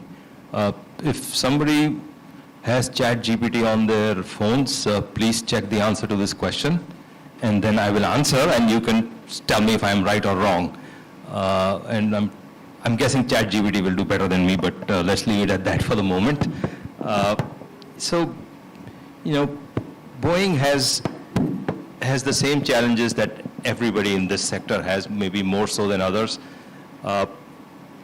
We are trying to get our manufacturing rate up, so get our first-time quality up, get our production rate up. We are trying to get our services better, and you gave some examples, Amit, of how once the aircraft is out there, everything from predictive maintenance to air traffic management areas where that we are trying to, there's a need for pilots. So we are trying to use AI to improve our pilot training processes, because India will, we ourselves will need a few thousand pilots over the next few years. So it's training, but most importantly, the hidden benefit of AI, which we are really trying to capitalize, is there is this, in this industry, 15 years, 15 billion. Those are the two numbers that are thrown to develop a new aircraft, and we can't afford that cycle time. So AI is something that we will be using in a big way to go as digital as possible in our aircraft design cycle, to eliminate as much of testing, as much of hands-on work, and do everything in the modeling and simulation world, in the digital world, and AI will play a big part. And those are certain areas where we use AI, we have used AI, and I'll give a few examples. You talked about air traffic management, and we just did use an AI-based method on our eco demonstrator, and that was developed here in India, parts of those, the AI algorithm. By the way, just as a segue, unlike the traditional aerospace, which is my home as well, where people still need to be coming up the value stream, AI and digital technologies, we own it. You just have to come to Bangalore, Hyderabad, Pune, and walk around and talk to every cafe you go, every bar you go, people will be talking about AI. You'll find experts there. So it would be really, really awesome for us to go, for all the suppliers here, all the supply chain people here, to go want to leverage that technology, because we have no shortage of talent here. So with that segue, so we developed something which will help optimize flight in flight. And there are certification challenges, and I'll come to them later, but that's one area. In pilot training, a lot of the training now is hands-off, and the pilot is interacting with an intelligent device as they go through their interactive training. These are some things that are some in the works, some who have been done. In our factories, we use a lot of automation we're trying to eliminate as much of human-based inspection. So things like computer vision is one area which is in a big way used in our factories to inspect things.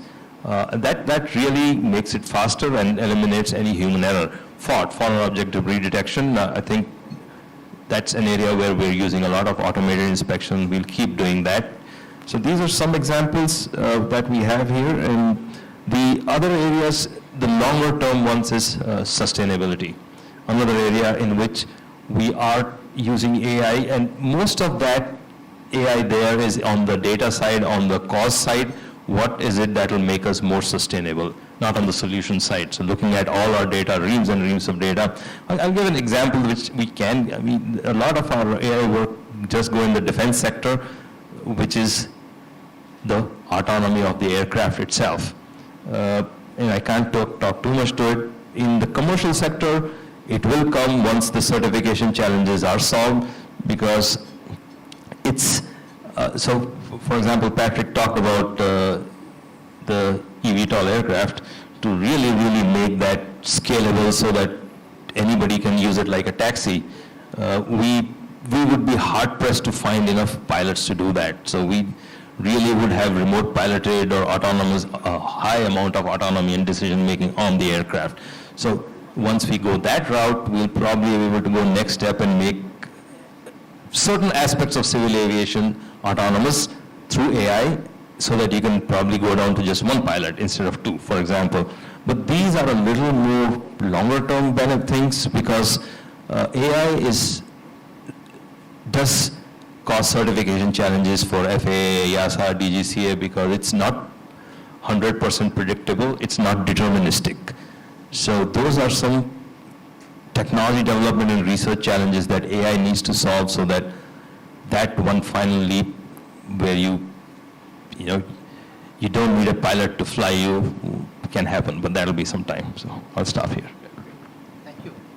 So you make an interesting comment. Am I audible? Yeah. So, we just did a recent estimate of the demand for helicopters or eVTOLs. From 250 helicopters in India today, 80% which are for oil and gas. In another 5 years, the market estimate is 8,000, right? That means you need that amount of pilots, right, on that.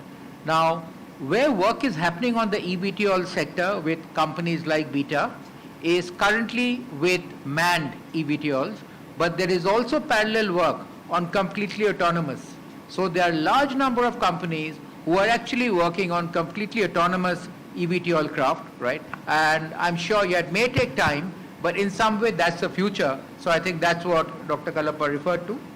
So I'd like to come back to... Just one response there. I don't want to steal his thunder. It's more in his area. A lot of the companies, so Boeing owns one subsidiary, Whisk.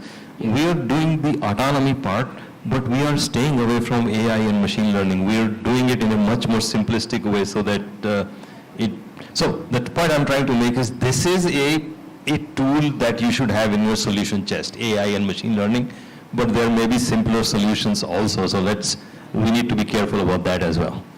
No, very good point. Thank you. So I'd like to actually ask Vishal a question, is saying that, so could you highlight some of the specific application and use cases where IdeaForge's AI-enabled drones have demonstrated their potential in the unmanned aircraft systems market? Sure. Can I, am I audible? Great. So before I go to that question, the audience here needs to understand the environment which we are working in, because we get easily kind of compared to the aero and defense. We are part of aero and defense, but there's an added complexity to it, right? And the added complexity and how we are overcoming that using technology, using people, using processes is what I wanted to talk about, right? So today, probably every 5 minutes, there is an IdeaForge flight which takes off in this country, right? So if you add up the numbers, and the complexity of that is, today, I'm sure every 1 minute there is a commercial flight which is taking off, which may be a higher number. I don't know what those numbers are, but those flights take place, from maybe 50, 75, 100 airports, right? Or areas. Today, when I talk of, my flights take place from maybe about 7,000 takeoff points, or probably more, right? I don't even know. I can't even count that, right? So probably 10,000. So you add that complexity of now spreading out. You are not concentrated on hubs, because that's the nature of the beast, right? It's everybody's hand, and he's going to fly from everywhere. Now you got to go and make sure that he's doing it safely. Make sure that he's doing, there is a lot of autonomy involved. Make sure that it is reliable, right? So all of this thing, all those three complexities get added to it, and the diversity of it, right? Because I can't take my aircraft to Nagpur or to Mumbai or to Delhi, right? It has to be done there and then. Otherwise, the operator tells me that this is useless for me. So that's one complexity which I deal with. The second complexity which I deal with is that you look at in airlines, in commercial airlines, or even in military airlines, right? Military aircrafts, you have a pilot to do a job. Out here, my challenge is that the guy who's doing this job, it's not a perfunctory job for him, in the sense that he has got other jobs to do. This is just a side job. This is so you have to make systems that don't put any cognitive load on the guy who's operating that. That's the complexity I work under, right? It is, if I say that, if there's a soldier, his primary job is what his job is defined, right? He may be an infantryman, so he's looking at the infantry. If he's an armored guy, he's looking at driving tanks. Drones just happen to be a side, something which has been kind of entrusted upon him right now. So you've got to make it, as simple that there is no cognitive load on this, on him, right? Only then you will be successful. So one deals with those complexities.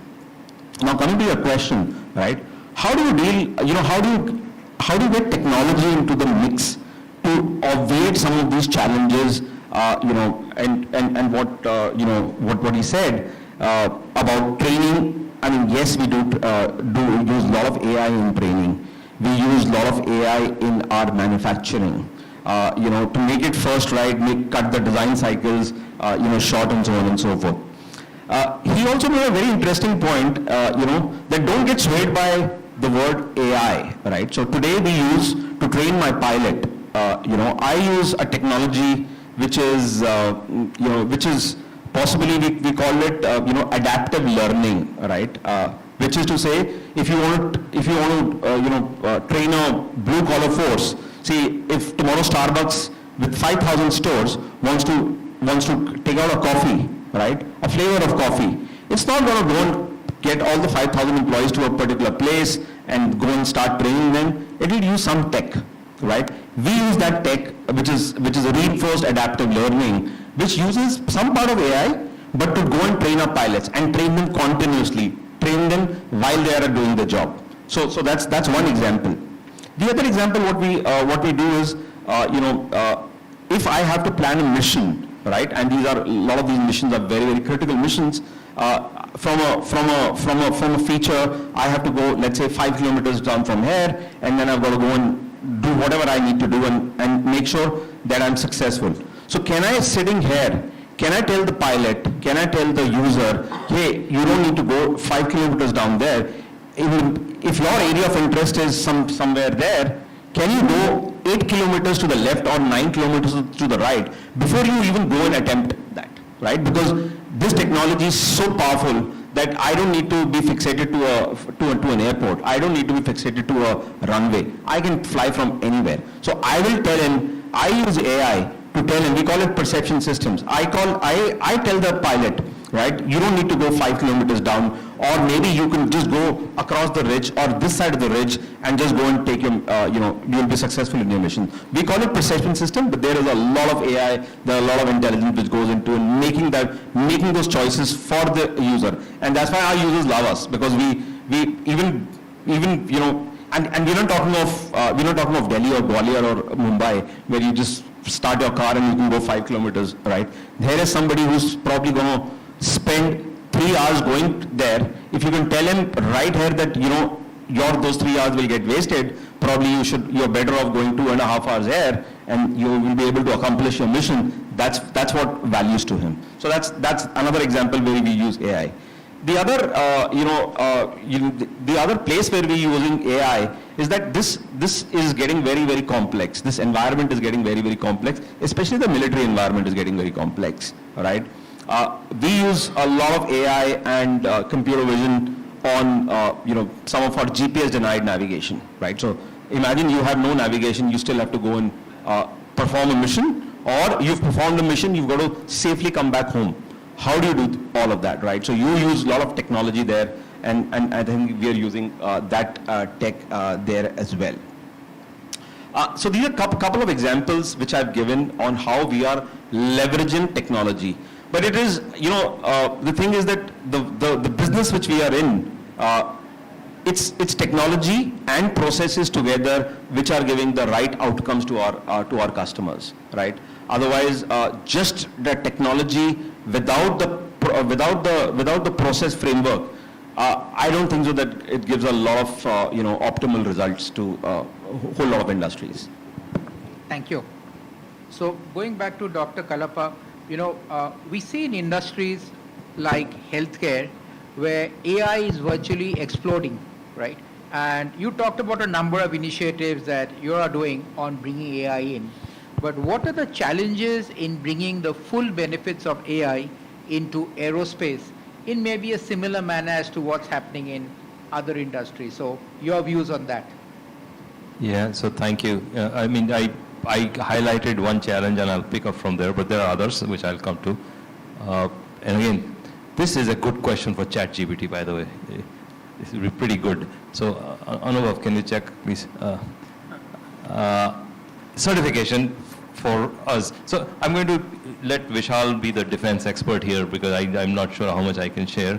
But in the civil space, certification will always be a challenge. And for everyone else, AI is a very black box method. Whether you use neural networks, which is the most common, so deep learning is an expression used, most common methodology used these days, neural networks, deep learning, support vector machines, all of those are extremely black box. You don't know what's happening inside. And that doesn't lead to certification then. So that's in anything where there is real-time decision making on the aircraft, certification will be a challenge for AI. On the other end of the spectrum, if you're trying to, you gave the Starbucks example, that it's a go. Okay, because it's all you're doing is you're giving instructions, you're telling them how good you are, you could improve here, those things. So finally, when the pilot is fully certified, they still need to go through an exam to get that certification, which is AI free. So the training area is really, really good.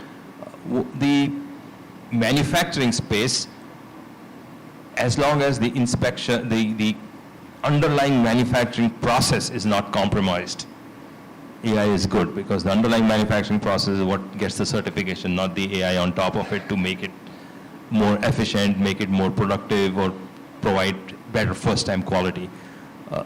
So these are some areas which are ripe. On the other hand, the autonomy on the aircraft is a little bit far away. Air traffic management autonomy, and I'll come to the space that you're in, Amit, which is short-haul mobility, urban mobility. That space, the traffic management is really, really ripe for some work. And a lot of the work that's not real-time can be done through AI. Okay? Just if you want to create scenarios and do games, I have 60, so you're in NCR and you have 60 different routes of piloted and unpiloted, different types of vehicles flying, to just lay out that framework, lay out the communication networks, everything, all of that AI can help do. It can help iterate, it can help change from day to day based on the needs. The final flight path certification approval probably will still be manual. So this is an area where, again, the challenge here is still the black box nature, and the other bigger challenge in all of these areas is lack of data. That either there's lack of data or there is lack of data sharing, and this is something that I think we as an OEM also need to do a better job. If we were able to, across boundaries, across international boundaries, across corporate boundaries, share data in a seamless manner with our entire supply chain, that would, then the whole power of things like AI, blockchain, would really, really be unleashed, and that would make our supply chain far more, as the whole manufacturing process from raw material all the way to that aircraft that gets out finally, that will really, really make it very, very efficient and powerful. So that barrier of international data transfers, that barrier of just data transfer across corporate boundaries, again, that we need to tread carefully because there's proprietary information there is export control information, but if that barrier is gone, the whole manufacturing sector can be revolutionized, really. Great. Thank you. So back to Vishal. How do you see the synergy between AI and unmanned aircraft systems transforming traditional aviation practices?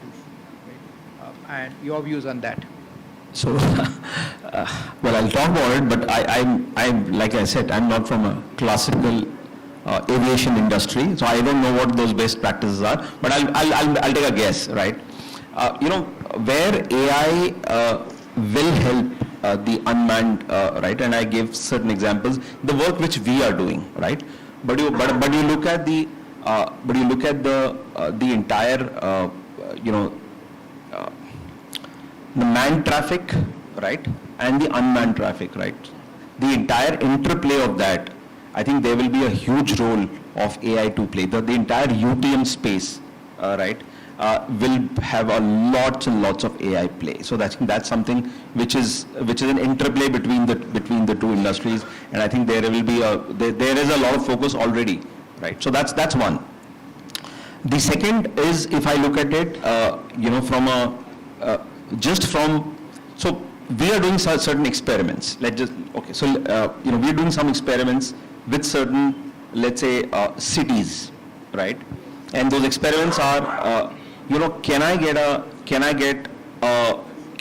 unmanned aircraft, right, as a first responder to any situation which may occur, right?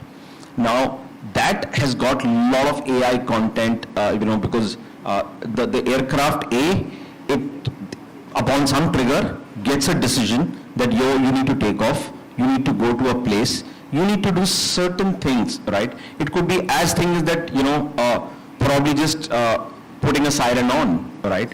Just the mere presence of that drone and an eye in the sky with a siren on, those kind of decisions, I think that's a big deterrent, right? In case a crime is about to take place, or if in case a crime is already taken place, then I need to make sure that the siren doesn't go off, right? But then it's quietly following who it is following. So some of that decision making will have to be given, that will be controlled by AI. And to what he said, I think for that to happen, that data sharing is a big problem right now, right? So if I were to go to the dark web, and I'll probably get all the data which I want, but of all the state policies, of everybody, right? I can go and get that. But if I go and ask somebody that, hey, I want to help you, I want to do this. Today there is no framework which is existing for them. Everybody thinks even a call to 112, right, today is a confidential data. I don't know what is so confidential about it. Why can't you tell me that you get 3 million calls, let's say a year, and out of the 3 million calls, maybe 1 million are bogus, 1 million, 100K are accident, 200K are this. I think all of that is also not available. So that's where the challenge of integrating AI with some of these systems is, right? So I think the data sharing and frameworks for the data sharing are not existent, and that's a huge challenge. This technology is kind of very transformational, because traditionally we all are from the aviation industry in that sense. It's not a very cheap proposition, right? It is an expensive technology, but when UAVs have gotten into the fray, especially in the last about 2-3 years, I think that paradigm has changed. The costs have really come down. It is for us, to not leverage this technology and ensure that some of the data sharing, etc., some of the AI, systems and processes are kind of integrated into this technology. I look at your space, right? Where you are. Possibly there is a whole lot of this entire, this entire digitization, or the entire, route which will take place. Probably what you are trying to do is another level of Uberization of UAMs, right? And that's just on pure on technology. There is from a demand prediction to ensuring that the right aircraft is available for that demand, predicting that demand is all about AI, right? Absolutely. So I think where we are very aligned is that AI will be transformational. And on that note, if there are any comments or queries from the audience, we'll be happy to take any queries. Yeah, please go.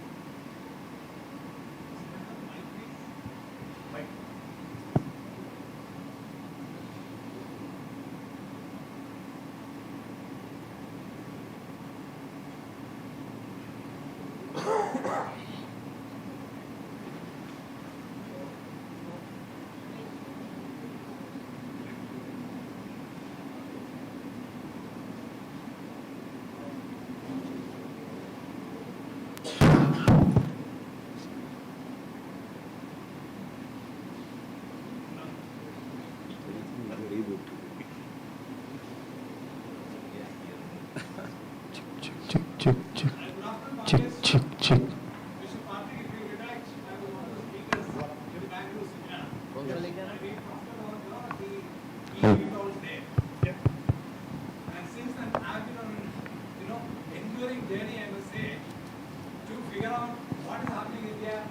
How we can take this eVTOL technology forward, and India can become the manufacturing hub for eVTOLs.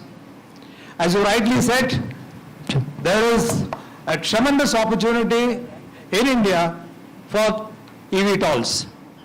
But barring the technology which has already been evolved in United States, European Union, and what is demonstrated in the Arab countries, Arab countries, we in India, we are still talking about it, but there is no synergized approach towards bringing in these silos closer to designing and also testing a product.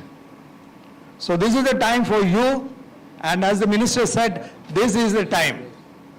And considering the application fields of the eVTOLs, 140 crores population and bushroning business in many, many fields, the eVTOLs will definitely drive the business, and also it is going to be one platform which can be ubiquitously used for different applications.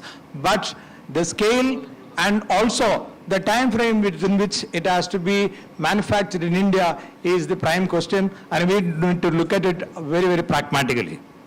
Thank you. Thank you for your comments. I can only mention this. Am I audible? Yeah. That, it's just been about 2 years since we started talking with Ministry of Civil Aviation on eVTOLs. And the first question was, what is eVTOL? Over the last 2 years, there has been dramatic progress, right? So we remain extremely confident that the sort of work and support that has come from MOCA in making this a reality, right, will actually accelerate the process, right? So, we note your comments, but I think there has been a lot of fast progress, and we look forward to launching as soon as possible, at least the electric fixed wing. But we're running short of time, and I would first like to thank my fellow panelists for joining me on this panel, and to the audience, right, for being a wonderful audience. Thank you very much.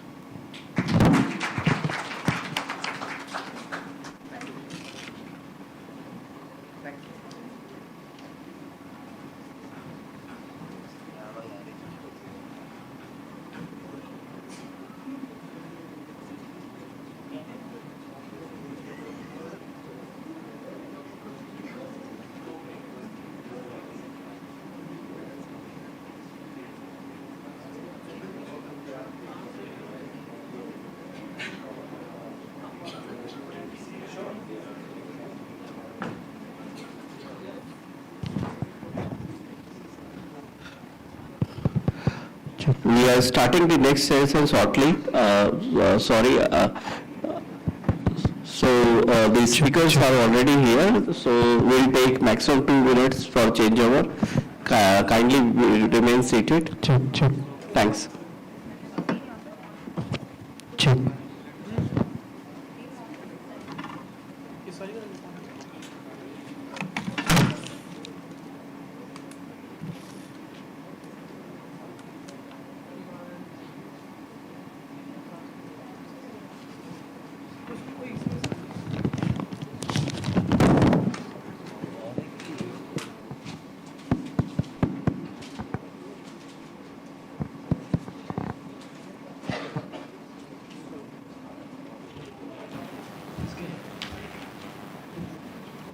चालू है उसके लाओ नीचे से चालू तो है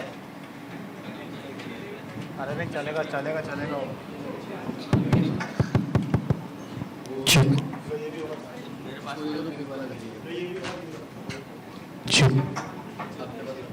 मेरे पास ही रहते तो वहीं से आया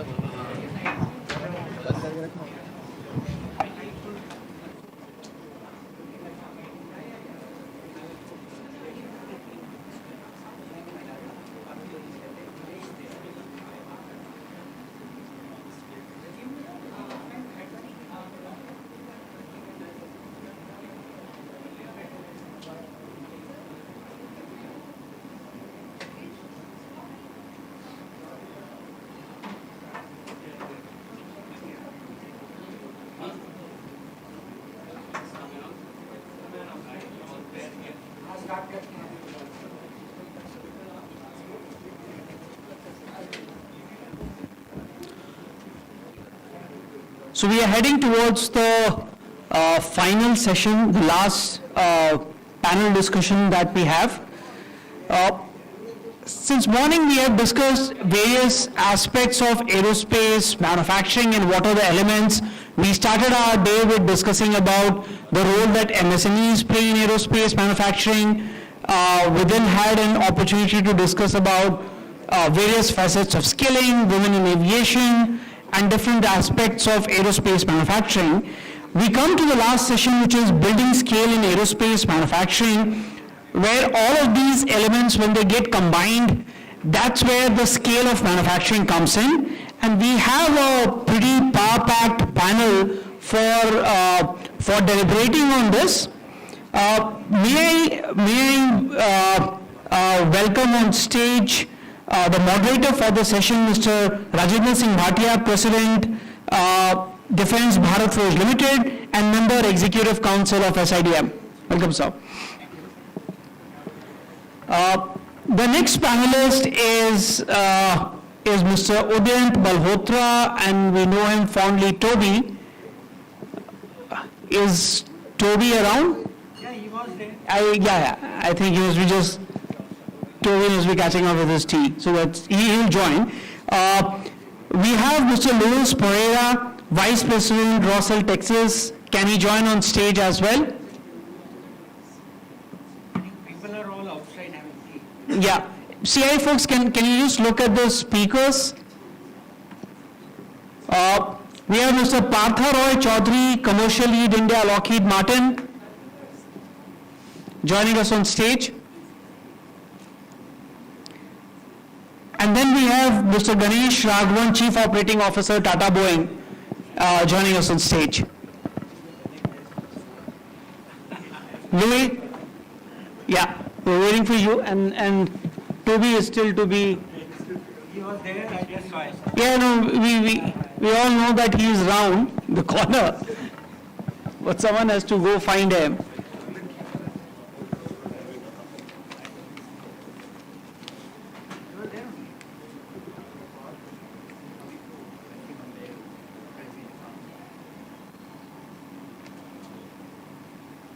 Achana, do we have Toby?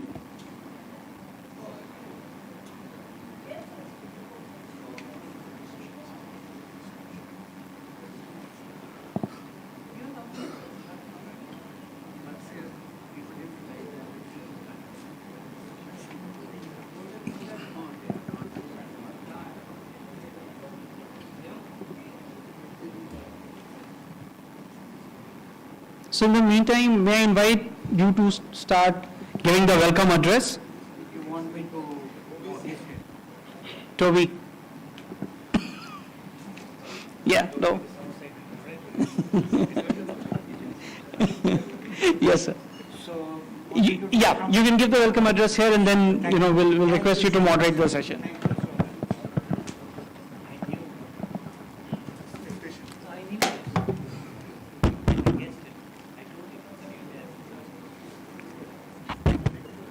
Good evening, ladies and gentlemen, my fellow panelists.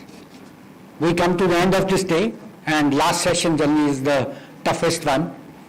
I can still see people trickling in, and some of them probably enjoying a hot cup of tea or coffee, but notwithstanding that, let's start the session because everybody would be in a hurry to, rush back home. We have a power-packed panel. In fact, there are quite a few people whom I admire a lot sitting in this panel, starting from my extreme left. But before we start about the panel, let's take a look at what is happening in the country today and where are we. I think one thing stands out very clearly, that we are passing through momentous times in the history of this nation as far as defense and aerospace manufacturing is concerned. Just to give you a little idea, this figure will be far more impressive when you compare it with what had happened in the last few years. If you take a look, our current year's exports, the year which ended, are 16,000 crores, and this grew from 11,000 crores from year before that, and grew from 700 crores just 5 years ago. Such is the change which is happening. The targets which have been laid down for defense and aerospace sector to achieve $5 billion of exports are no longer looking like something which cannot be achieved. It looks very much possible, and probably we will achieve it earlier than what was anticipated earlier. So what has changed? There are certain key markers which stand out with what has happened in the landscape of the defense and aerospace industry in this country. Let's take a look at one of them, and I'll keep myself to the aerospace and aviation side. Signing of C-295, I think it was a landmark achievement. That followed by what has been happening on the global scenario, and I happen to be part of the delegation which went to Washington DC in June 23. It was very interesting to note that United States government and the industry were keenly looking forward to the signing of agreement on transfer of technology for the gas turbine engines for the aircraft industry. This was followed up by signing of SOSA, which is sourcing of, I would say, security of strategic materials sourcing. India is perhaps the only country outside NATO which has become member of SOSA. Signing of DFARS, which will also put us right at parallel with others, is not far away. And if you take a look at what all has been happening in the industry, in the country, I think we are at the cusp or an inflection point which will see us growing much faster than what we have seen in the last 7.5 decades. Now turning my eyes towards the panel which we have got. We have Toby Malhotra. He is known more as Toby by everybody in the industry. He has been a first generation entrepreneur. He can very well talk about how he went about scaling up his business. I've been to his plant. I've seen him do work for every global OEM, and the way he has scaled it up, I think this would be one example in what he will be able to tell you today when he comes to speak to you. We have Mr. Louis Pereira. I was told he is one of the choice, I would say, a supplier for almost all the global OEMs. In certain fields, he is the choice number one. He should be able to give you his perspective of what are the challenges or what are the hurdles, what are the barriers to get into a supply chain of a global major. Getting into supply chain is one part, but staying there and growing your business is the second part. So one perspective which will come from Louis Pereira is on this. So I would recommend that when you speak, please bring out your experience on that. Then we have Partha Chaudhary. He works with Lockheed Martin. They have a joint venture in this country, very successful joint venture. Let's hear from him what are the lessons they have learned in that joint venture. If he was to scale it up, how would he go about it? And what would be an ideal landscape in policy framework which can take this to the next level? Last and certainly not the least, we have Tata Boeing Chief Operating Officer Ganesh, and he should be able to give his perspective of an Indian company running a joint venture with a foreign OEM, and he's doing a lot of work. I have been to their plant a number of times, and he'll be able to give you a perspective of what he's doing on helicopter, fuselage, and many other things which they are doing in their joint venture. So we have a power-packed panel, and to start the discussion and to hear the perspective, I'll first ask Toby Malhotra to come and give his journey of growing his business in this very, very difficult area. Toby. Your choice.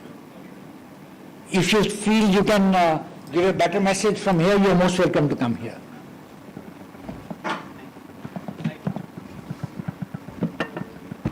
Thanks, Rajendra, and good afternoon to everyone here. Actually, for me, aerospace manufacturing has been a passion project because I started in this business as a hobbyist, and my main business was making hydraulic pumps. And in a little garage behind the hydraulic pump plant, we started working with DRDO 35 years ago, in early 90s. And then graduated as a supplier and a sole supplier to HAL. And I was a youngster. I had much older people working with me. And I think what was important was to start small. If I can share, we can come to scale, but I think what's important before you try and scale is to learn and have a strong foundation. And we were very fortunate to have a local customer in Bangalore. Both DRDO and HAL are based there, and I would say they parented us in a very good way. And then in the early part of this century, we became a partner supplier to Airbus and Boeing, and then later on Bell Helicopter. So today, roughly 1,000 aircraft globally, we are a sole supplier to 800 Airbus aircraft. We're the sole producer of their flap track beam assemblies.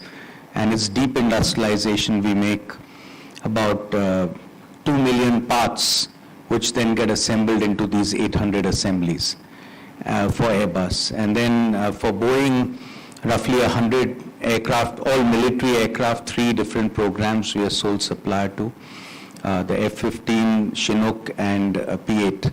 And for Bell Helicopter, we make the full fuselage of the world's largest selling helicopter, roughly 100 helicopter fuselages every year.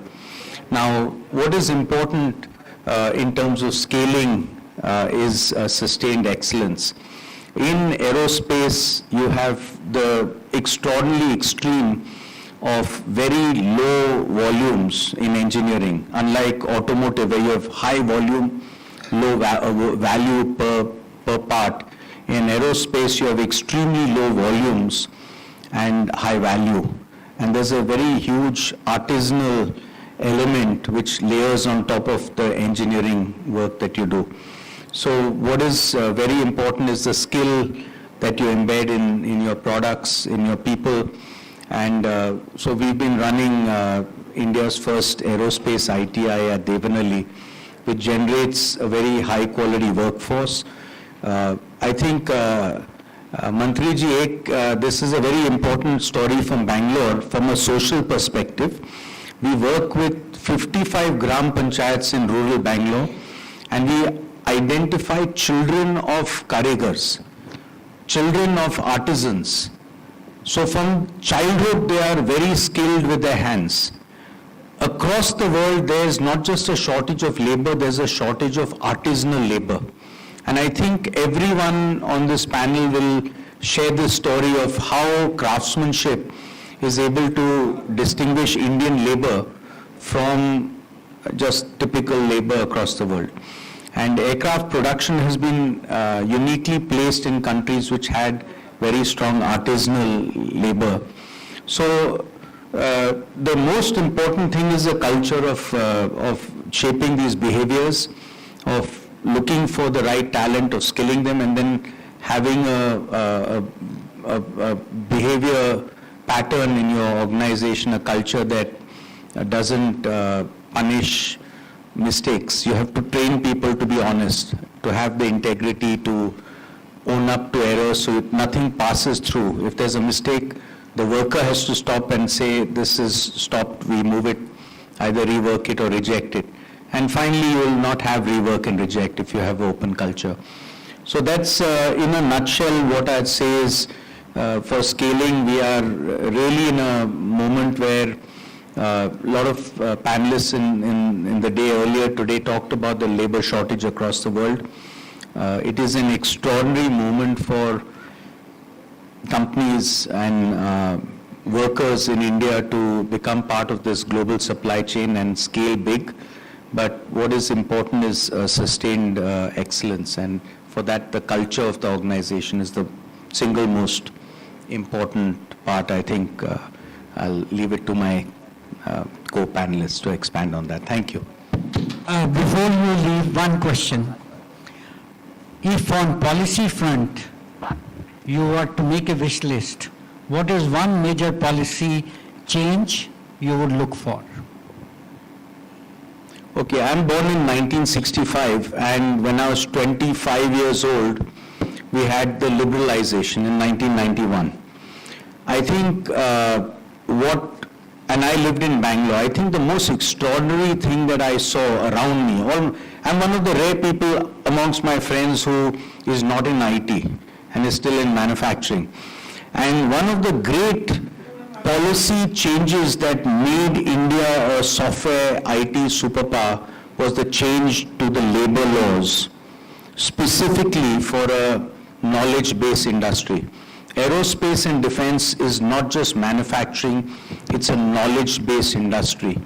And if we are going to follow archaic labor laws, it is the enemy of a good culture and good behavioral model within a company. So if there's one single policy change we could ask for is customize like we have for IT and treat it as a knowledge-based industry and make those labor changes. Strike down Section 25O of the Industrial Disputes Act. One line. Thank you. Thank you, Toby. Thank you for the suggestion, and I think we could make that as part of our recommendations from today's proceedings.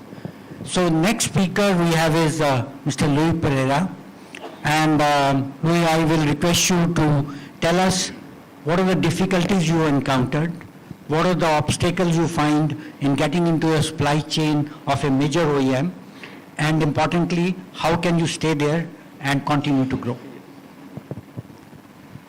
Yeah, good evening, ladies and gentlemen. I am Wing Commander Pereira, retired from the Indian Air Force. It's been now almost 10 plus years. And I joined this small company called Roselle, Texas, over a decade back. And during that period, it was just, at that time, the Boeing leaders were looking at companies to do something in the automated test equipment and wire harness industry. So it was just by chance, I would say by luck, that the Boeing team which had come into India heard about this small company. We were just about 35, 40 employees at that given time. And the word spread that there's a company called Roselle, Texas, please go and evaluate them. So CEO got a call from the Boeing management team that they want to come and visit Roselle. That time we were in a small facility in Marathalli. People who know Bangalore, it was in a residential building that we were operating from there. They came, they had an interaction with our team, but they did something different. What they did is they didn't interact only with the top management because they feel that the top management has all the answers and it's a guided tour and that is how you get business. So they went and they started interacting with our technicians and our engineers directly. And they realized that this company has really got a good set of engineers and technicians who know their subject matter. Our people were trained on the IPC 620, and the person who had come was also a wire harness specialist, and he asked them a lot of questions, and these guys were able to answer. So they asked our CEO, okay, what is your plan next? We said we are shifting into a larger facility. What is your timelines? So our CEO gave them a timeline, everything. They said, okay, we are coming back after 6 months. After 6 months, but we asked them, there was one caveat where we told them that we would like to visit your facility in St. Louis, see what kind of facilities you have established there, and we will mimic the exact same thing at our facility here in Bangalore. So when our team went there, they opened up everything, they gave us all the details, what equipment they use, where they procure it from, and they gave us a small RFP to say that, okay, you guys work on this, send us your proposal, and we'll see, we'll take it from there. So the first one we gave, naturally we didn't win it. Then they explained to us actually what needs to be there in an RFP. There were lots of hand-holding. Then the next one, yes, that was on the F-18, that we won a very small order of about 18 part numbers. And during the review of requirements, our team had come out with so many queries which had them to change some of the engineering and drawing. Then they realized, yeah, India has got a good set of capable people who can even teach us something, because they had lots of data which was not put into their drawings. So when I think it was sometime in March 2014 that we shipped out the first part. They did a complete form, fit and function. The response from there was that this looks better than the part which we manufacture here. So that was the comment which was received, and from there was no looking back. We did not have a business development team. Today I am there as business development. After 10 years we have got somebody to look after business development. Boeing, within their own organization, there was lots of praise and what I would use the word as recommendations, that please go have a look at this company Rosell, and you will find the difference in the kind of products they produce and give you. So it was in 2016 that we got our first Supplier of the Year award, and we got it for the second time in 2019. Out of, I think Boeing has about 23,000 suppliers, and out of that we were among the top 12. So that speaks volumes as to if you ensure that you give a product of quality and on-time delivery. It's not just these two aspects, but it is also the kind of project managers you have who handle the customer on a day-to-day basis. Our SLA is within 2 to 3 hours you need to respond to a customer's requirement. If they have sent out a mail to you, you need to respond to it whether it's day or night. And at those given days, we never used to pack up even at 10:30 in the night, sometimes stay overnight to submit an RFP. So they realized that this company is there to support us. And from the F-18, we got F-15, Apache, Chinook, just name all the Boeing defense platforms. We are working on with them at all the facilities, including Seattle. We have done a little bit work for the BCA, Boeing Commercial, and we continue to do so. The same thing happened with Lockheed Martin. We have been doing work on the F-16 and the C-130J.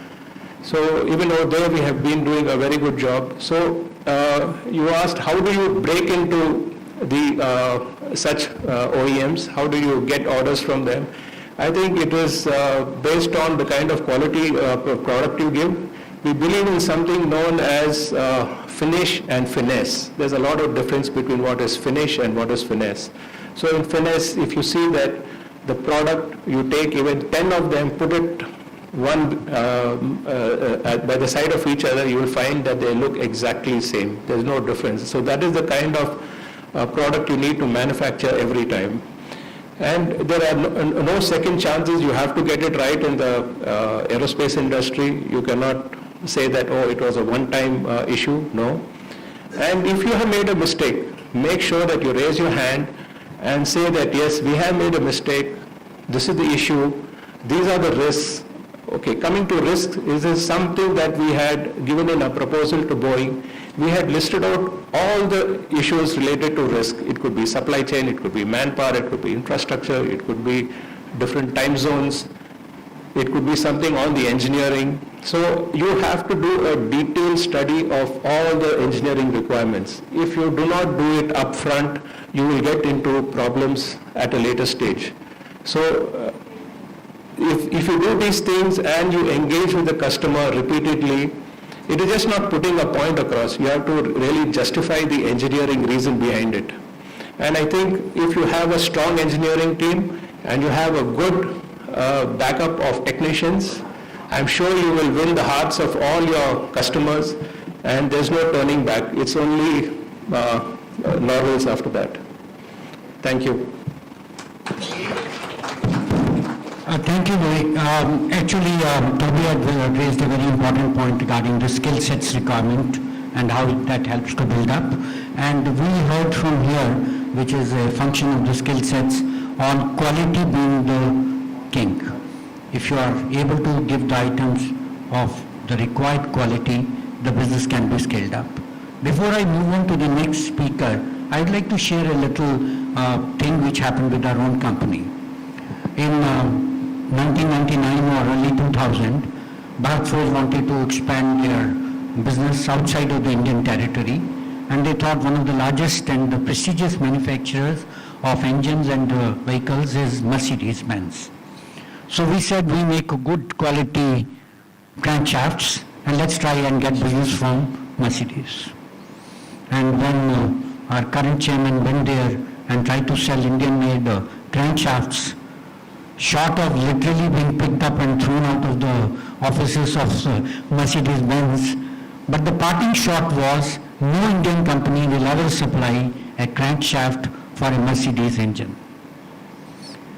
Come today, every single crankshaft which goes into Mercedes engine is supplied by Bharat Forge. So what I am trying to tell you is, quality is one part, and the second critical part is time. During the COVID period, we supply 55% of the global requirement of crankshafts. Not one engine manufacturer anywhere in the globe waited for even one day for a crankshaft to arrive, even during COVID period. So two things which I think are mandatory: quality and timely supply. And then you can even demand extra money. But the key point is that for doing that quality, the skill sets which Toby really put all his stress on are the key. And if you go by India's population, average age of an Indian today is 30 years. We have 400 million working class people who are ready and gearing up to get a good job. So if we can train them, we can create a workforce where India will be second to none in manufacturing competence in the world. So I think this is a great opportunity. I just thought I'll add on to what Louis was saying on this. So let's move on to the next speaker. He is a commercial lead for Lockheed Martin in India, Partha. Partha, you are running a very successful joint venture in India with one of the large Indian groups. Could you share your experience of running that joint venture? How you have been able to scale up? Whether it has been able to meet the global requirements in terms of cost, quality, and of course your wish list for anything you need to be changed in this country's, I would say, the norms and so-called the laws in the country. So Partha, over to you.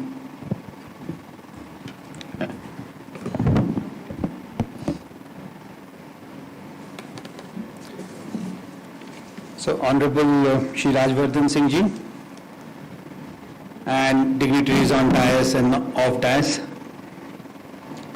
This is a very interesting, I should say, session here, and thanks CII for organizing it. I will try to tell you a story, the story, the experience with Dr. Bhatia told me. I'll be able to tell you the story, what happened exactly with us, and then you can draw your conclusions from it. Starting with the comment that my predecessor already told you a number of times, the quality. I saw a small interview of Steve Jobs, and Steve said, if your quality, if your product quality is good, you don't need to advertise. Advertisement speaks for once, the product quality speaks forever. Let me tell all of you what my Vice President, supply chain, global supply chain tells me. Any product that goes to India stays there forever. The quality, the timely supply of the product is so good that we won't be able to match it anywhere in the world. So better think twice before pushing it to India. So that's the quality, and I have a loud applaud for the Indian companies for maintaining such a thing. Coming to Lockheed in specific, so we are a large conglomerate, I should say, one of the biggest defense player in the world, 116,000 employees. Out of them, 60,000 plus are engineers. I consider it more as a tech company. If you're not an engineer in Lockheed, you are like an odd man. I am one of them. We are in almost 345 locations. So being in the corporate, it's a hard challenge for me to even locate which guy is where. And we are in 33 countries. So sometimes you are maybe sitting next to a Lockheed guy you don't know, both are working in Lockheed. So it happens a lot with us. We have got 4 major business areas. One is aeronautics, which deals with the fixed wings. One is a rotary mission, which deals with all the rotary wing systems. And we have a missile fire control. You're seeing the Javelin playing a havoc there. And we also have space, which is the most exciting one. I don't know how many of you know that the Hubble telescope was made by Lockheed. So that's one of our 50 years ago invention that our space team had. And there's a long story about space which I don't want to cover now. Maybe tomorrow I'll show you some pictures. So coming to the story of what happened to us in India, 2009, we tried to set up our first joint venture with Tata. That time TASL was not the TASL right now, a defense company. It was a Tata conglomerate which we believed upon. We thought let's see whether this company can really come into aerospace or not and really help us. Took the risk and we started our greenfield project in Hyderabad. It was a cornfield where we developed and we started our manufacturing facility. For audiences who doesn't know, the empennage is the big part of the tail part of the aircraft, and a C-130J is a big aircraft where we really care about that particular part, which is important. When we thought of making that empennage in India, many challenges were there because that would have been the only single source manufacturing in the world. So all Indians can be very proud whenever they see a C-130J, the empennage is made in India. So whenever you see flying something, you can always say, okay, that part in that aircraft is an Indian part. So C-130J, that particular empennage story started in 2009. Until today, we have already produced 200 plus empennages from the factory. We must say the number is so small, it's 200 only, but each empennage has more than 3,000 parts. Each empennage, when we started manufacturing them, only 20 to 30% of the empennage was actually made in India. Mostly the labor, mostly the small work, every other thing had to be imported from the US. As I speak today, 96% of that empennage is Indian. And the 4% which is left is going to happen soon. We are trying to work on it. Even the challenges, a lot of raw materials has been solved. So if there is a will, there is a way. And I think now you can draw the conclusion what we think about India. So what did we do after that empennage production? We immediately went and had a brownfield expansion of metal to metal bonding. Again, an engineering term here. We went to increase the capacity of that facility by special processes, adding special processor to it. Then we added composite capabilities and we designed a bulk fuel tank made out of composites.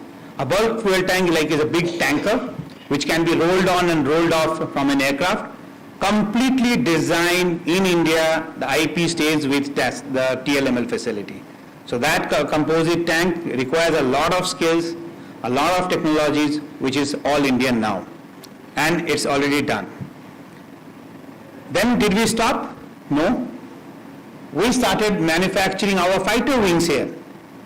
Now the fighter wings are manufactured. Now people may say what's great about it. I wish you could see the suppliers that are supplying to Tata, the intricacies, the complexities of those parts, and all of them are military aerospace grade. This is very, very important.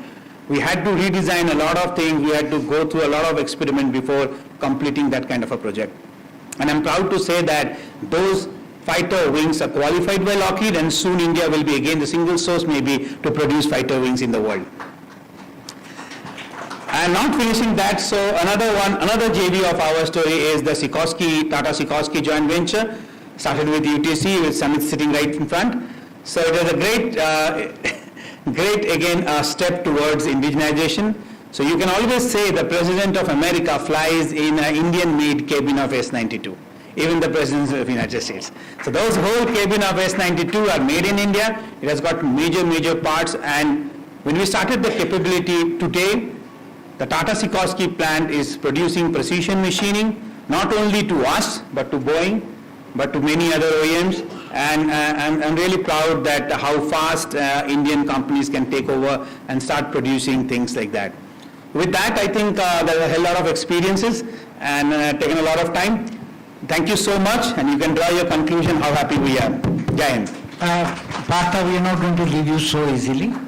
You also have to suggest that since you are going to be representing a foreign OEM, what policy change will allow you to further scale up your business in India? Okay, I was not coming to that purposefully, but when you are pushing me, then I will, yeah. So, first and foremost, policies is not the important thing here. I feel hand-holding is the most important thing. Just calling us and knowing our problem and acknowledging it will be much more helpful. Policies are not. I can give you an example straight here, and Russell is here right with me. So I wanted to issue an order to Russell in 2016. Worth, I can disclose it because I never got the order, $30 million worth of orders. Don't feel sad, don't have a drink in the night, but it was a $30 million order that I wanted to give it to Russell in the year 2017. So I moved a paper inside MOD that I want to include Russell as my Indian offset partner. I got the permission in 2020. So can my factory wait for 3 years? I really want to ask the government and the people, can you tell your employee that I'll not give you a salary this month, I'll give you next month because somebody somewhere has not signed a file. I understand there are holidays, I understand there are breaks. Being Indian, I feel I'm to be punished if I'm not able to give back to my country what they deserve. So that order went to Mexico, and that was one of my saddest days because I couldn't sleep. That order didn't come to an Indian company. So I feel, and my request will be the government is just to acknowledge, it's not a policy change, just acknowledge, please come forward and understand the problem of the industry, not the foreign industry, the Indian industry. Thank you, sir. Willy-nilly, he has actually brought out the policy change which is required, which is that you should be able to change your offset partners as soon as possible. But this is the way beautifully they put across all the foreign OEMs. So we should, I think Honorable Minister is available sitting in the hall today. So Minister Sir, there's a request that in offsets, we should be allowed to change the partner very easily rather than waiting for 3 years. This is the policy change he is asking for. So, yes. So we will give you a small note on this. We can give you a big note, sir. So, in a very subtle way, he has conveyed the policy change required. I think there is a issue on offset recognition which takes a much longer time. And I think this is one policy change which will help generate more business, especially with various people. I'm sure Toby has gone through similar issues where, credits are not given for the work which are done. It is given, but it takes its, ages to get recognized. If it all becomes faster, I think more and more business can flow into the Indian market. So now we move on to the last speaker. And very interestingly, we can get a perspective of a foreign OEM, which Partha was representing, Lockheed Martin. Now let's take a perspective from an Indian JV partner. So I will ask Ganesh to share his views. They are operating a joint venture with Boeing, which is Tata Boeing. So let's hear his experiences on how can he scale up. Good evening, everyone. I think I've been given the most challenging task here, like to I'll be the last speaker of the day. And they say, I'm the guy who's between your sham and jam. तो शाम और जाम के बीच में आपको कुछ देर सुनना पड़ेगा. And firstly, good evening, Honorable Minister, distinguished people in the dais, as well as my friends and colleagues here, ladies and gentlemen. It's a pleasure to be here. Firstly, I want to thank CI for giving this opportunity to us. You've seen a lot of people from our group talking earlier. People from Air India came, they spoke. So it was exciting for all of us to see how the group is focused not only in aviation but also in aerospace. To set the context right, today Tata Group is in a very unique position with most of the OEMs. With Air India coming back into the fold, we are a customer to many OEMs. We are JV partners. Like we said, we run 3 joint ventures in the country today. We are the largest with Boeing, with Lockheed, and also with Sikorsky. We are also a big supplier to many parts. Since we talk a lot about Made in India, let me also take a pride in introducing a couple of winners here. Rosa did mention at one Boeing Supplier of the Year. My friend Toby won the Supplier of the Year this year. Again, the same feat of 9 out of the 11,000 suppliers, and Tata Group won it last year. So please give a round of applause to these guys too for the wonderful performance. So how did we actually look into this? Since a lot has been spoken already, I will just try to be precise and I will try to talk about things which is different in terms of how we feel that this industry is about, aerospace is about. So this is a very capital intensive industry. It's an industry which is governed by a lot of systems, a lot of processes. It's not, unless you have a long-term vision, nobody should enter this particular industry because it's not for you to stay and go back. You can't be successful. So A, you need to be having a very long-term perspective of this industry. B, when you say long-term industry perspective, it is important for you to say that how am I going to calculate my returns? Obviously, at the end of the day, the business case should work. You're talking about giving return to your investors at the end of the day. So if the group is committed, they should enter this particular industry, and we are pretty confident that today, with the kind of skill sets that we have in the country, we are pretty, very confident that we will be able to be successful globally. And that's testimonial to the fact that you've got 3 suppliers of the year of Boeing sitting here in the dais. It's not so easy through the selection process. That's point number 1. Point number 2 is, how do we become globally competitive? I thought I would touch upon things which other people have not really touched in. One of the biggest challenge for us is this industry is highly capital intensive. So the key to success is only 2 or 3 primary drivers. A, your ability to invest in capex. Now this is where we will look forward to the government for any kind of a support. When you want to attract investment into the state, today we've got at least a couple of projects with the Tata Group. We are really evaluating a couple of locations, saying where do we put the next investment in. But considering the cost of capital, we need to really be careful to see that how do we really look at, do you get something called as a capex subsidy? Now even a group like Tata will need that. Everyone to be successful to make their case work will need that. So that is one. Second important for us, which the earlier investment in Maharashtra was being driven by the fact that power came in very well in Mihan. So we have a huge facility in Mihan.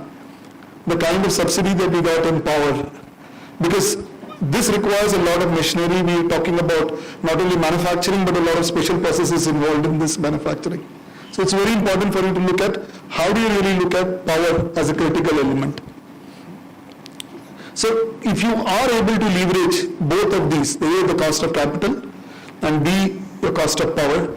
Labor, we know we've got that arbitrage, but let us also tell you that as you get more and more into complex work, your labor arbitrage keeps reducing. Because here you're talking about world-class machinery. What is being available in Europe is what is the price that you will get here. The cost of capital there is much more lower, whereas here the cost of capital is higher. So are you going to be globally competitive? Because the programming and the cycle times are very clearly defined. So that's this very, very important part in terms of saying that how do we become competitive? Because once you become competitive, then you can talk about this whole journey of scaling up. Just to give you an example on how did the Tata Group scale up. A typical example for us, let me take how we really went about scaling up the Apache program here. the construct of the particular project was actually in 3 phases. The first phase was where the sub-assemblies also came in there. What we developed was only the set of assembly toolings here. That was phase 1. Phase 2 is when we started doing some amount of sub-assemblies here. Parts were imported. We started doing the sub-assemblies and then assembling the aircraft. The third now, like the way our friend from Lockheed did talk about indigenization, we've gone ahead and indigenized today 95% of the Apache fuselage parts, all made in India. Now with that, what happens is that you are not only making the parts, you are assembling, doing the sub-assemblies and doing the full aircraft together. So that's a classic way of scaling up. How do you build the ecosystem? So the way what auto was earlier, of people having their own ecosystem there, feeding the line, this industry is not so far off. So you've got a two-bin system, for example, for fasteners. You can have people coming and replenishing hardware relatively the typical auto industry works. You can have machinery and sub-assemblies actually getting fed into the line like a milk run, even that is possible. And third is, how do you really develop the people? So in a scaled manner, if you can go into 3 phases and then go ahead, most of our assembly programs have been able to do this. The other big part what is attracting into India is that the engineering bit. Because one of the other thing what we have realized is that you need to really look at scaling up through engineering. And engineering is a powerful tool given our skill sets that we have. Because most of the programs, when there is a work transfer happening, most of the program are legacy programs. And that's when there is a great opportunity for India on any of the legacy programs to look at those models, digitizing it, bringing it, making it in India in the right way. Our friends here also spoke a lot on systems and quality, because processes are the key to success in this industry. The kind of alignment that we do in processes always helps. So processes per se are by far the most important thing. Systems-driven digitization, even getting into things like APQP, which was highly popular in automobile, if you start implementing that kind of quality systems here, that's a recipe for success, and that can also help you scale up. And last thing is, of course, the skill factor. I think India has got no dearth on skilling. The way we are looking at skilling today is very, very important. We take the people young. Today, the average age in a particular aerospace industry, even within a legacy group like Tata, is 27. And that means that we don't have trained manpower up front. We catch people young, people from ITIs, they are put through the training workshop, which we call it as Umershala. We build the skills, and then we are making them future ready. So that's again very, very important as part of the ecosystem. Not only us, but if our vendors also go through this skilling phase, looking at quality systems, looking at world-class processes, I'm sure you can have many more winners across in this room. So that, thank you so much for giving me the time. I know I kind of held you back from your evening, but it's great talking to all of you. Thank you. Thank you, Dinesh. I think before we open to the floor for questions, I have one question for the panelists sitting out here. We recently signed with United States of America an agreement called SOSAR, which is Security of Supply Arrangement. So my question to my fellow panelists is that do you see a major impact of this on the business growth in India, in the aerospace sector or in defense sector? Anyone who would like to comment on that? Toby, would you like to say? Or anyone else? All these treaties are accretive. They add on to each other and open the doors for Indian industry. All of them are good. I mean, they just add to it. So, I think the interdependency on each other will increase, and that's a good sign. India and US trade is already is going up and up every day. US is I think is becoming the biggest trade partner. What we are thinking now is how the tech exchange is going to happen and how smoothly that going to happen, so that the trade increases as well as the capability increases, not only in the aerospace sector, in the defense, and then it is space sector as well. And I think that's not limited there as well, it can go further. And tech exchanges will actually bring in a lot of I should say, leverages, along with development of a lot of IPs in India that can be helpful in the US back in the US also. Thank you. Just to add to the tech exchanges, India also signed an agreement which is called ISET, which is to collaborate and cooperate on critical and emerging technologies. And emerging is generally a field which is reserved for, not reserved, but generally is more prevalent in small and medium enterprises. So this will open an opportunity for industry-to-industry exchange, where it could be a startup from the United States working with a large Indian industry, or an Indian startup working with a large US industry, or an Indian startup working with a US startup. So all these opportunities are there, and I think we will see many more projects coming under ISET in the very near future. So with this, I think all the panelists have had their first round of whatever they wanted to put across. It is now open for question-answer session, and we will try and keep the weight to the jam and sham little less. So let's hear. Any questions, please?